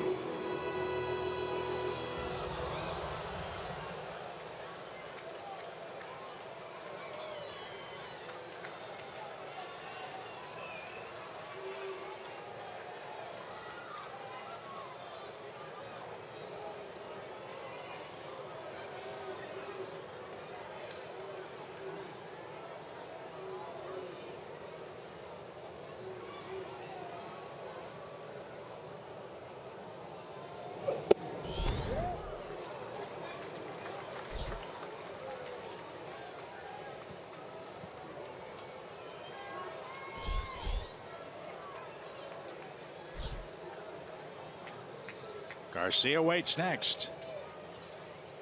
Something down, something about knee high. There it was, and Freeman couldn't pull the trigger. So Ohlendorf strikes out Freddie Freeman, and it's up to Adonis Garcia if the Braves are to keep the 8th alive.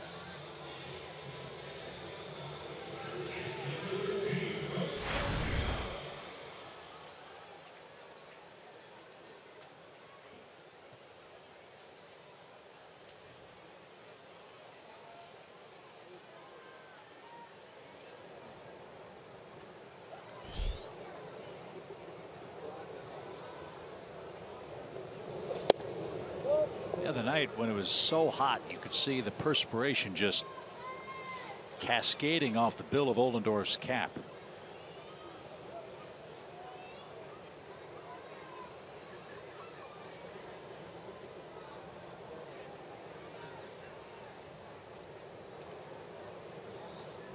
Not so much perspiration tonight. 1 ball, no strikes.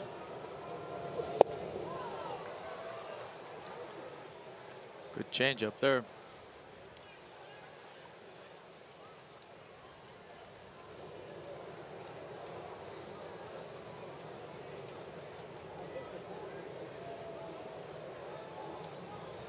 Adonis is 1 for 4 at the plate tonight.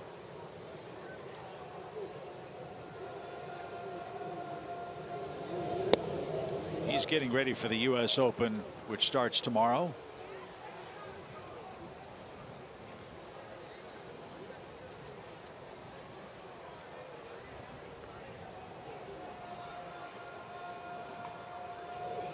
As that one's cracked down the left field line, but it's pulled foul.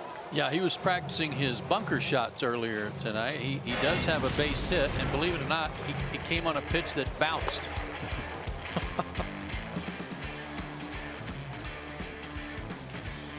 Sand wedge. Good back control there. Man, oh man.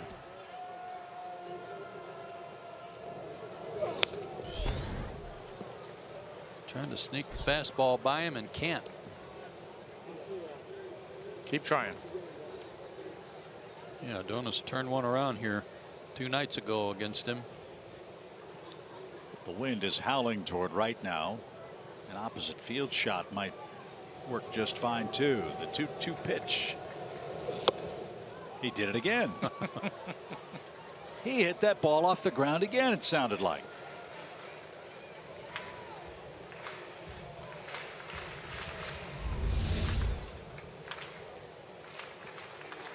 Got that one a little higher and off the plate.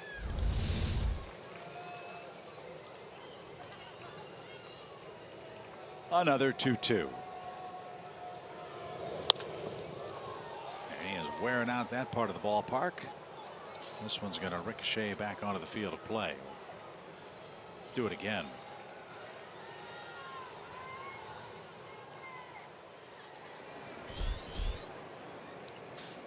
Vizcaino getting ready for the ninth.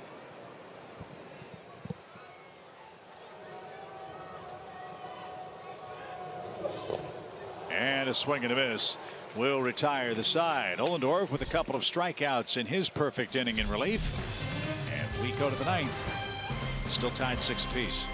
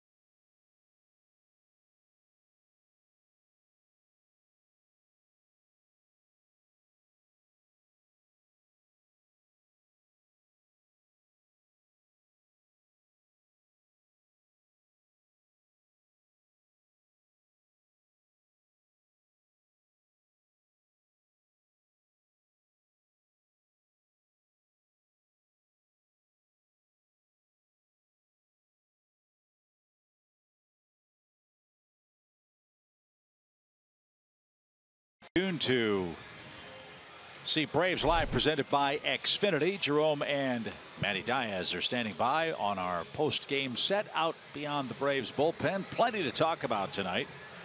Bud Norris with another good start for the Braves, his third in a row. Freddie Freeman with 3 extra base hits. Eric Aybar with a 3-hit, 3 RBI night. And we now watch Jim Johnson pitch a second inning in relief. He's got the 8, 9, and 1 spots coming up for the Reds. Our game's tied 6 apiece. And it has begun to rain.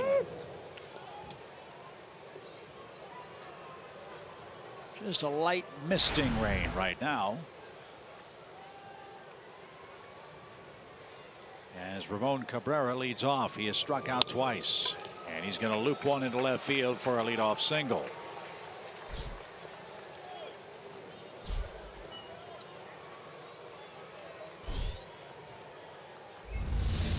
And the Reds will go to their bench and bring on a pinch runner and get their catcher out of the game. Well, I tell you what, he must have, from behind the plate, must have been watching Garcia.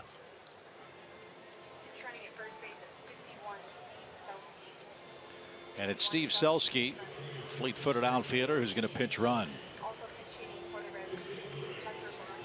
And Tucker Barnhart, the other Reds catcher, is going to come on and pinch hit.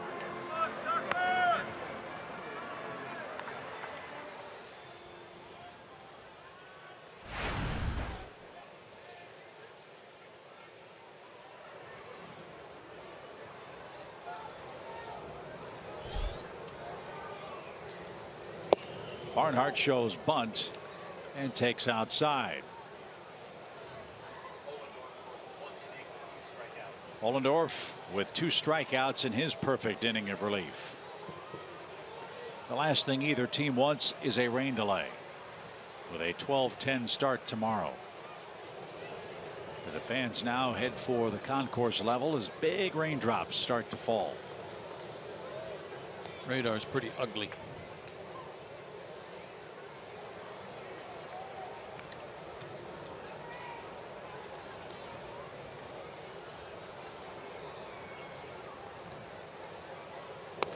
There's the bunt. Garcia's got it. He's going to second, and he makes a perfect throw.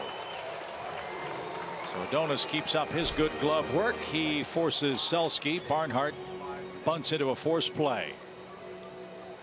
A 5-6 first out at second base.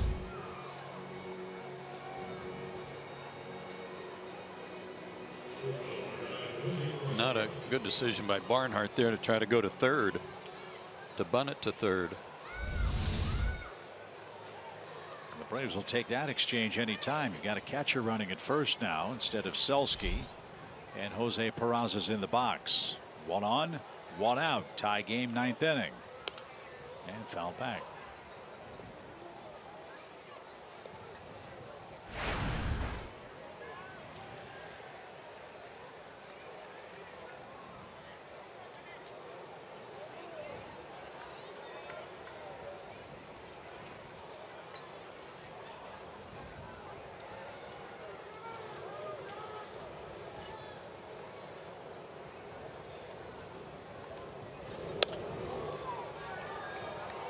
Sprayed foul. It's 0-2.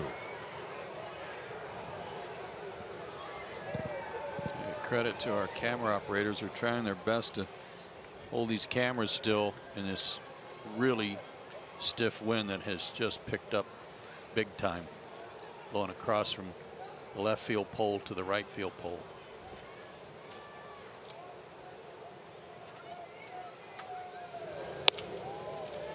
Ibar at short. He's going to take it to the bag, throw on the run to first, and he got Peraza. Nice double play by Eric Ibar, who's having arguably his best night in a Braves uniform tonight.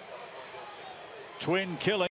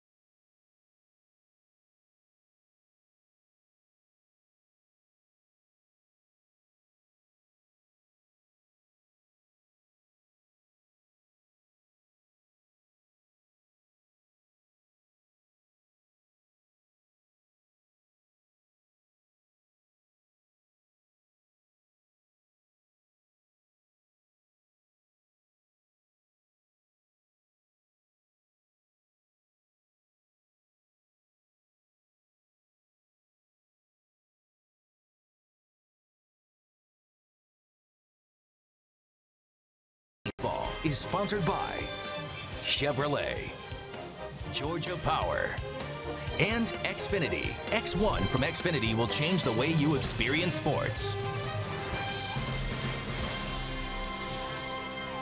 Flowride is coming to Turner Field Saturday, June 25th for a free post-game concert. That is part of our Coca-Cola and Delta Airlines Summer Concert Series. Get your tickets online at braves.com/concerts. So here we are, bottom of the 9th inning. Very light misting rain. That's not an issue right now. The wind very well could be. Anything hit in the air might be an adventure. Tucker Barnhart will stay in the game. He's behind the plate. The Reds go to the bullpen for the 5th time. It's J.C. Ramirez. Markakis, Peterson, and Tyler Flowers, the scheduled trio for the Braves. 2 innings, 2 hits, 2 runs, a home run to Freddie Freeman in game 1 of the series.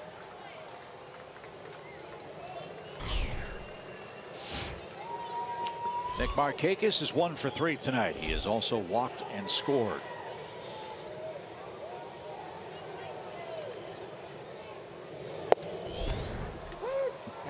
95-mile-an-hour fastball for a strike.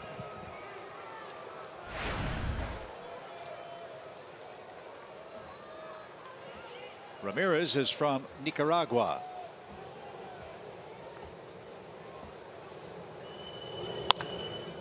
And that's pulled past Eddie Perez. Was originally a draft pick of the Mariners, actually a non-drafted free agent. Let me correct that. In 2005. 4 years later, the Phillies got him with Philippe Aumont and Tyson Gillies for Cliff Lee.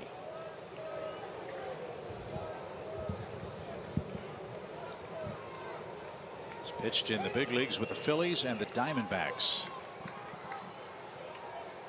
as well as Seattle, with not a great deal of major league success. 6.42 ERA coming into this year.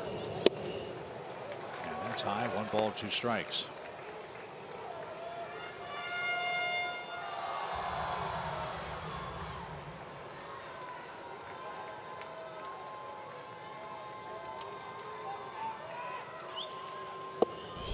Strike 3, and Markakis knew it. Last 3 Braves hitters have been struck out by the Reds relief corps. There's the first out of the 9th inning.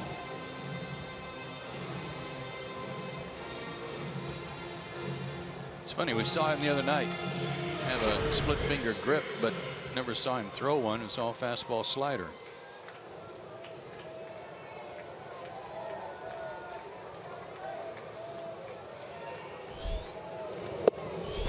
Peterson has scored a run tonight. He's been on base twice. He's also stolen a bag. Needs a hit to extend his hitting streak to 5 games.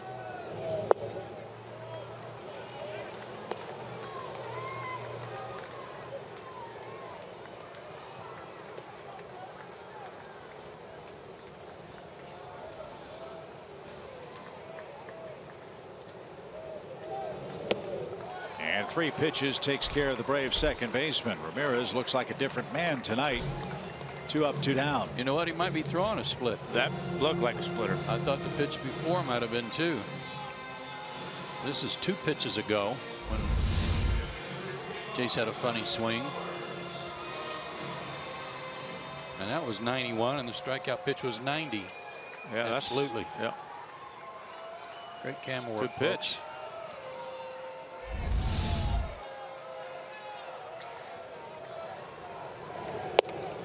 Ball 1 to Braves catcher Tyler Flowers.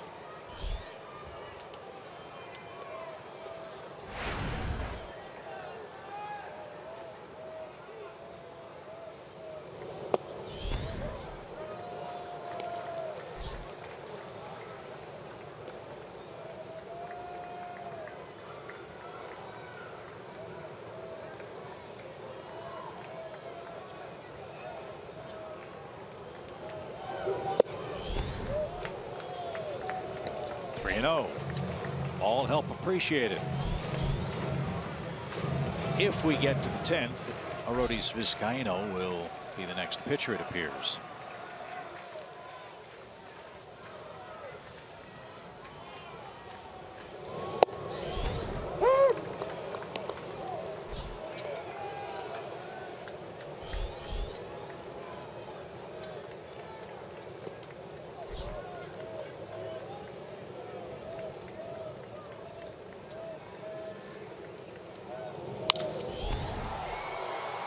Ripped foul.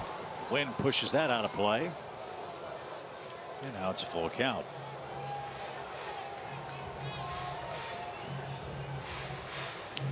Norris, Kelly, Kroll, Withrow, Cervenka, and Johnson have pitched in relief for the Braves.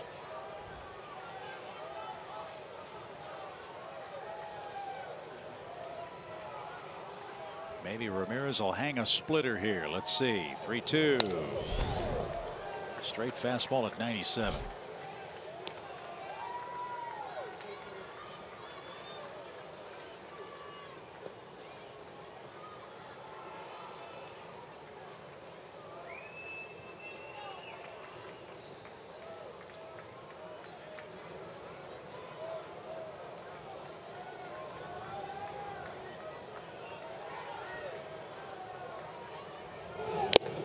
tipped and caught, and Ramirez just struck out the side. Free baseball in Atlanta. We go to the 10th.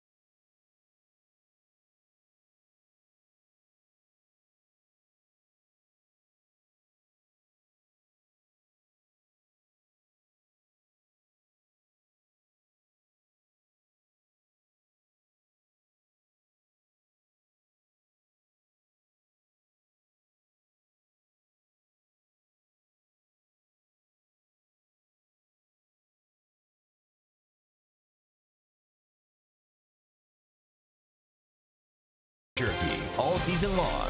Jack Link's Beef Jerky. Feed your wild side.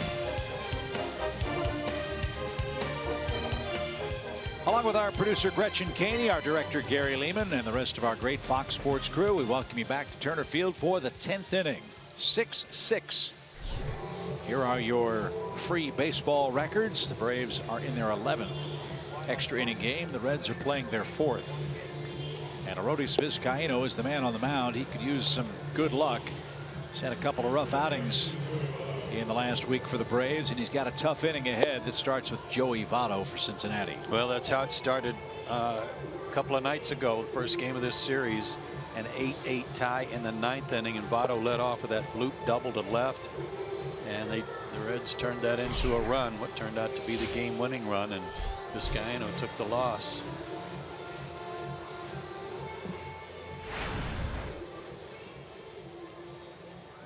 Votto's been on base 3 times tonight, and that's what makes him so dangerous. He doesn't have to get a hit to hurt you. Yeah, I was just about to say the same thing.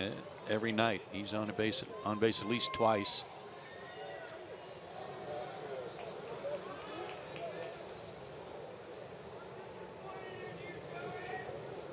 So it's Votto versus Vizcaíno. Who will get the victory? We will see.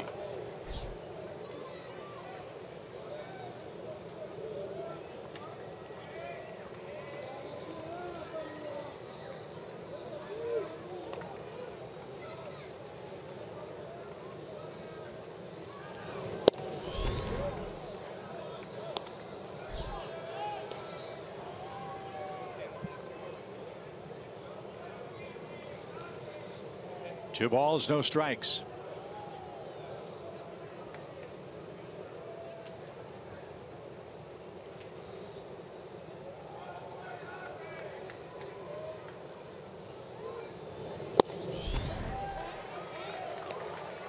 Just a bit late on a 98-mile-an-hour fastball.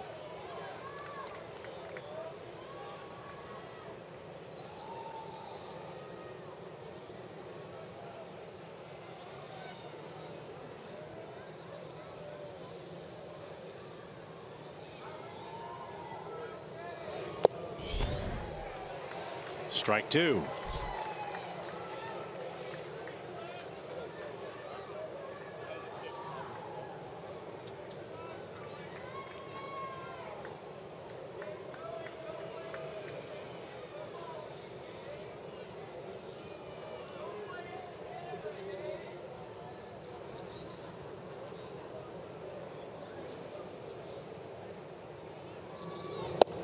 And Votto didn't get a 99-mile-an-hour fastball.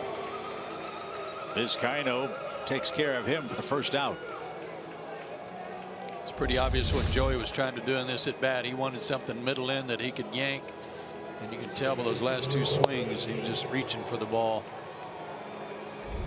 That's about as defensive and at bat as you're ever going to see him take.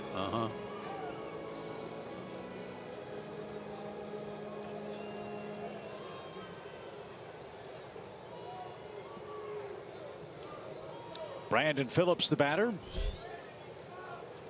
Phillips, 2 hits and 2 runs.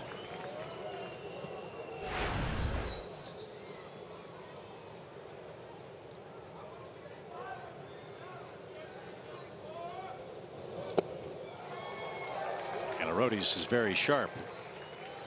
Yeah, Brandon wasn't ready for the slider. He was sitting on the fastball, wanted to see a pitch. Didn't expect that.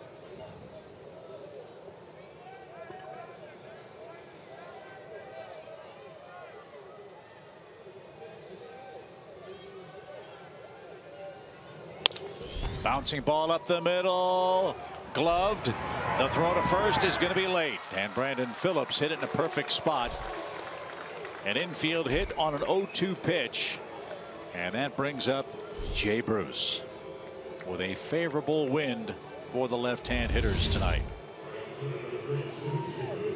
All Phillips tried to do there was make contact. Behind in the count, he was just trying to put it in play and hope something good happened, and it did.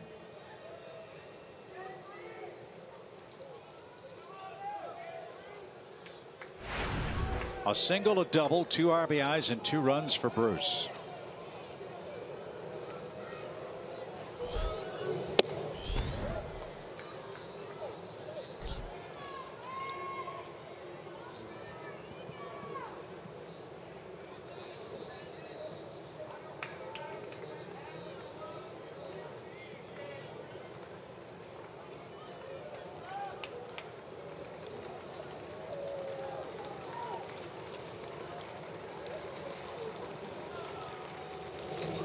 Swing and a rocket hit to right and foul. The last time Bruce was up, he faced Hunter Cervenka, and he flied out to left, and as he made his way back to the dugout to get his glove, he was really mad at himself. Bruce might have missed his pitch. Yeah. It was, I think, a breaking ball, but it was out of running away from him, almost like he was looking for it and missed it.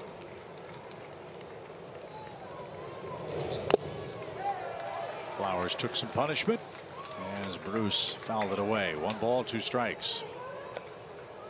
That game Monday night, when the Reds pushed across the go-ahead run in the 9th, after the double by Votto, Vizcaino struck out Phillips. And then with first base open, the Braves walked Jay Bruce, and then with 2 outs, Vizcaino walked 2 guys in a row and walked in the winning run.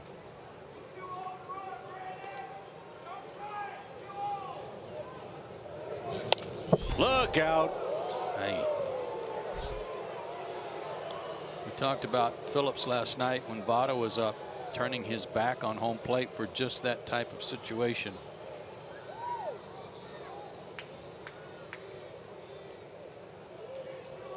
That was a close call. Yeah, I don't know. I missed him.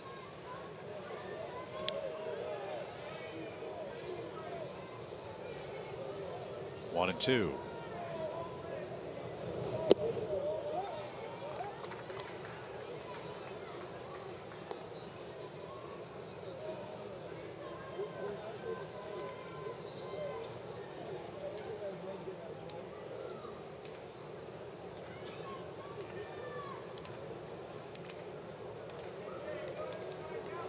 What rain there is a very, very light mist.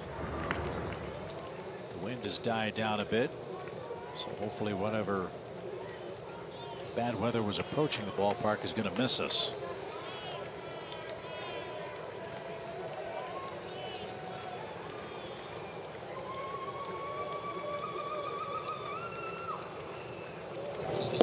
Swing and a miss. Bruce is down on strikes.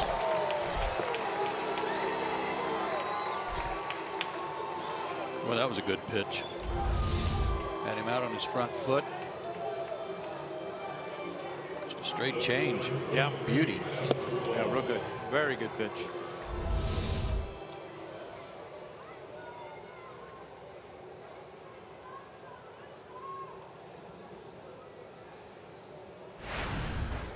So let's see if Brian Price gets creative with Brandon Phillips at first.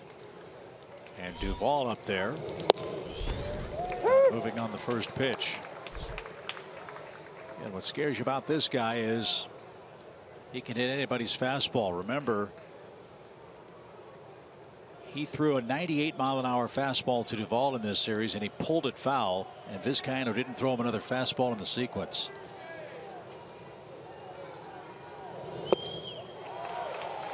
And he's jumped ahead 0-2 here.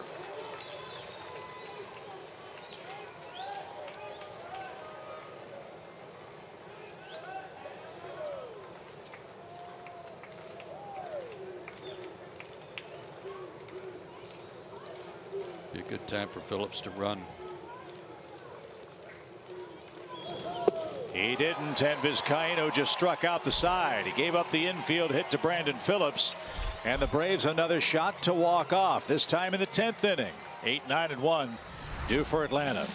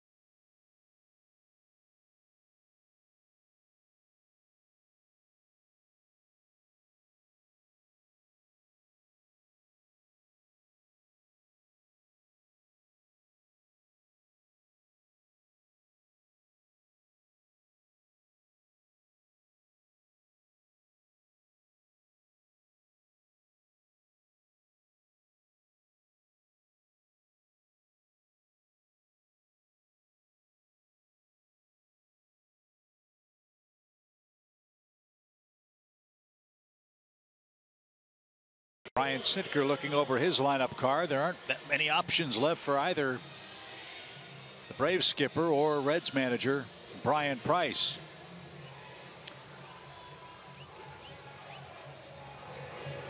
Stay tuned for Braves Live, presented by Xfinity.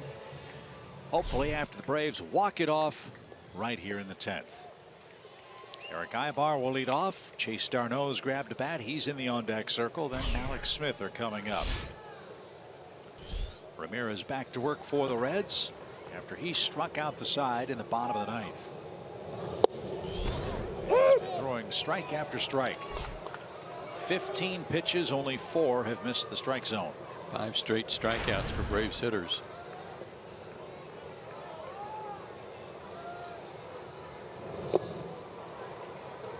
Atlanta tonight has had 17 opportunities to hit with men in scoring position. They're 3 for 17. That's the second most opportunities of the year. They had 21 at bats with men in scoring position against Miami back on May 27th.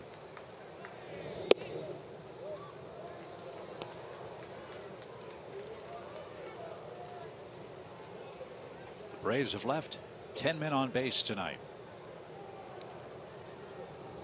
You would think that that would have been a high scoring game. The Braves won that game 4-2.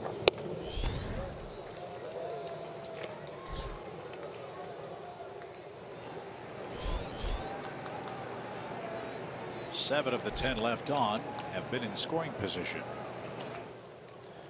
Dario Alvarez tuning up for perhaps his first appearance in an Atlanta uniform unless the Braves can push a run across. 2-2 for Ibar, and he's down on strikes. 6 straight Atlanta hitters have fanned. And here's Chase Darno.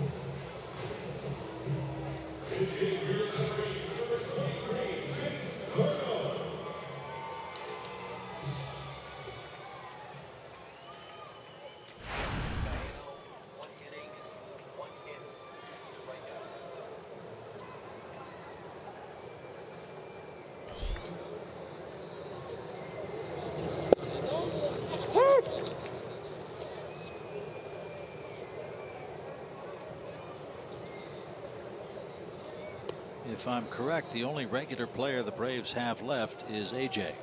Correct. I believe you're correct.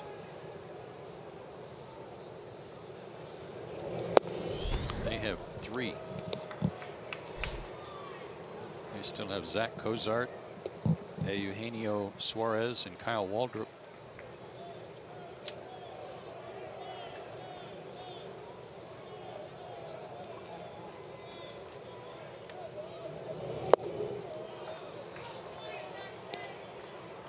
Hard breaking ball. If it's the split, it's hard for these guys to pick up. I think that was more of a slider.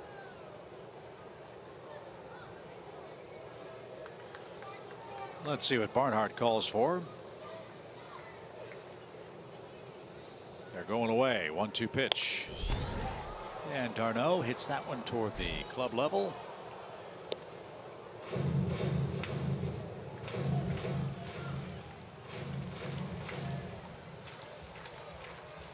But perfect symmetry.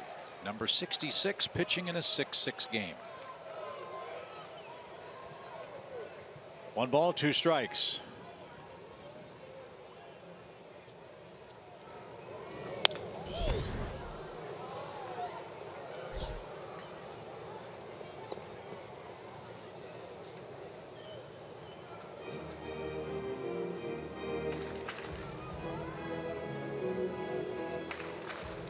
Free baseball in Tampa Bay tonight. Seattle and the Tampa Bay Rays are tied at 2 apiece.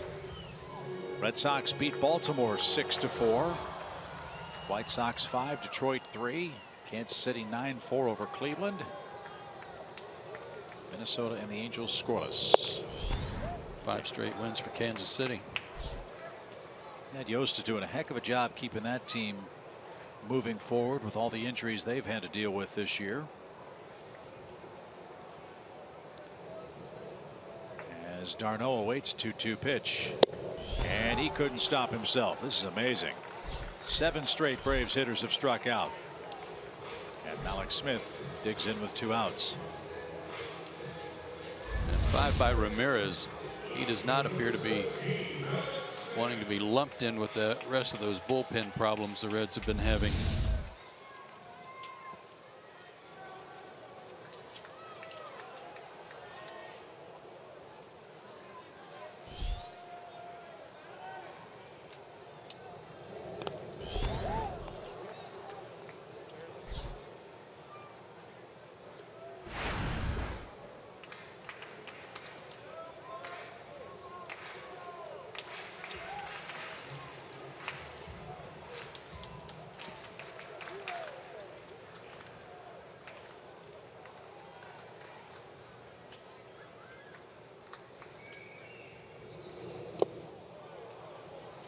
Oh, and 2. Ender Inciarte, the last Brave to put the ball in play. That led off the 8th inning against Ross Ohlendorf.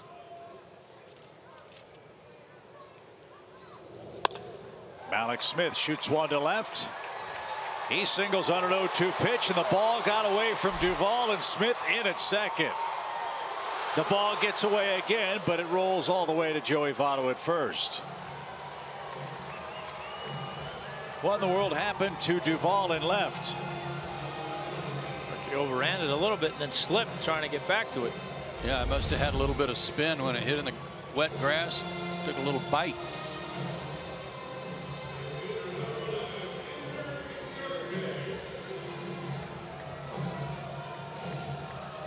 So it's a single, an error on the left fielder, and now a hit could win you the game. Again, an 0-2 pitch and a costly Cincinnati error, which has been a bugaboo for them all year. That's the first hit for the Braves since the 7th inning.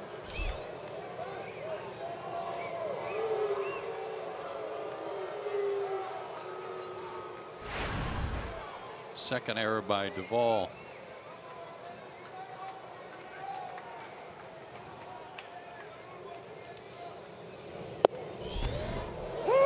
Strike one.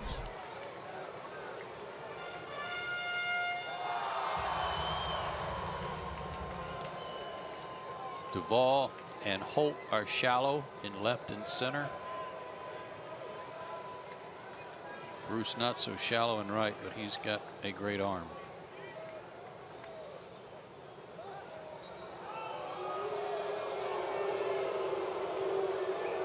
And with Malik Smith at second base, Peraza's trying to keep him close. That opens up a huge hole on the left side, and we've seen Ender go that way a time or two.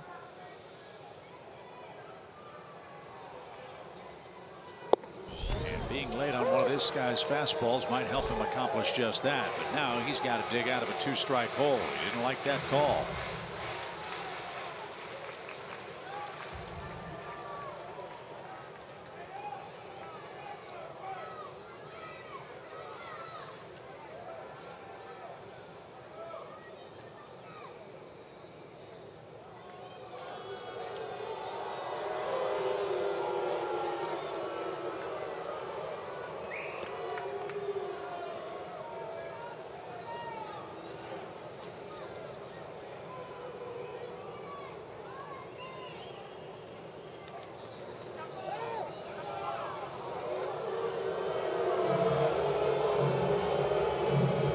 Want to be sure.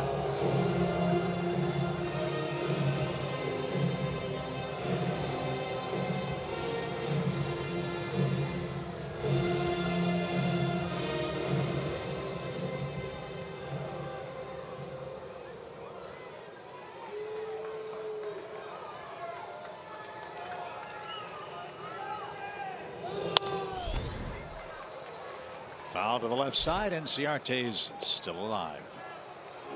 Well, that split finger pitch is going to be the one he wants to go to for the out, because at the best case scenario in Ramirez's mind is the best he can do is beat it into the ground. He might get another swing and a miss.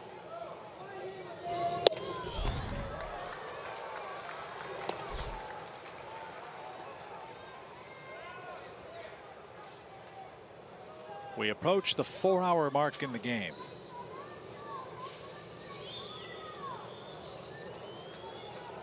One ball, 2 strikes.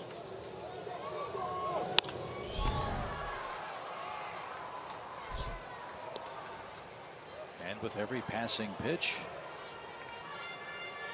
you hope Ciarte has a better shot at reeling this guy in. Well, he hasn't gotten around on the fastball. They keep throwing it.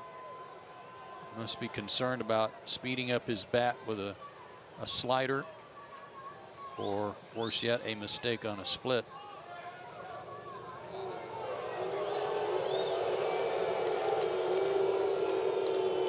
Yeah, I think if you're going to throw either one of those off-speed pitches, you got to throw them in the dirt or back foot that slider. Can't be a strike.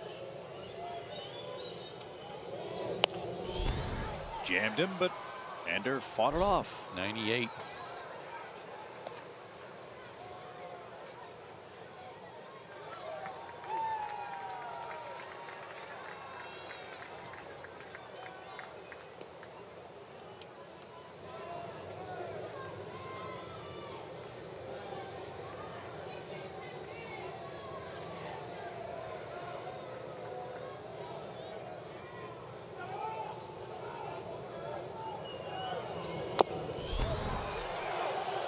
Barnhart could not hang on. He tried everything he could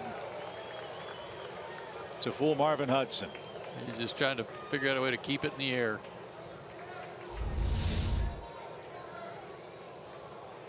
Oh, he had it. Oh, he did. He had it.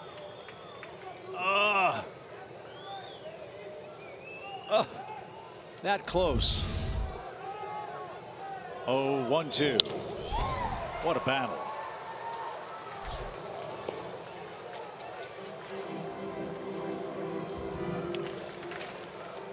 All fastballs.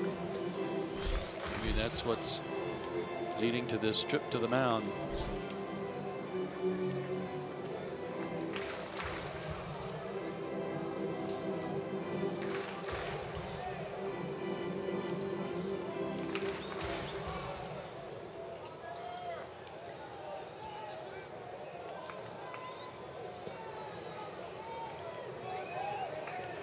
Ninth pitch.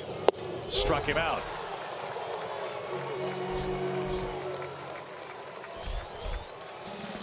We go to the 11th.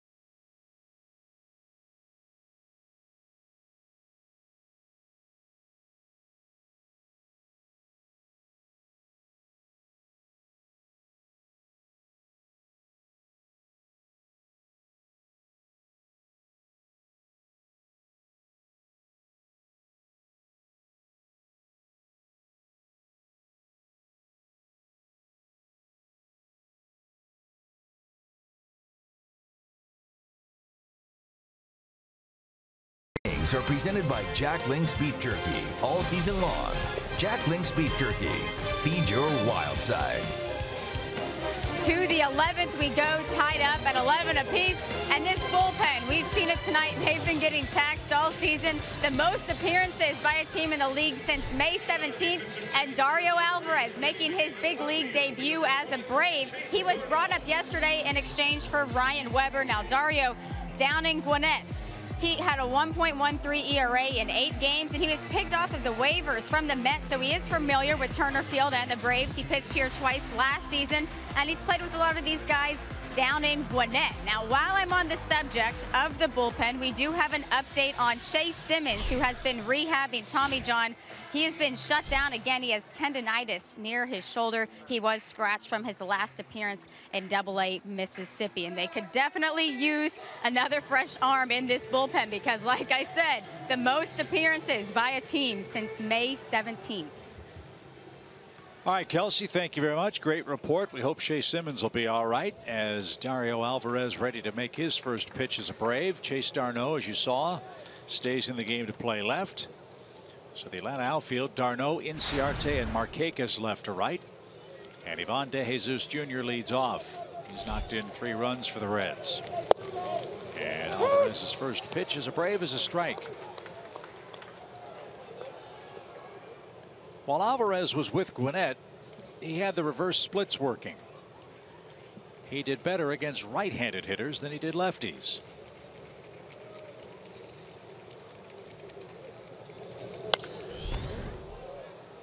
Lefties were 3 for 12. Righties were 1 for 16. Not a big sample size, but interesting nonetheless.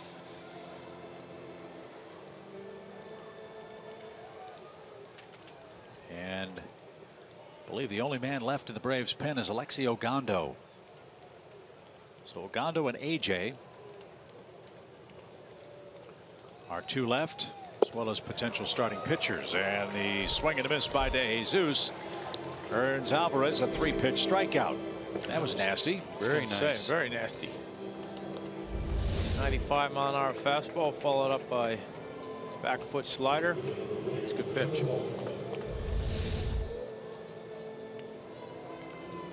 This is Tyler Holt. He's 0 for 4.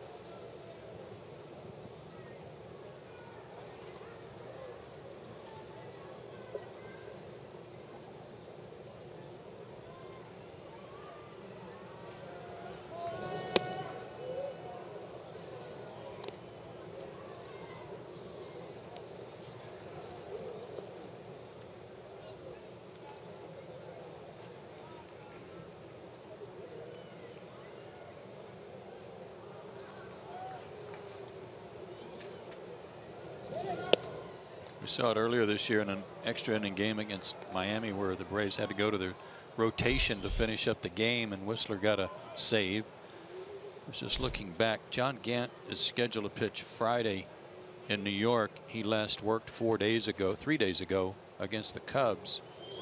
So he might be a candidate to go down there with Ogando. 4-pitch walk puts Holt at first.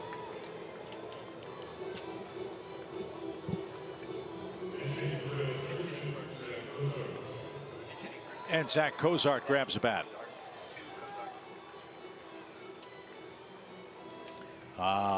Matthew Kaminsky strikes again. Mozart for Cozart as he comes to the plate in the 11th.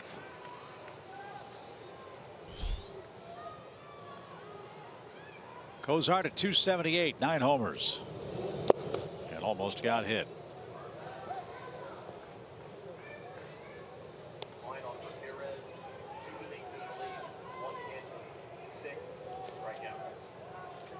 Can't pitch much better than Ramirez did, huh? No. 14 strikeouts tonight for Braves hitters, 6 by Ramirez.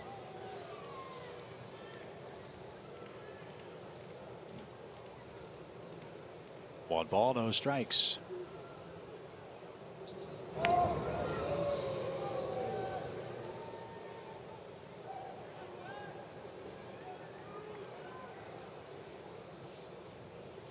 Cozart entered this series for Cincinnati as their batting average leader. He's at 278 overall.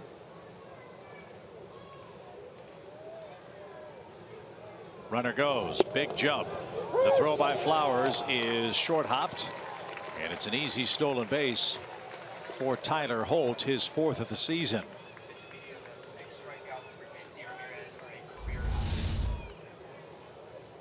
We had a big lead too.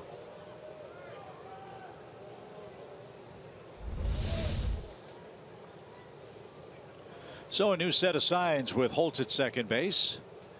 Cozart a 1-1 count. And he handles the bat real well. We'll see if he tries to bunt him over to third or swing away. They're going to pitch around him. Won't matter.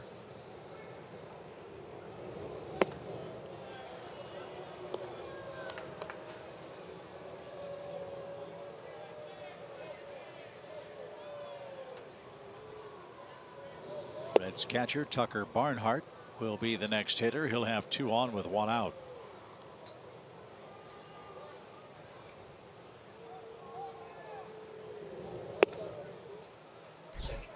So Holt at second, Cozart at first, and here's Barnhart. This is the Reds regular catcher with Mesoraco hurt. Barnhart on an 0 for 10, make it 0 for 11 slide now, his longest hitless streak of the year. But he's done an excellent job of coaxing the Reds staff through this much improved stretch of play that's seen the Reds win 11 of 17 games. Their starters are 4-0 with a 2.25 ERA in Barnhart's last 4 starts behind the dish.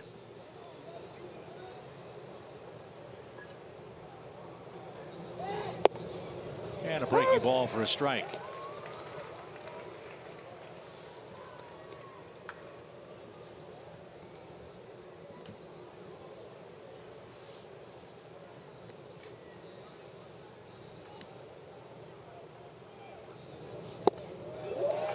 Didn't get the breaking ball. It's 0-2.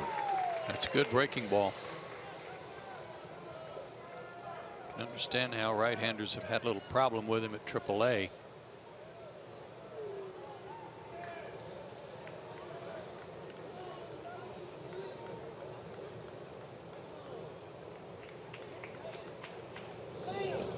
He didn't mean to swing at that.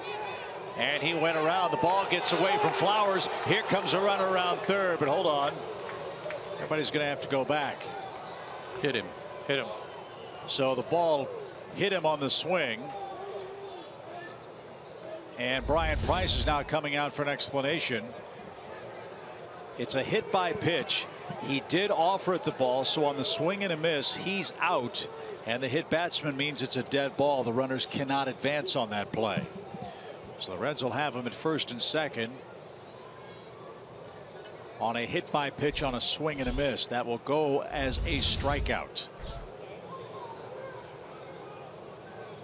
Like I said, every night you come to the park, you see something different. And that's why Marvin Hudson was asking at first from Jim Joyce, did he go? Yes, he did. So that's a swing and a miss, and not a hit batsman. And now Hudson and Jim Joyce are going to make sure as they talk it over. Remember, this is the same kind of play that nailed Eric Ibar. He was hit in the chest with that fastball, and he offered at the pitch, and on his follow through he got rung up. And they're asking, I think, can you challenge this call? And they're in agreement that you can, and I think that's what the Reds might be waiting on, or asking for a crew chief ruling. And to be clear on the Ibar play, the ball was foul tipped off his bat, and it hit him right in the midsection. Yeah. Not the pitched ball at 97, but still a fastball that he tipped. That was not an appealable play. And the foul tip was clear as day, but he was struck out. As was Tucker Barnhart here, even though the ball hit him on the way by. Everybody was yelling at Tyler Flowers to go get the baseball because runners were circling the bases, and Tyler's going, no, he's already called him out. So 2 on, 2 out. And to the top we go with Jose Peraza. You do not want to get Devato. And strike one. This has turned into a strikeout fest, hasn't it? Yeah, that's 12 punch outs for Braves pitchers.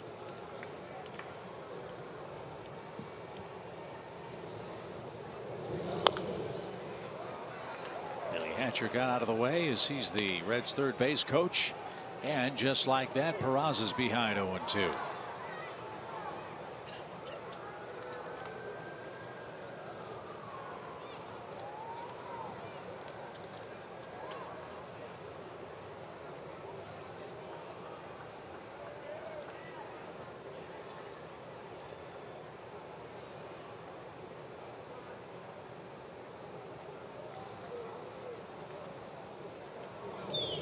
Swing and a miss. Braves will make the peg to first, and Alvarez with a very successful Atlanta debut. 3 strikeouts, 2 walks, and Freddie Freeman, still chasing a cycle, leads off the Atlanta 11th.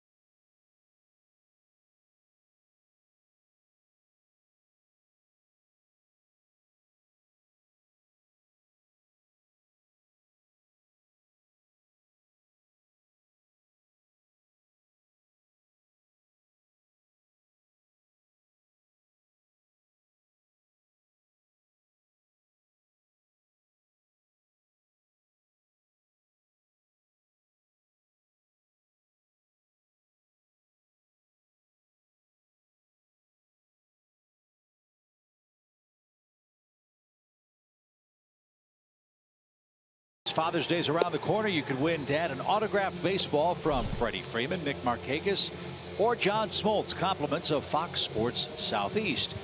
For your chance to score, be sure to watch tomorrow's game and follow us on Twitter at Fox Sports SE for details.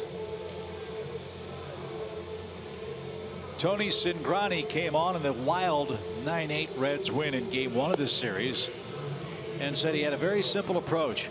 I'm going to throw the ball down the middle and let him hit it and get 3 outs. And that's exactly what happened as he worked a perfect frame to pick up his 7th save of the year. Grounder to second, grounder back to him, grounder to third, game over. And he'll be called upon to get Freddie Freeman, Adonis Garcia, and Nick Markakis in the 11th. Braves only need 1 run to win this game. But as Tom said a moment ago, somebody's got to make contact. 10 of the last 12 Braves hitters have struck out in this game.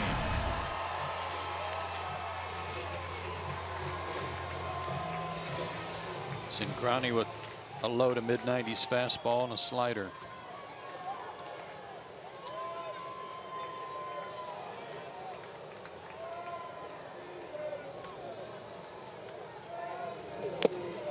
And Freddie went after the first one, didn't get it. Strike 1.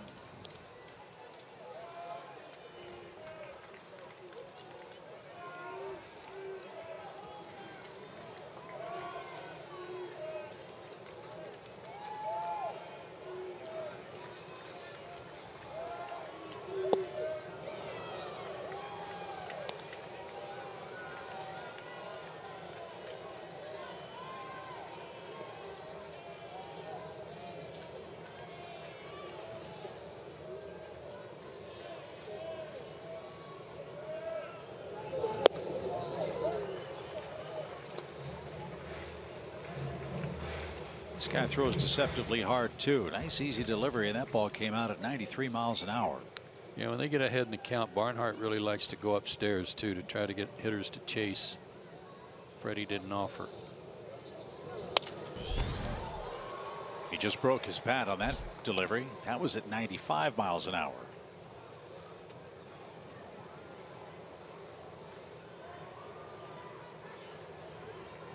Cingrani on a nice run. He has not allowed a run in his last 4 appearances.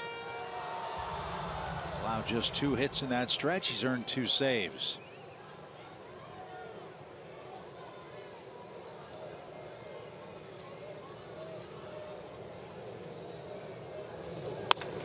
In the air, right center field. That's down for a base hit. And Freddie Freeman has hit for the cycle.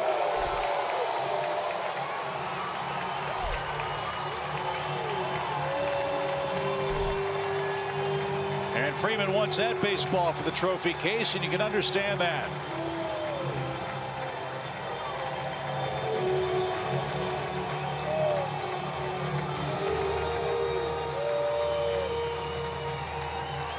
There was something about that delivery. It seemed to be very almost elongated from Cingrani, where you could maybe Freddie picked it up early out of his hand. And he certainly didn't have the bite on that slider that he wanted. Congratulations to Freeman. And Cingrani balked.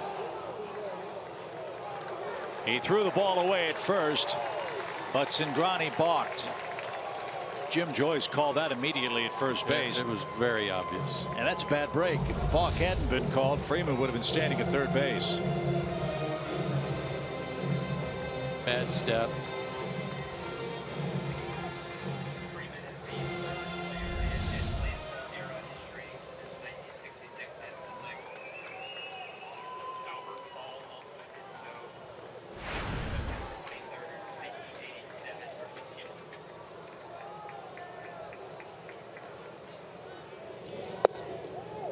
So Freddie Freeman, the 3rd Atlanta Brave to hit for the cycle.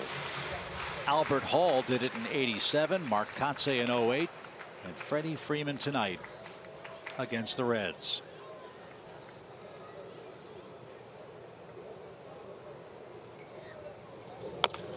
And a little chopper hit toward third. Runner to third. Bare hand play. Dug out by Votto. Ball loose. Freeman came halfway down the line and slammed on the brakes. If that ball kicked another 10 feet away, Freeman might have given it a try. But with nobody out, why risk it? Yeah, nobody out. You got to jam on the brakes, but it's close.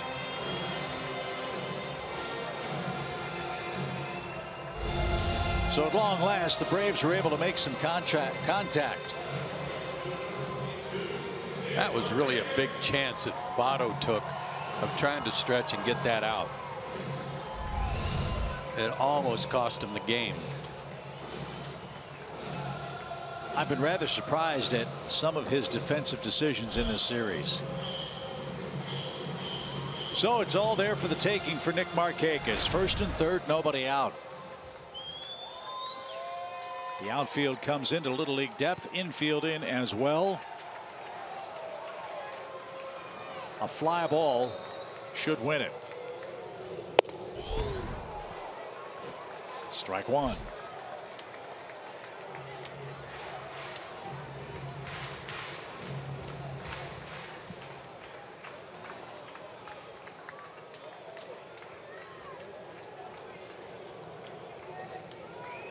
Garcia's running, and the Reds had no one covering second base. They couldn't with the infield in.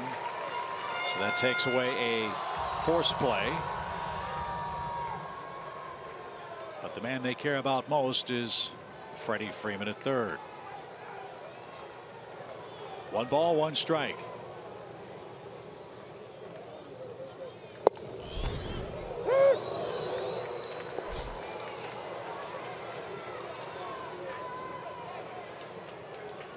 Nick obviously left-handed. Jace Peterson on deck is left-handed, and the only pinch hitter available on the bench is left-handed. That's A.J. Brzezinski.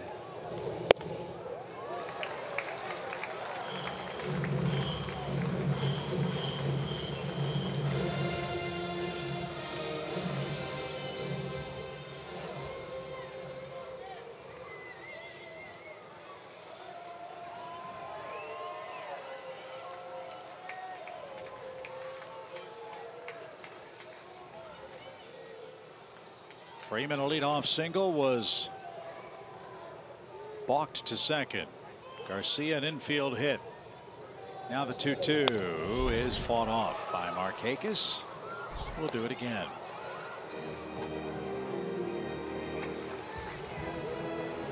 Yeah, a lot of times in these situations too, you'll see teams here walk guys to load the bases with nobody out, take a chance for a double play ball with 2 lefties up. They're going to try and take advantage of those matchups.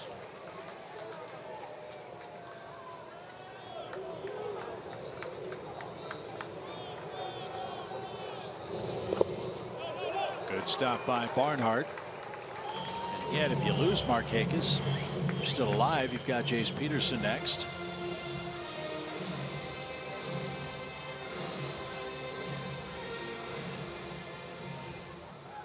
Jace has already come up tonight with the bases loaded. He wouldn't mind another crack here in the 11th. Full count pitch for Nick Markakis. And he lost him. They're loaded with nobody out. Well, he can do that once. He can't do it again. And as suspected, John Gant has gone down to the Braves bullpen and begun to stretch. Alexio Gondo still available down there. Now Brian Price just called in Duvall from left field. Reds might play with 5 infielders here.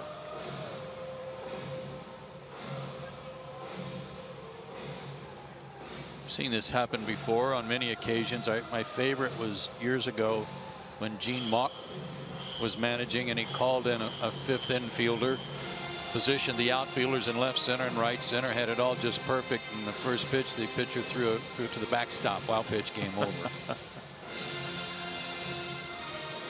And Joe, as you said, Duvall in the minor leagues had infield experience, right? He was the third baseman, yeah, in college, shortstop and third baseman. He wants to change gloves.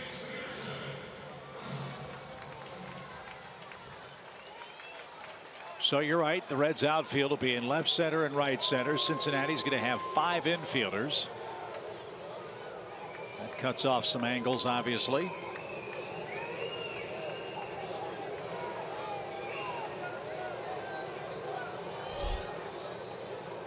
And the first pitch to Jace is right there for a strike. Yeah, for Jace, you got to try and get him to elevate one that you can lift it in the outfield anywhere. Exactly. Make him get it above the knees instead of fly ball.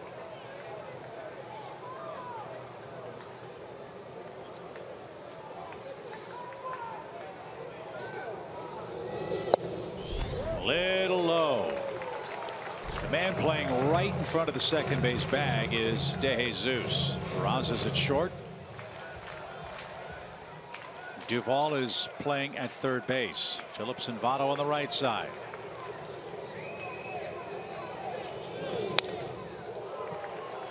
Good hack.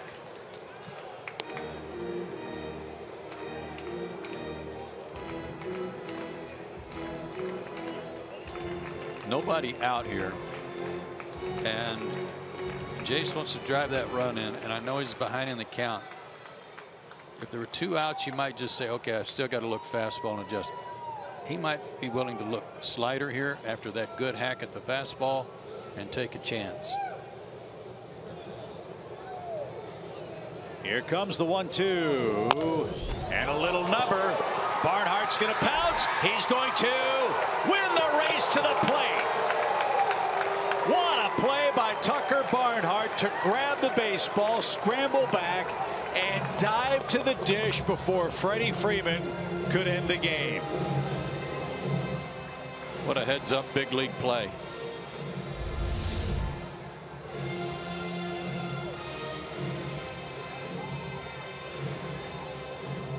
The right call. And the other part of this, it's such a heads-up play, is that he knew where home plate was.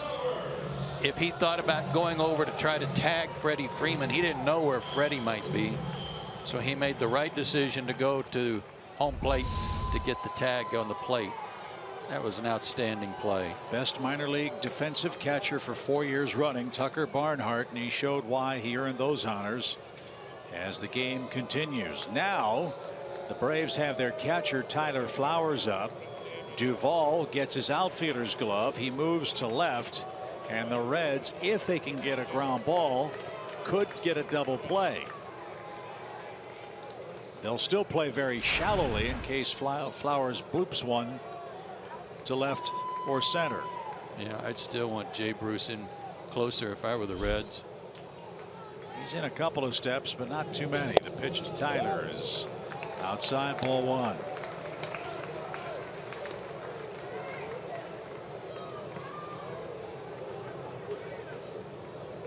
He's struck out 6 times over the last 2 games, but he's also pitched in a couple of base hits. High pop. It's shallow. There's the catch. And there'll be no advance. So the outfield playing shallowly turns into the second out as Holt made the catch and threw a strike to the plate. And the Braves have him loaded with 2 outs.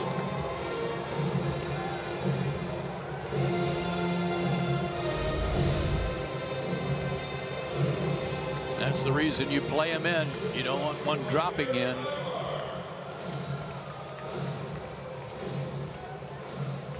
And Holt, taking no chances, made an accurate throw.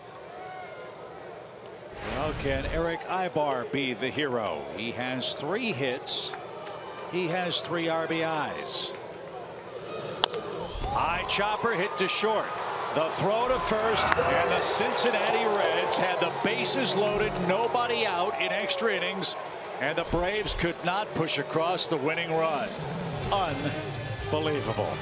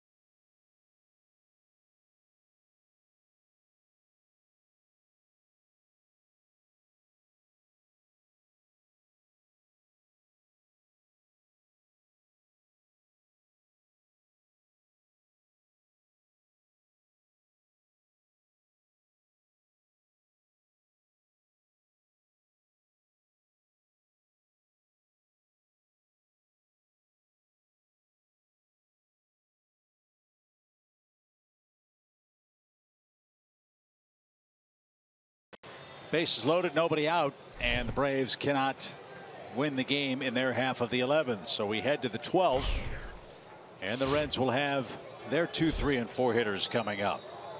The highlight tonight, Freddie Freeman hits for the cycle. And it's Alvarez versus Votto, who flinched on a breaking ball, a strike. Great play by Tucker Barnhart. The shallow pop with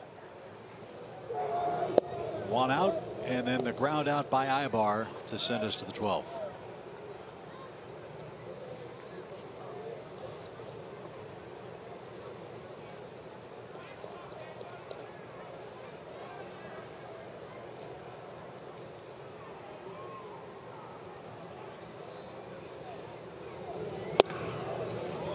Votto flinched again, and a 1-2 count. He sure did.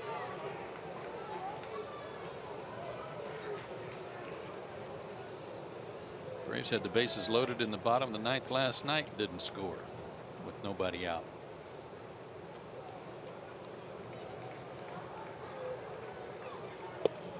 Votto with a feeble check swing is retired on strikes.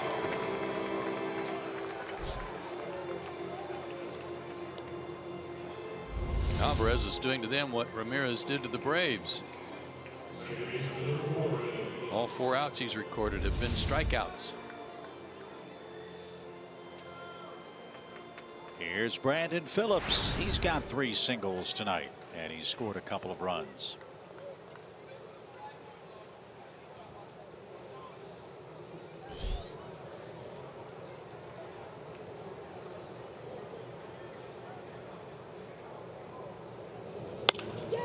Fly ball shallow right. Markakis is there, and that's the 2nd out.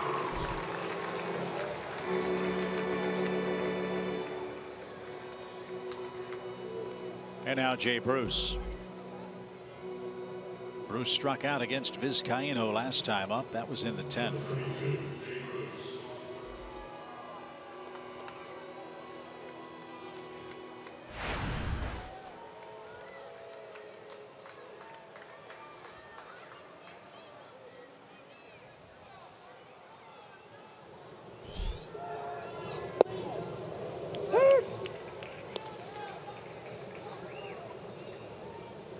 Dario's arm angle to left-handers would be pretty hard to hang in there on it.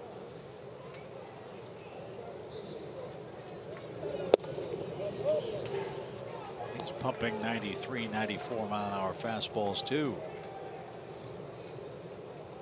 1 ball, 1 strike.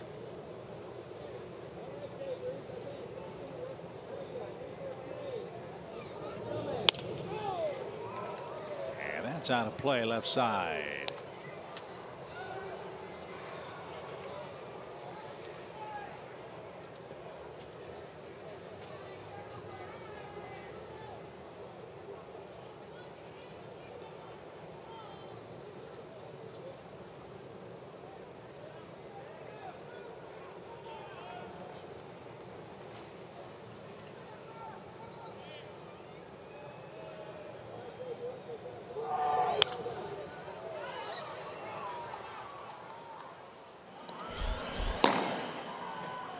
Former starter Alfredo Simon is in the bullpen. He was taken out of the Reds starting rotation. He's got a 2-6 record and a 9-point ERA. Hard to figure with his arm. 1-2 for Jay Bruce. And a swing and a miss. 3 up, 3 down. Braves get another chance to win it in their last at bat.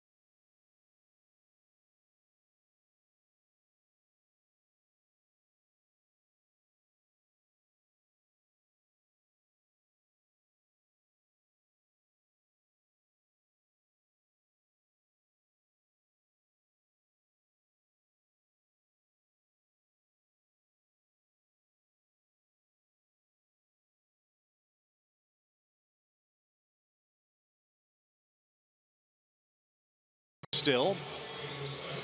And here's who's left for the Braves tonight. A.J. Pierzynski and Alexi Ogando. But that doesn't preclude Brian Snitker from using one of his starters if this game continues much further. And here's the extra player situation for Brian Price and the Reds. Eugenio Suarez and Kyle Waldrop are available. Blake Wood, who's pitched a lot in this series, is available out of their bullpen. But they've got their long man in there now, Alfredo Simon. His season began in the starting rotation. 11 of his first 12 appearances were as a starter, and he's really pitched poorly. Throws hard, mid-90s, low to mid-90s, with a good cutter and a split finger pitch. Also has a curveball. A couple of other defensive moves for the Reds. We'll tell you about those in a moment. As Chase d'Arnaud leads off, and Simon delivers a strike.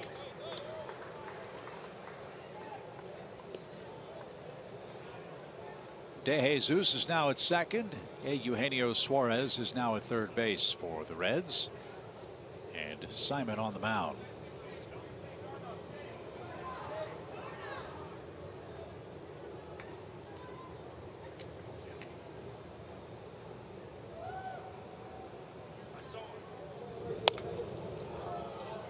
That's fouled back. It's 0-2.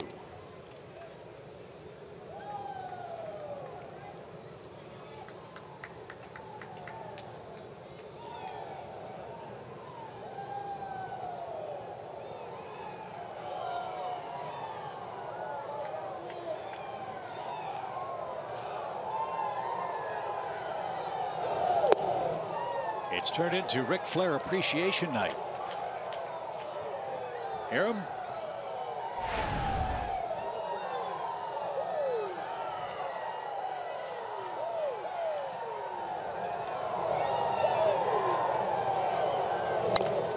Little dribbler hit foul at first. Well, if you want to win the game, I don't know where that's going. I had an idea.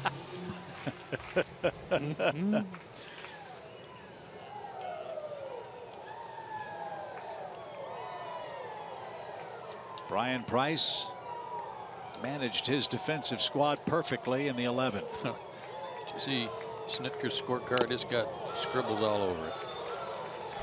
And d'Arnaud is down on strikes. That's out number one in the Braves 12. And now will be A.J. Pierzynski. He'll pitch hit for Alvarez. Boy, was he impressive in his Atlanta debut. 2 innings of scoreless ball with 5 strikeouts.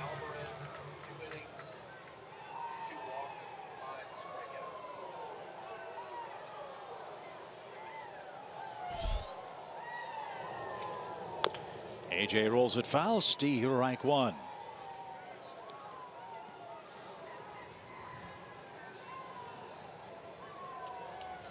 So the Braves are out of position players. A.J. is the other catcher on the roster.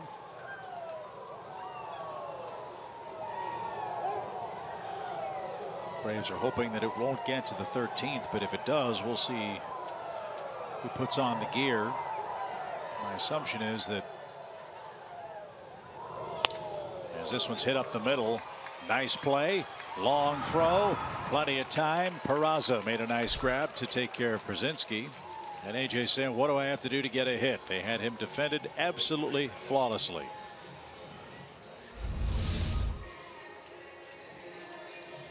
Nice play there. He's turned in a couple of good ones tonight.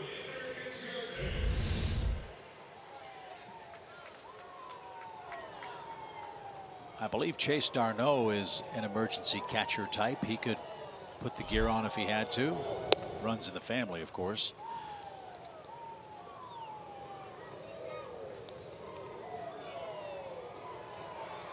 Brandon Snyder, another candidate, but he's already been used. He came on to pinch hit in the 5th.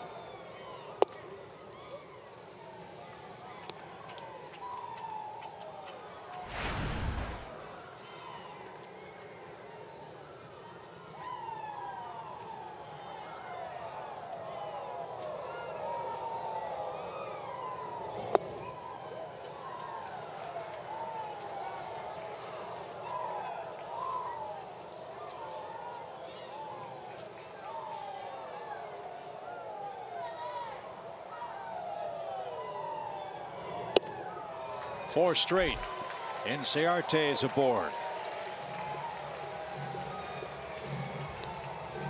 And Freddie Freeman's the batter. He's hit for the cycle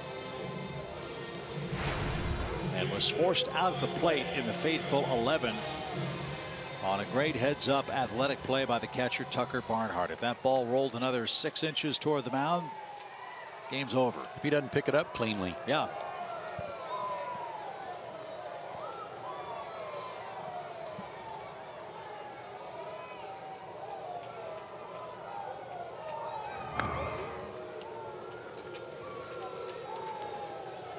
Could have sat back there and waited for Cingrani to shovel it to him, and it may not have been in time. He took matters into his own hands and made a great play.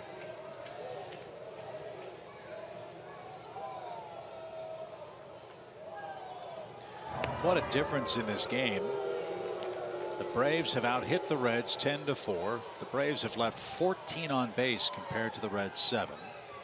Atlanta tonight is 4 for 22 with runners in scoring position. Cincinnati just 3 for 8. Out hit him last night 5-3. Out hit him Monday 10-9, and haven't won a game yet.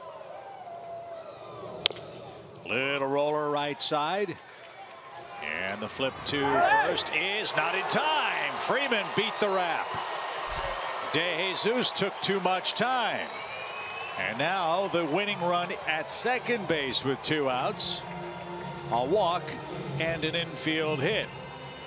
The Reds are looking at replay. I thought he was coming after that rather casually, but I thought he was safe too. I did too. And if it stands, that's a 5-hit night for Freddie. He's got to be in the pocket.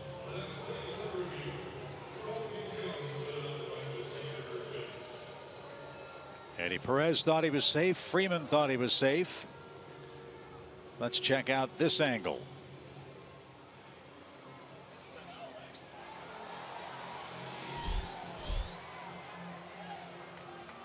I don't know, man. Is it enough to overturn? And the original call by Jim Joyce was safe, and that's the old fallback. Is there enough evidence to overrule the call? For now, Freeman's safe at first. Kind of a soft, easy toss, too. And the call is overturned. Freddie Freeman ruled out at first base, and this game heads to the 13th inning.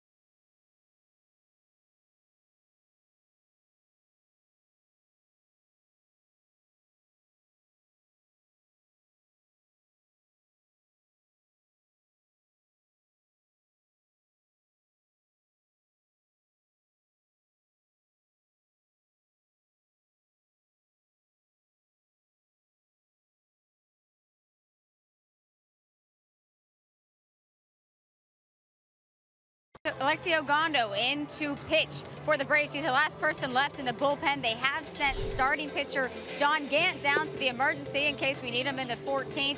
And then Chase Darno, guys up in the booth. I don't know if you know this. You said you think Chase is an emergency catcher. Well, he can play everywhere. He's also an emergency pitcher for them. So who knows? Maybe we'll see Chase in there if this game keeps going. Well, the Braves are hoping that it won't happen that way, Kelsey. That's optimistic thinking that Brian Snitker has some options should the game continue much longer. What the Braves are banking on is a good inning from Ogando and then someone to end it in the bottom of the 13th. Alexi pitched an inning last night. He's been kind of the workhorse down there in the bullpen. And he was in 2 of the games against the Cubs over the weekend, 2 of the 3. And now 2 of the first 3 against the Reds. Adam Duvall leads off at the stroke of midnight in Atlanta. In 12 hours and 10 minutes, we'll get started again.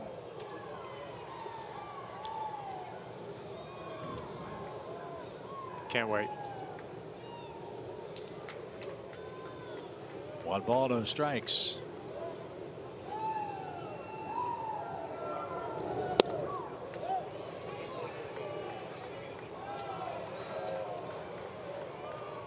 Joe, have you noticed we haven't had any extra innings when other athletes have changed the numbers?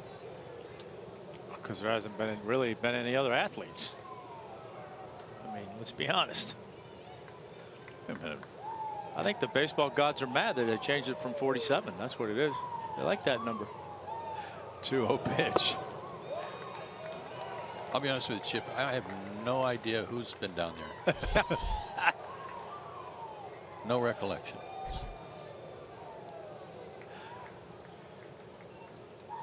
Three balls, no strikes.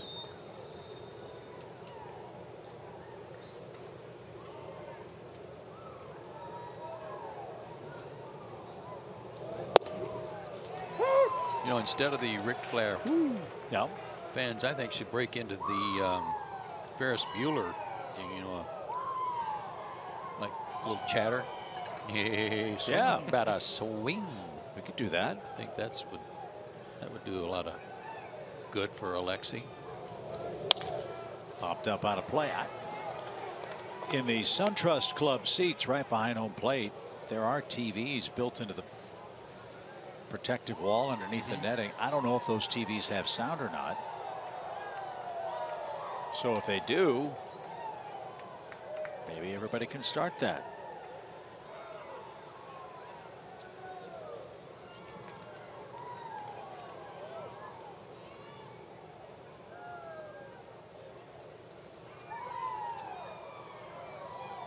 Ball 4. Alexi spun out of that delivery, and the Reds have the lead runner at first.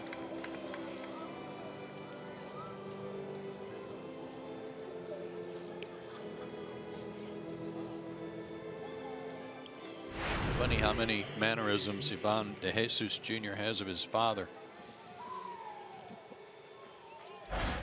Like there where he was digging that toe hole in the batter's box but looking for a sign. His dad used to do that just exactly the same way. 3 RBI night for De Jesus. And he pushed a bunt toward first. Freeman grabs with a bare hand, and the ball dropped. Jace Peterson dropped it. And the Reds have 2 men on with nobody out.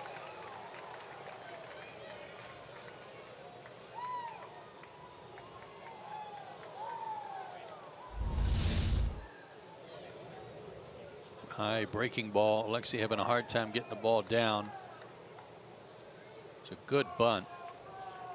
Low throw from Freddie here that kind of handcuffed Jace.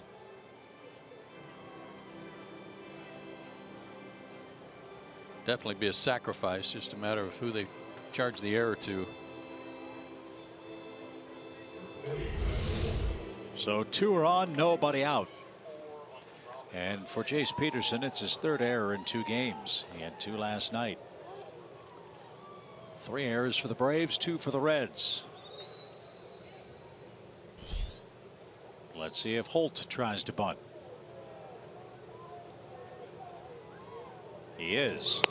And he lays it down. Ogando will have 1 play. And it's close at first, but a perfect sacrifice.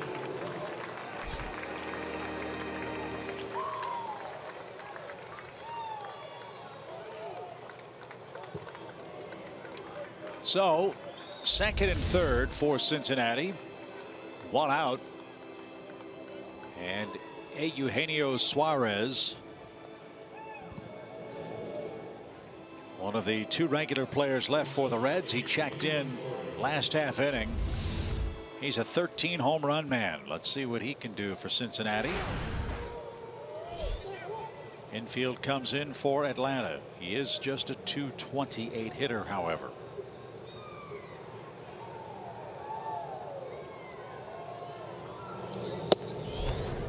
And a 95-mile-an-hour fastball is in for a strike.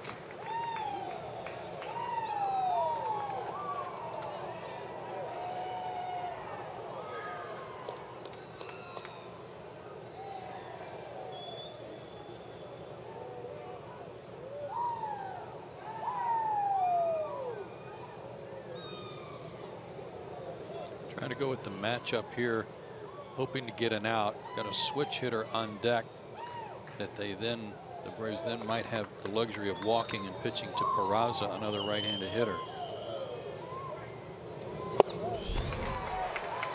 Suarez didn't get it. He's the key man in the inning. 0-2. It's one of the best fastballs Ogando's thrown all year. 96.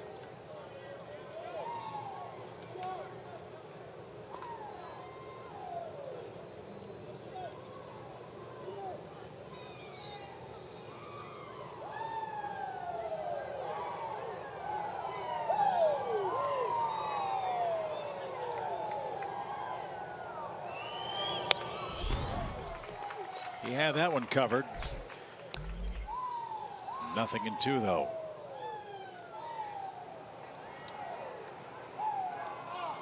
Thirteenth inning. Neither team has scored since the 6th. Braves had the bases loaded, nobody out in the 11th, and could not push across the winning run. Now the Reds have them second and third with 1 out in the 13th inning. And Suarez fought that off. Which reminds me that if he hits a fly ball foul, if it's very deep at all, outfielders need to let it drop.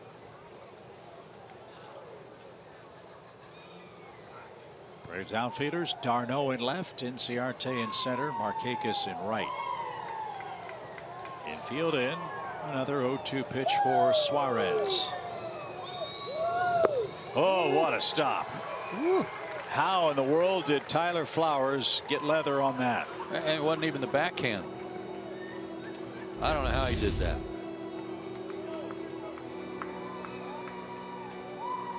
That was amazing.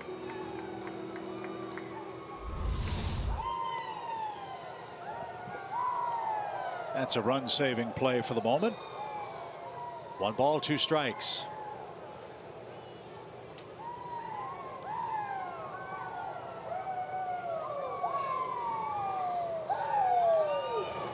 Swing and a miss. 2 outs.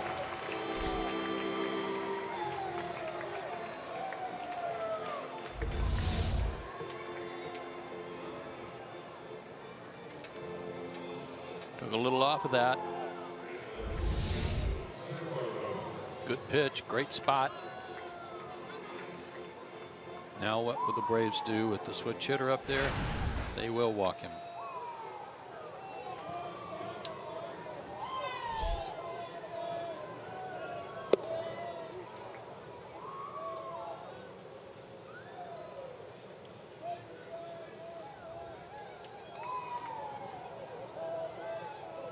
So you will have the bases loaded. You'll have Peraza coming up. There'll be no place to put him.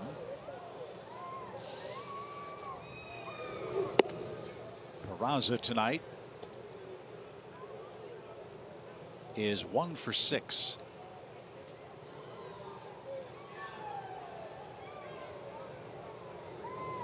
There is ball 4.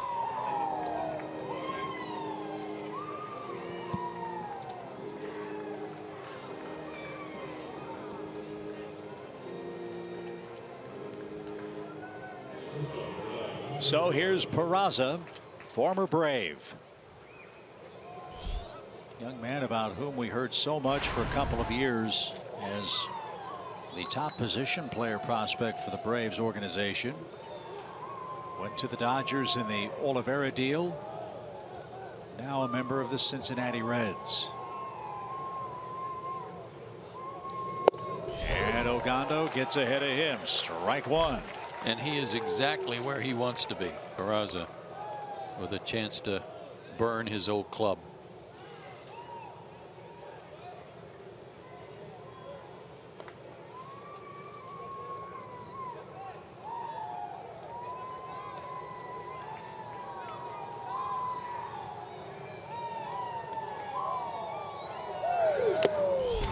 Tipped and caught. It's 0-2.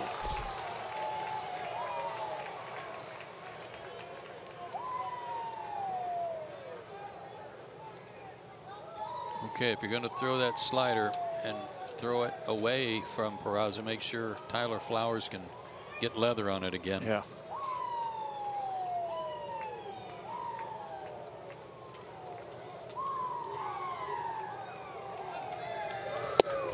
Oh. Fox Track says it was off the plate. 1 ball, 2 strikes.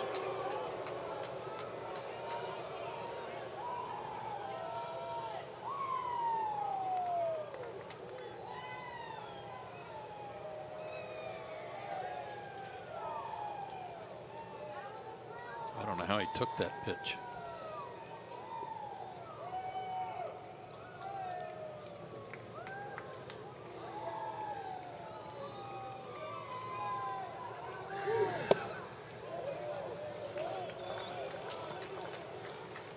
This is the one. Yep, got to make a pitch here.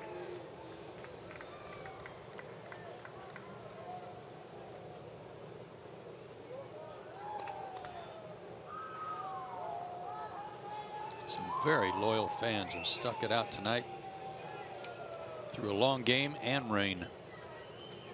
2 balls, 2 strikes.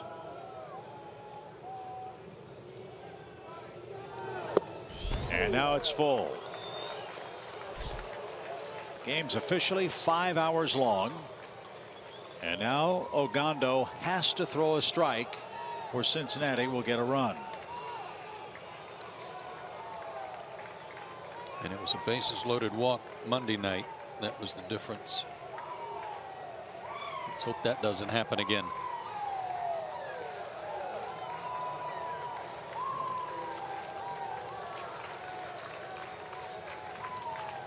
Three balls, 2 strikes. Runners go. Ball 4. Cincinnati leads. So what an at bat by Jose Peraza. He took ball 1 on a very close pitch and then coaxed the walk that brings home Duvall. The intentional walk strategy didn't work, and the Reds now lead 7-6. And you know Peraza will cherish that RBI. And the Braves aren't out of the woods yet. Now you've got Joey Votto with the bases loaded, and you know how patient he is. Out of play, foul, strike 1.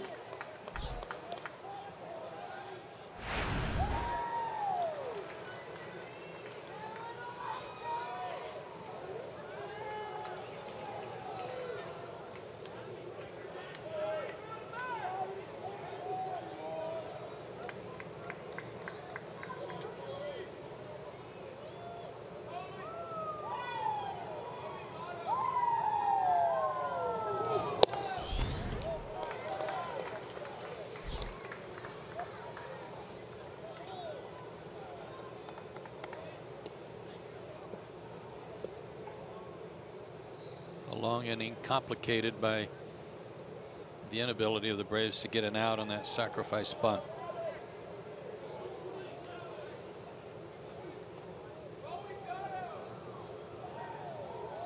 One ball, 1 strike.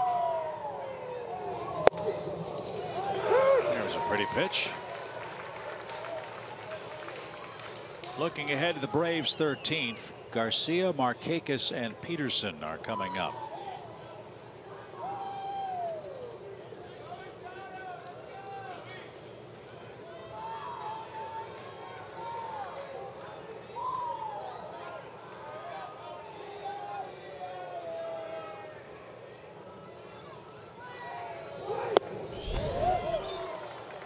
2.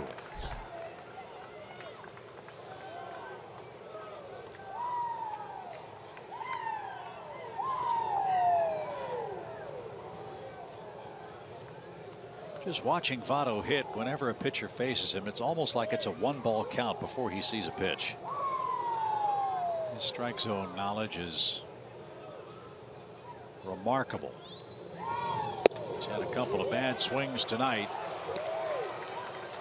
But after falling behind in the count, look at him, works it full. Yeah, Alvarez made him look bad.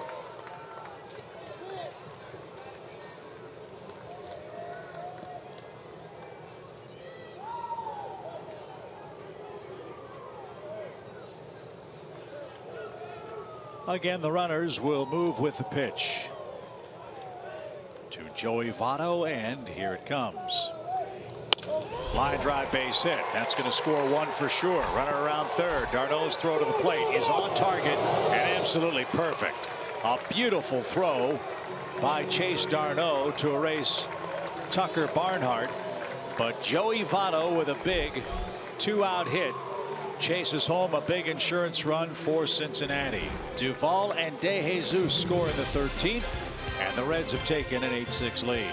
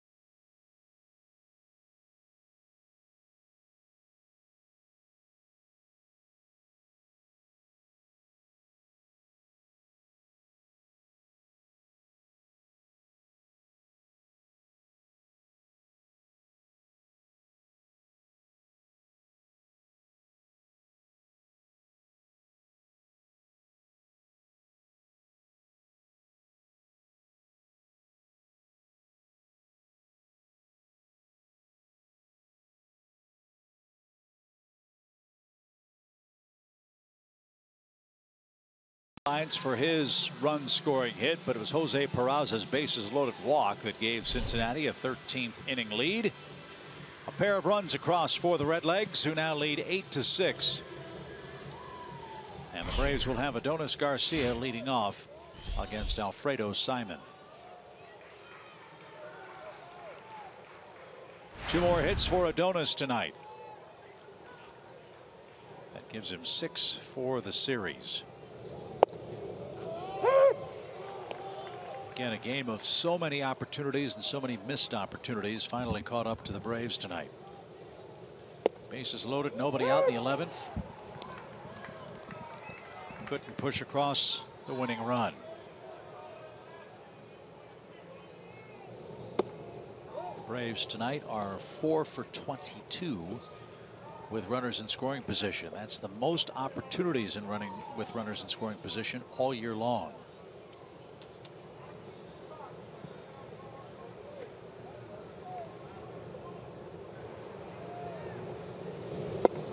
Braves couldn't handle a bunt play at first. It was a low throw that gave the Reds an extra out, and they used that to good advantage. Yeah, we talk about those extra outs all the time. Get back to get them. That and leadoff walks. Driven down the right field line. Long run, Bruce. Still chugging, can't get there. And that'll bounce out of play.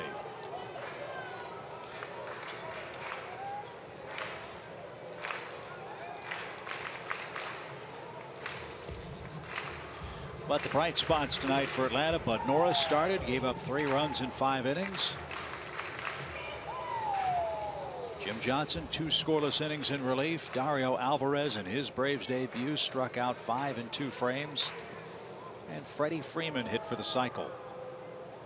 Eric Ibar, 3 hits, 3 RBIs.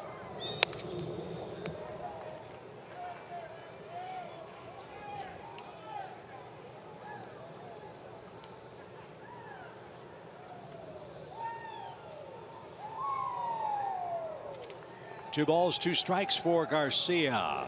And over his head. A breaking ball didn't bite. So will Simon commit the Cardinals sin and issue a leadoff walk?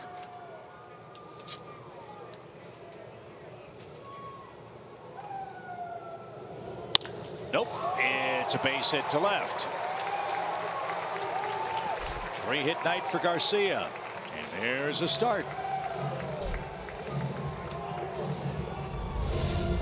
Donis has his average pushing 260. Good at bat. Battled all the way. Whatever it takes to bring the tying run to the plate. You know what? We could play a couple more hours, run home, pack real quick, and just come right back to the ballpark and get set for Game 4 tomorrow. Why not?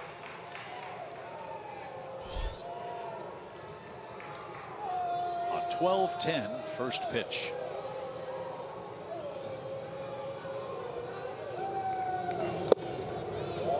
He's a strike. Just 2 other games still going in the big leagues. The Angels lead the Twins 10-1. That game's in the 6th out at Anaheim. Texas 5, Oakland 5 in the bottom of the 6th. Texas is really good.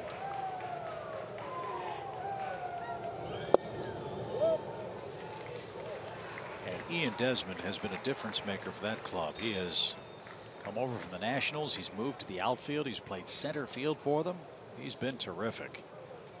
He just might get that 6-figure contract that he turned down in Washington. 1 ball, 1 strike. Ground ball to first. Off Otto's glove. And all hands are safe. Throw back to second. Adonis is safe there. So the Braves have 2 on with nobody out. An infield hit for Markakis, his 2nd hit of the night.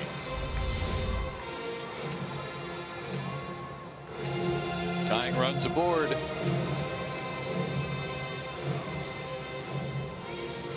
See how Brian Snitker plays it here. You know, when you're out of pitching, unless you go to one of your starters, in this case John Gant, it's kind of hard to think about playing for the tie and extending the game. Yeah.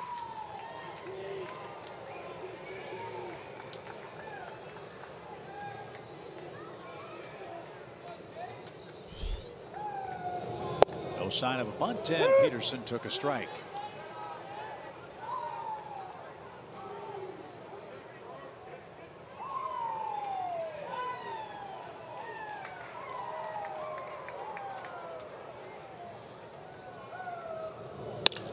Line drive down the right field line. That's in for a hit. That'll score 1. Markakis on his way to 3rd. He will be stopped. It's an RBI double for Jace Peterson. And the Braves are down a run, and they've got him 2nd and 3rd with nobody out. That was better than a bunt. Yes, sirree, Bob Dixie. Something upstairs. Got a letter high. And Jace continues to swing the bat well since he came back.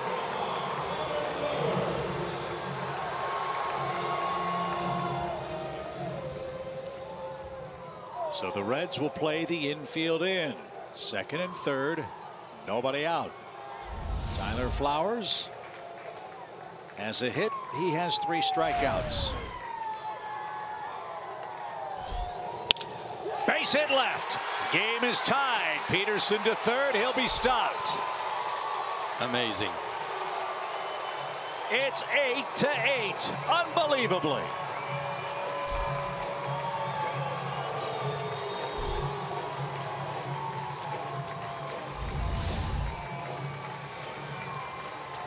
Another one upstairs. Tyler tomahawked that.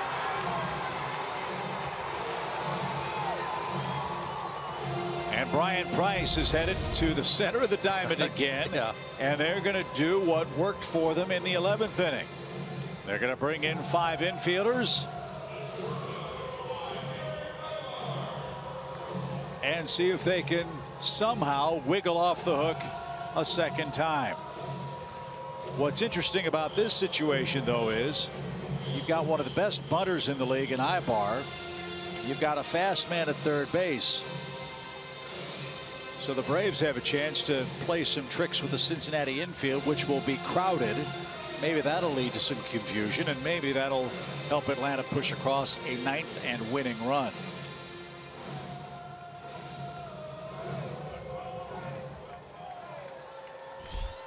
Tough to squeeze with a left-handed hitter, but I might be inclined to try it. Even a safety type squeeze where Peterson can wait to make sure the ball's down and hope that Ibar could bunt it to first. Bad hit. Ibar lost the bat handle as he darted out of the way. He's seen that movie before. Yeah.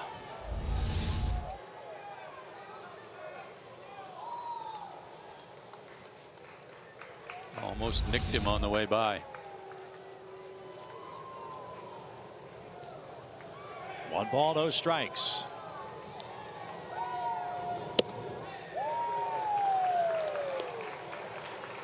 Again, there's a base open, as Tommy says so often. He just happens to be second base. And now they are going to do exactly that. They're going to walk Ibar and not even allow him a chance to think about a bunt. And they will try to set up a double play chance with Chase Darno. And how big is his throw to the plate looking right now, where he erased Tucker Barnhart? Yeah, it was a big one. Reds were feeling pretty good about getting a second run. They were trying to get a third.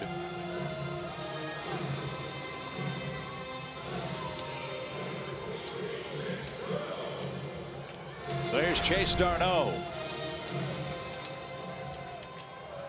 Bases loaded, nobody out, just like the 11th. Reds wiggled off of it in the 11th. Don't let them get off the hook this time.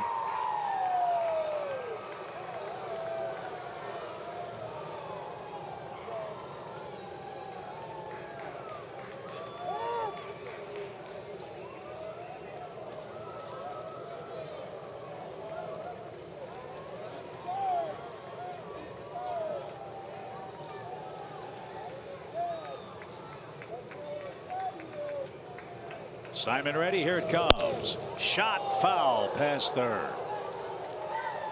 Now in the National League, you have to have your next hitter in the on deck circle, and as the Braves are out of position players, look who's standing on deck. Yeah, he was out there and he went back for some further instruction. Julio.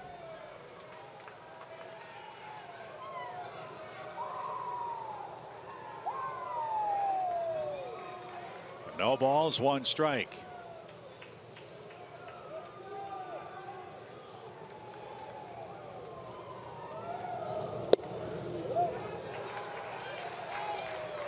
The Reds won game 1 on a bases loaded walk. The Braves would take one right here and win a 9-8 game of their own. He's making mistakes up, and that's a good thing for Darno. It's an easier pitch to hopefully hit out of the infield and get that runner in from third. Fly ball, deep left center field. That's going to get it done. Darno ends the game with a base hit to center, and the Braves somehow, some way, find a way to beat the Reds. 9-8 in 13 unbelievable innings.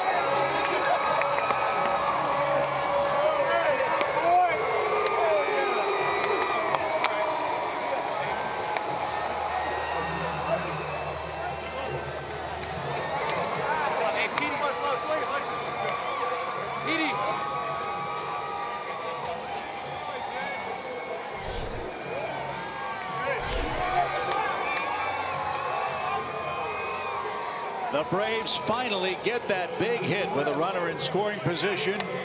Chase Darno with a base hit to left center field brings home Jace Peterson, and the Braves have beaten the Reds in Game 3 of this 4-game series. What a long night.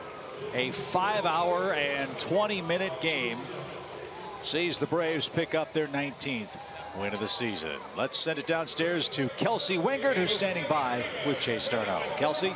Thank you. Down here with the hero of the night, Chase. All we needed there was a sac fly. Take me through your mindset in that at bat. You know, the bases were loaded. Their outfield was scarce. There were only 2 of them out there, and they brought him back. I just wanted to try to not do too much, just keep it really simple. Find a ball to hit right back up the middle, and keep a simple approach like I have been. I'm on lookout. I'm on lookout for the Gatorade. That was a rush. As soon as I saw the outfielder retreating, I started celebrating already. And you said that was your second career walk-off. I mean, it's very rare. How special are these to you, and how much do you remember them? I'm never going to forget it. I mean, the first time was with the Pirates, and it was a similar situation, and the sac fly won the game. This time, you know, with the Braves and everything that we've gone through, I mean, we really needed this.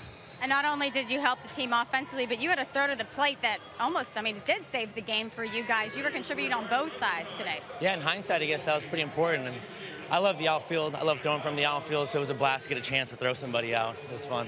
Well, Chase, congratulations. That was a blast to watch. We'll see you in less than 12 hours back here for the series finale. We'll be ready. We'll be ready for it, you know.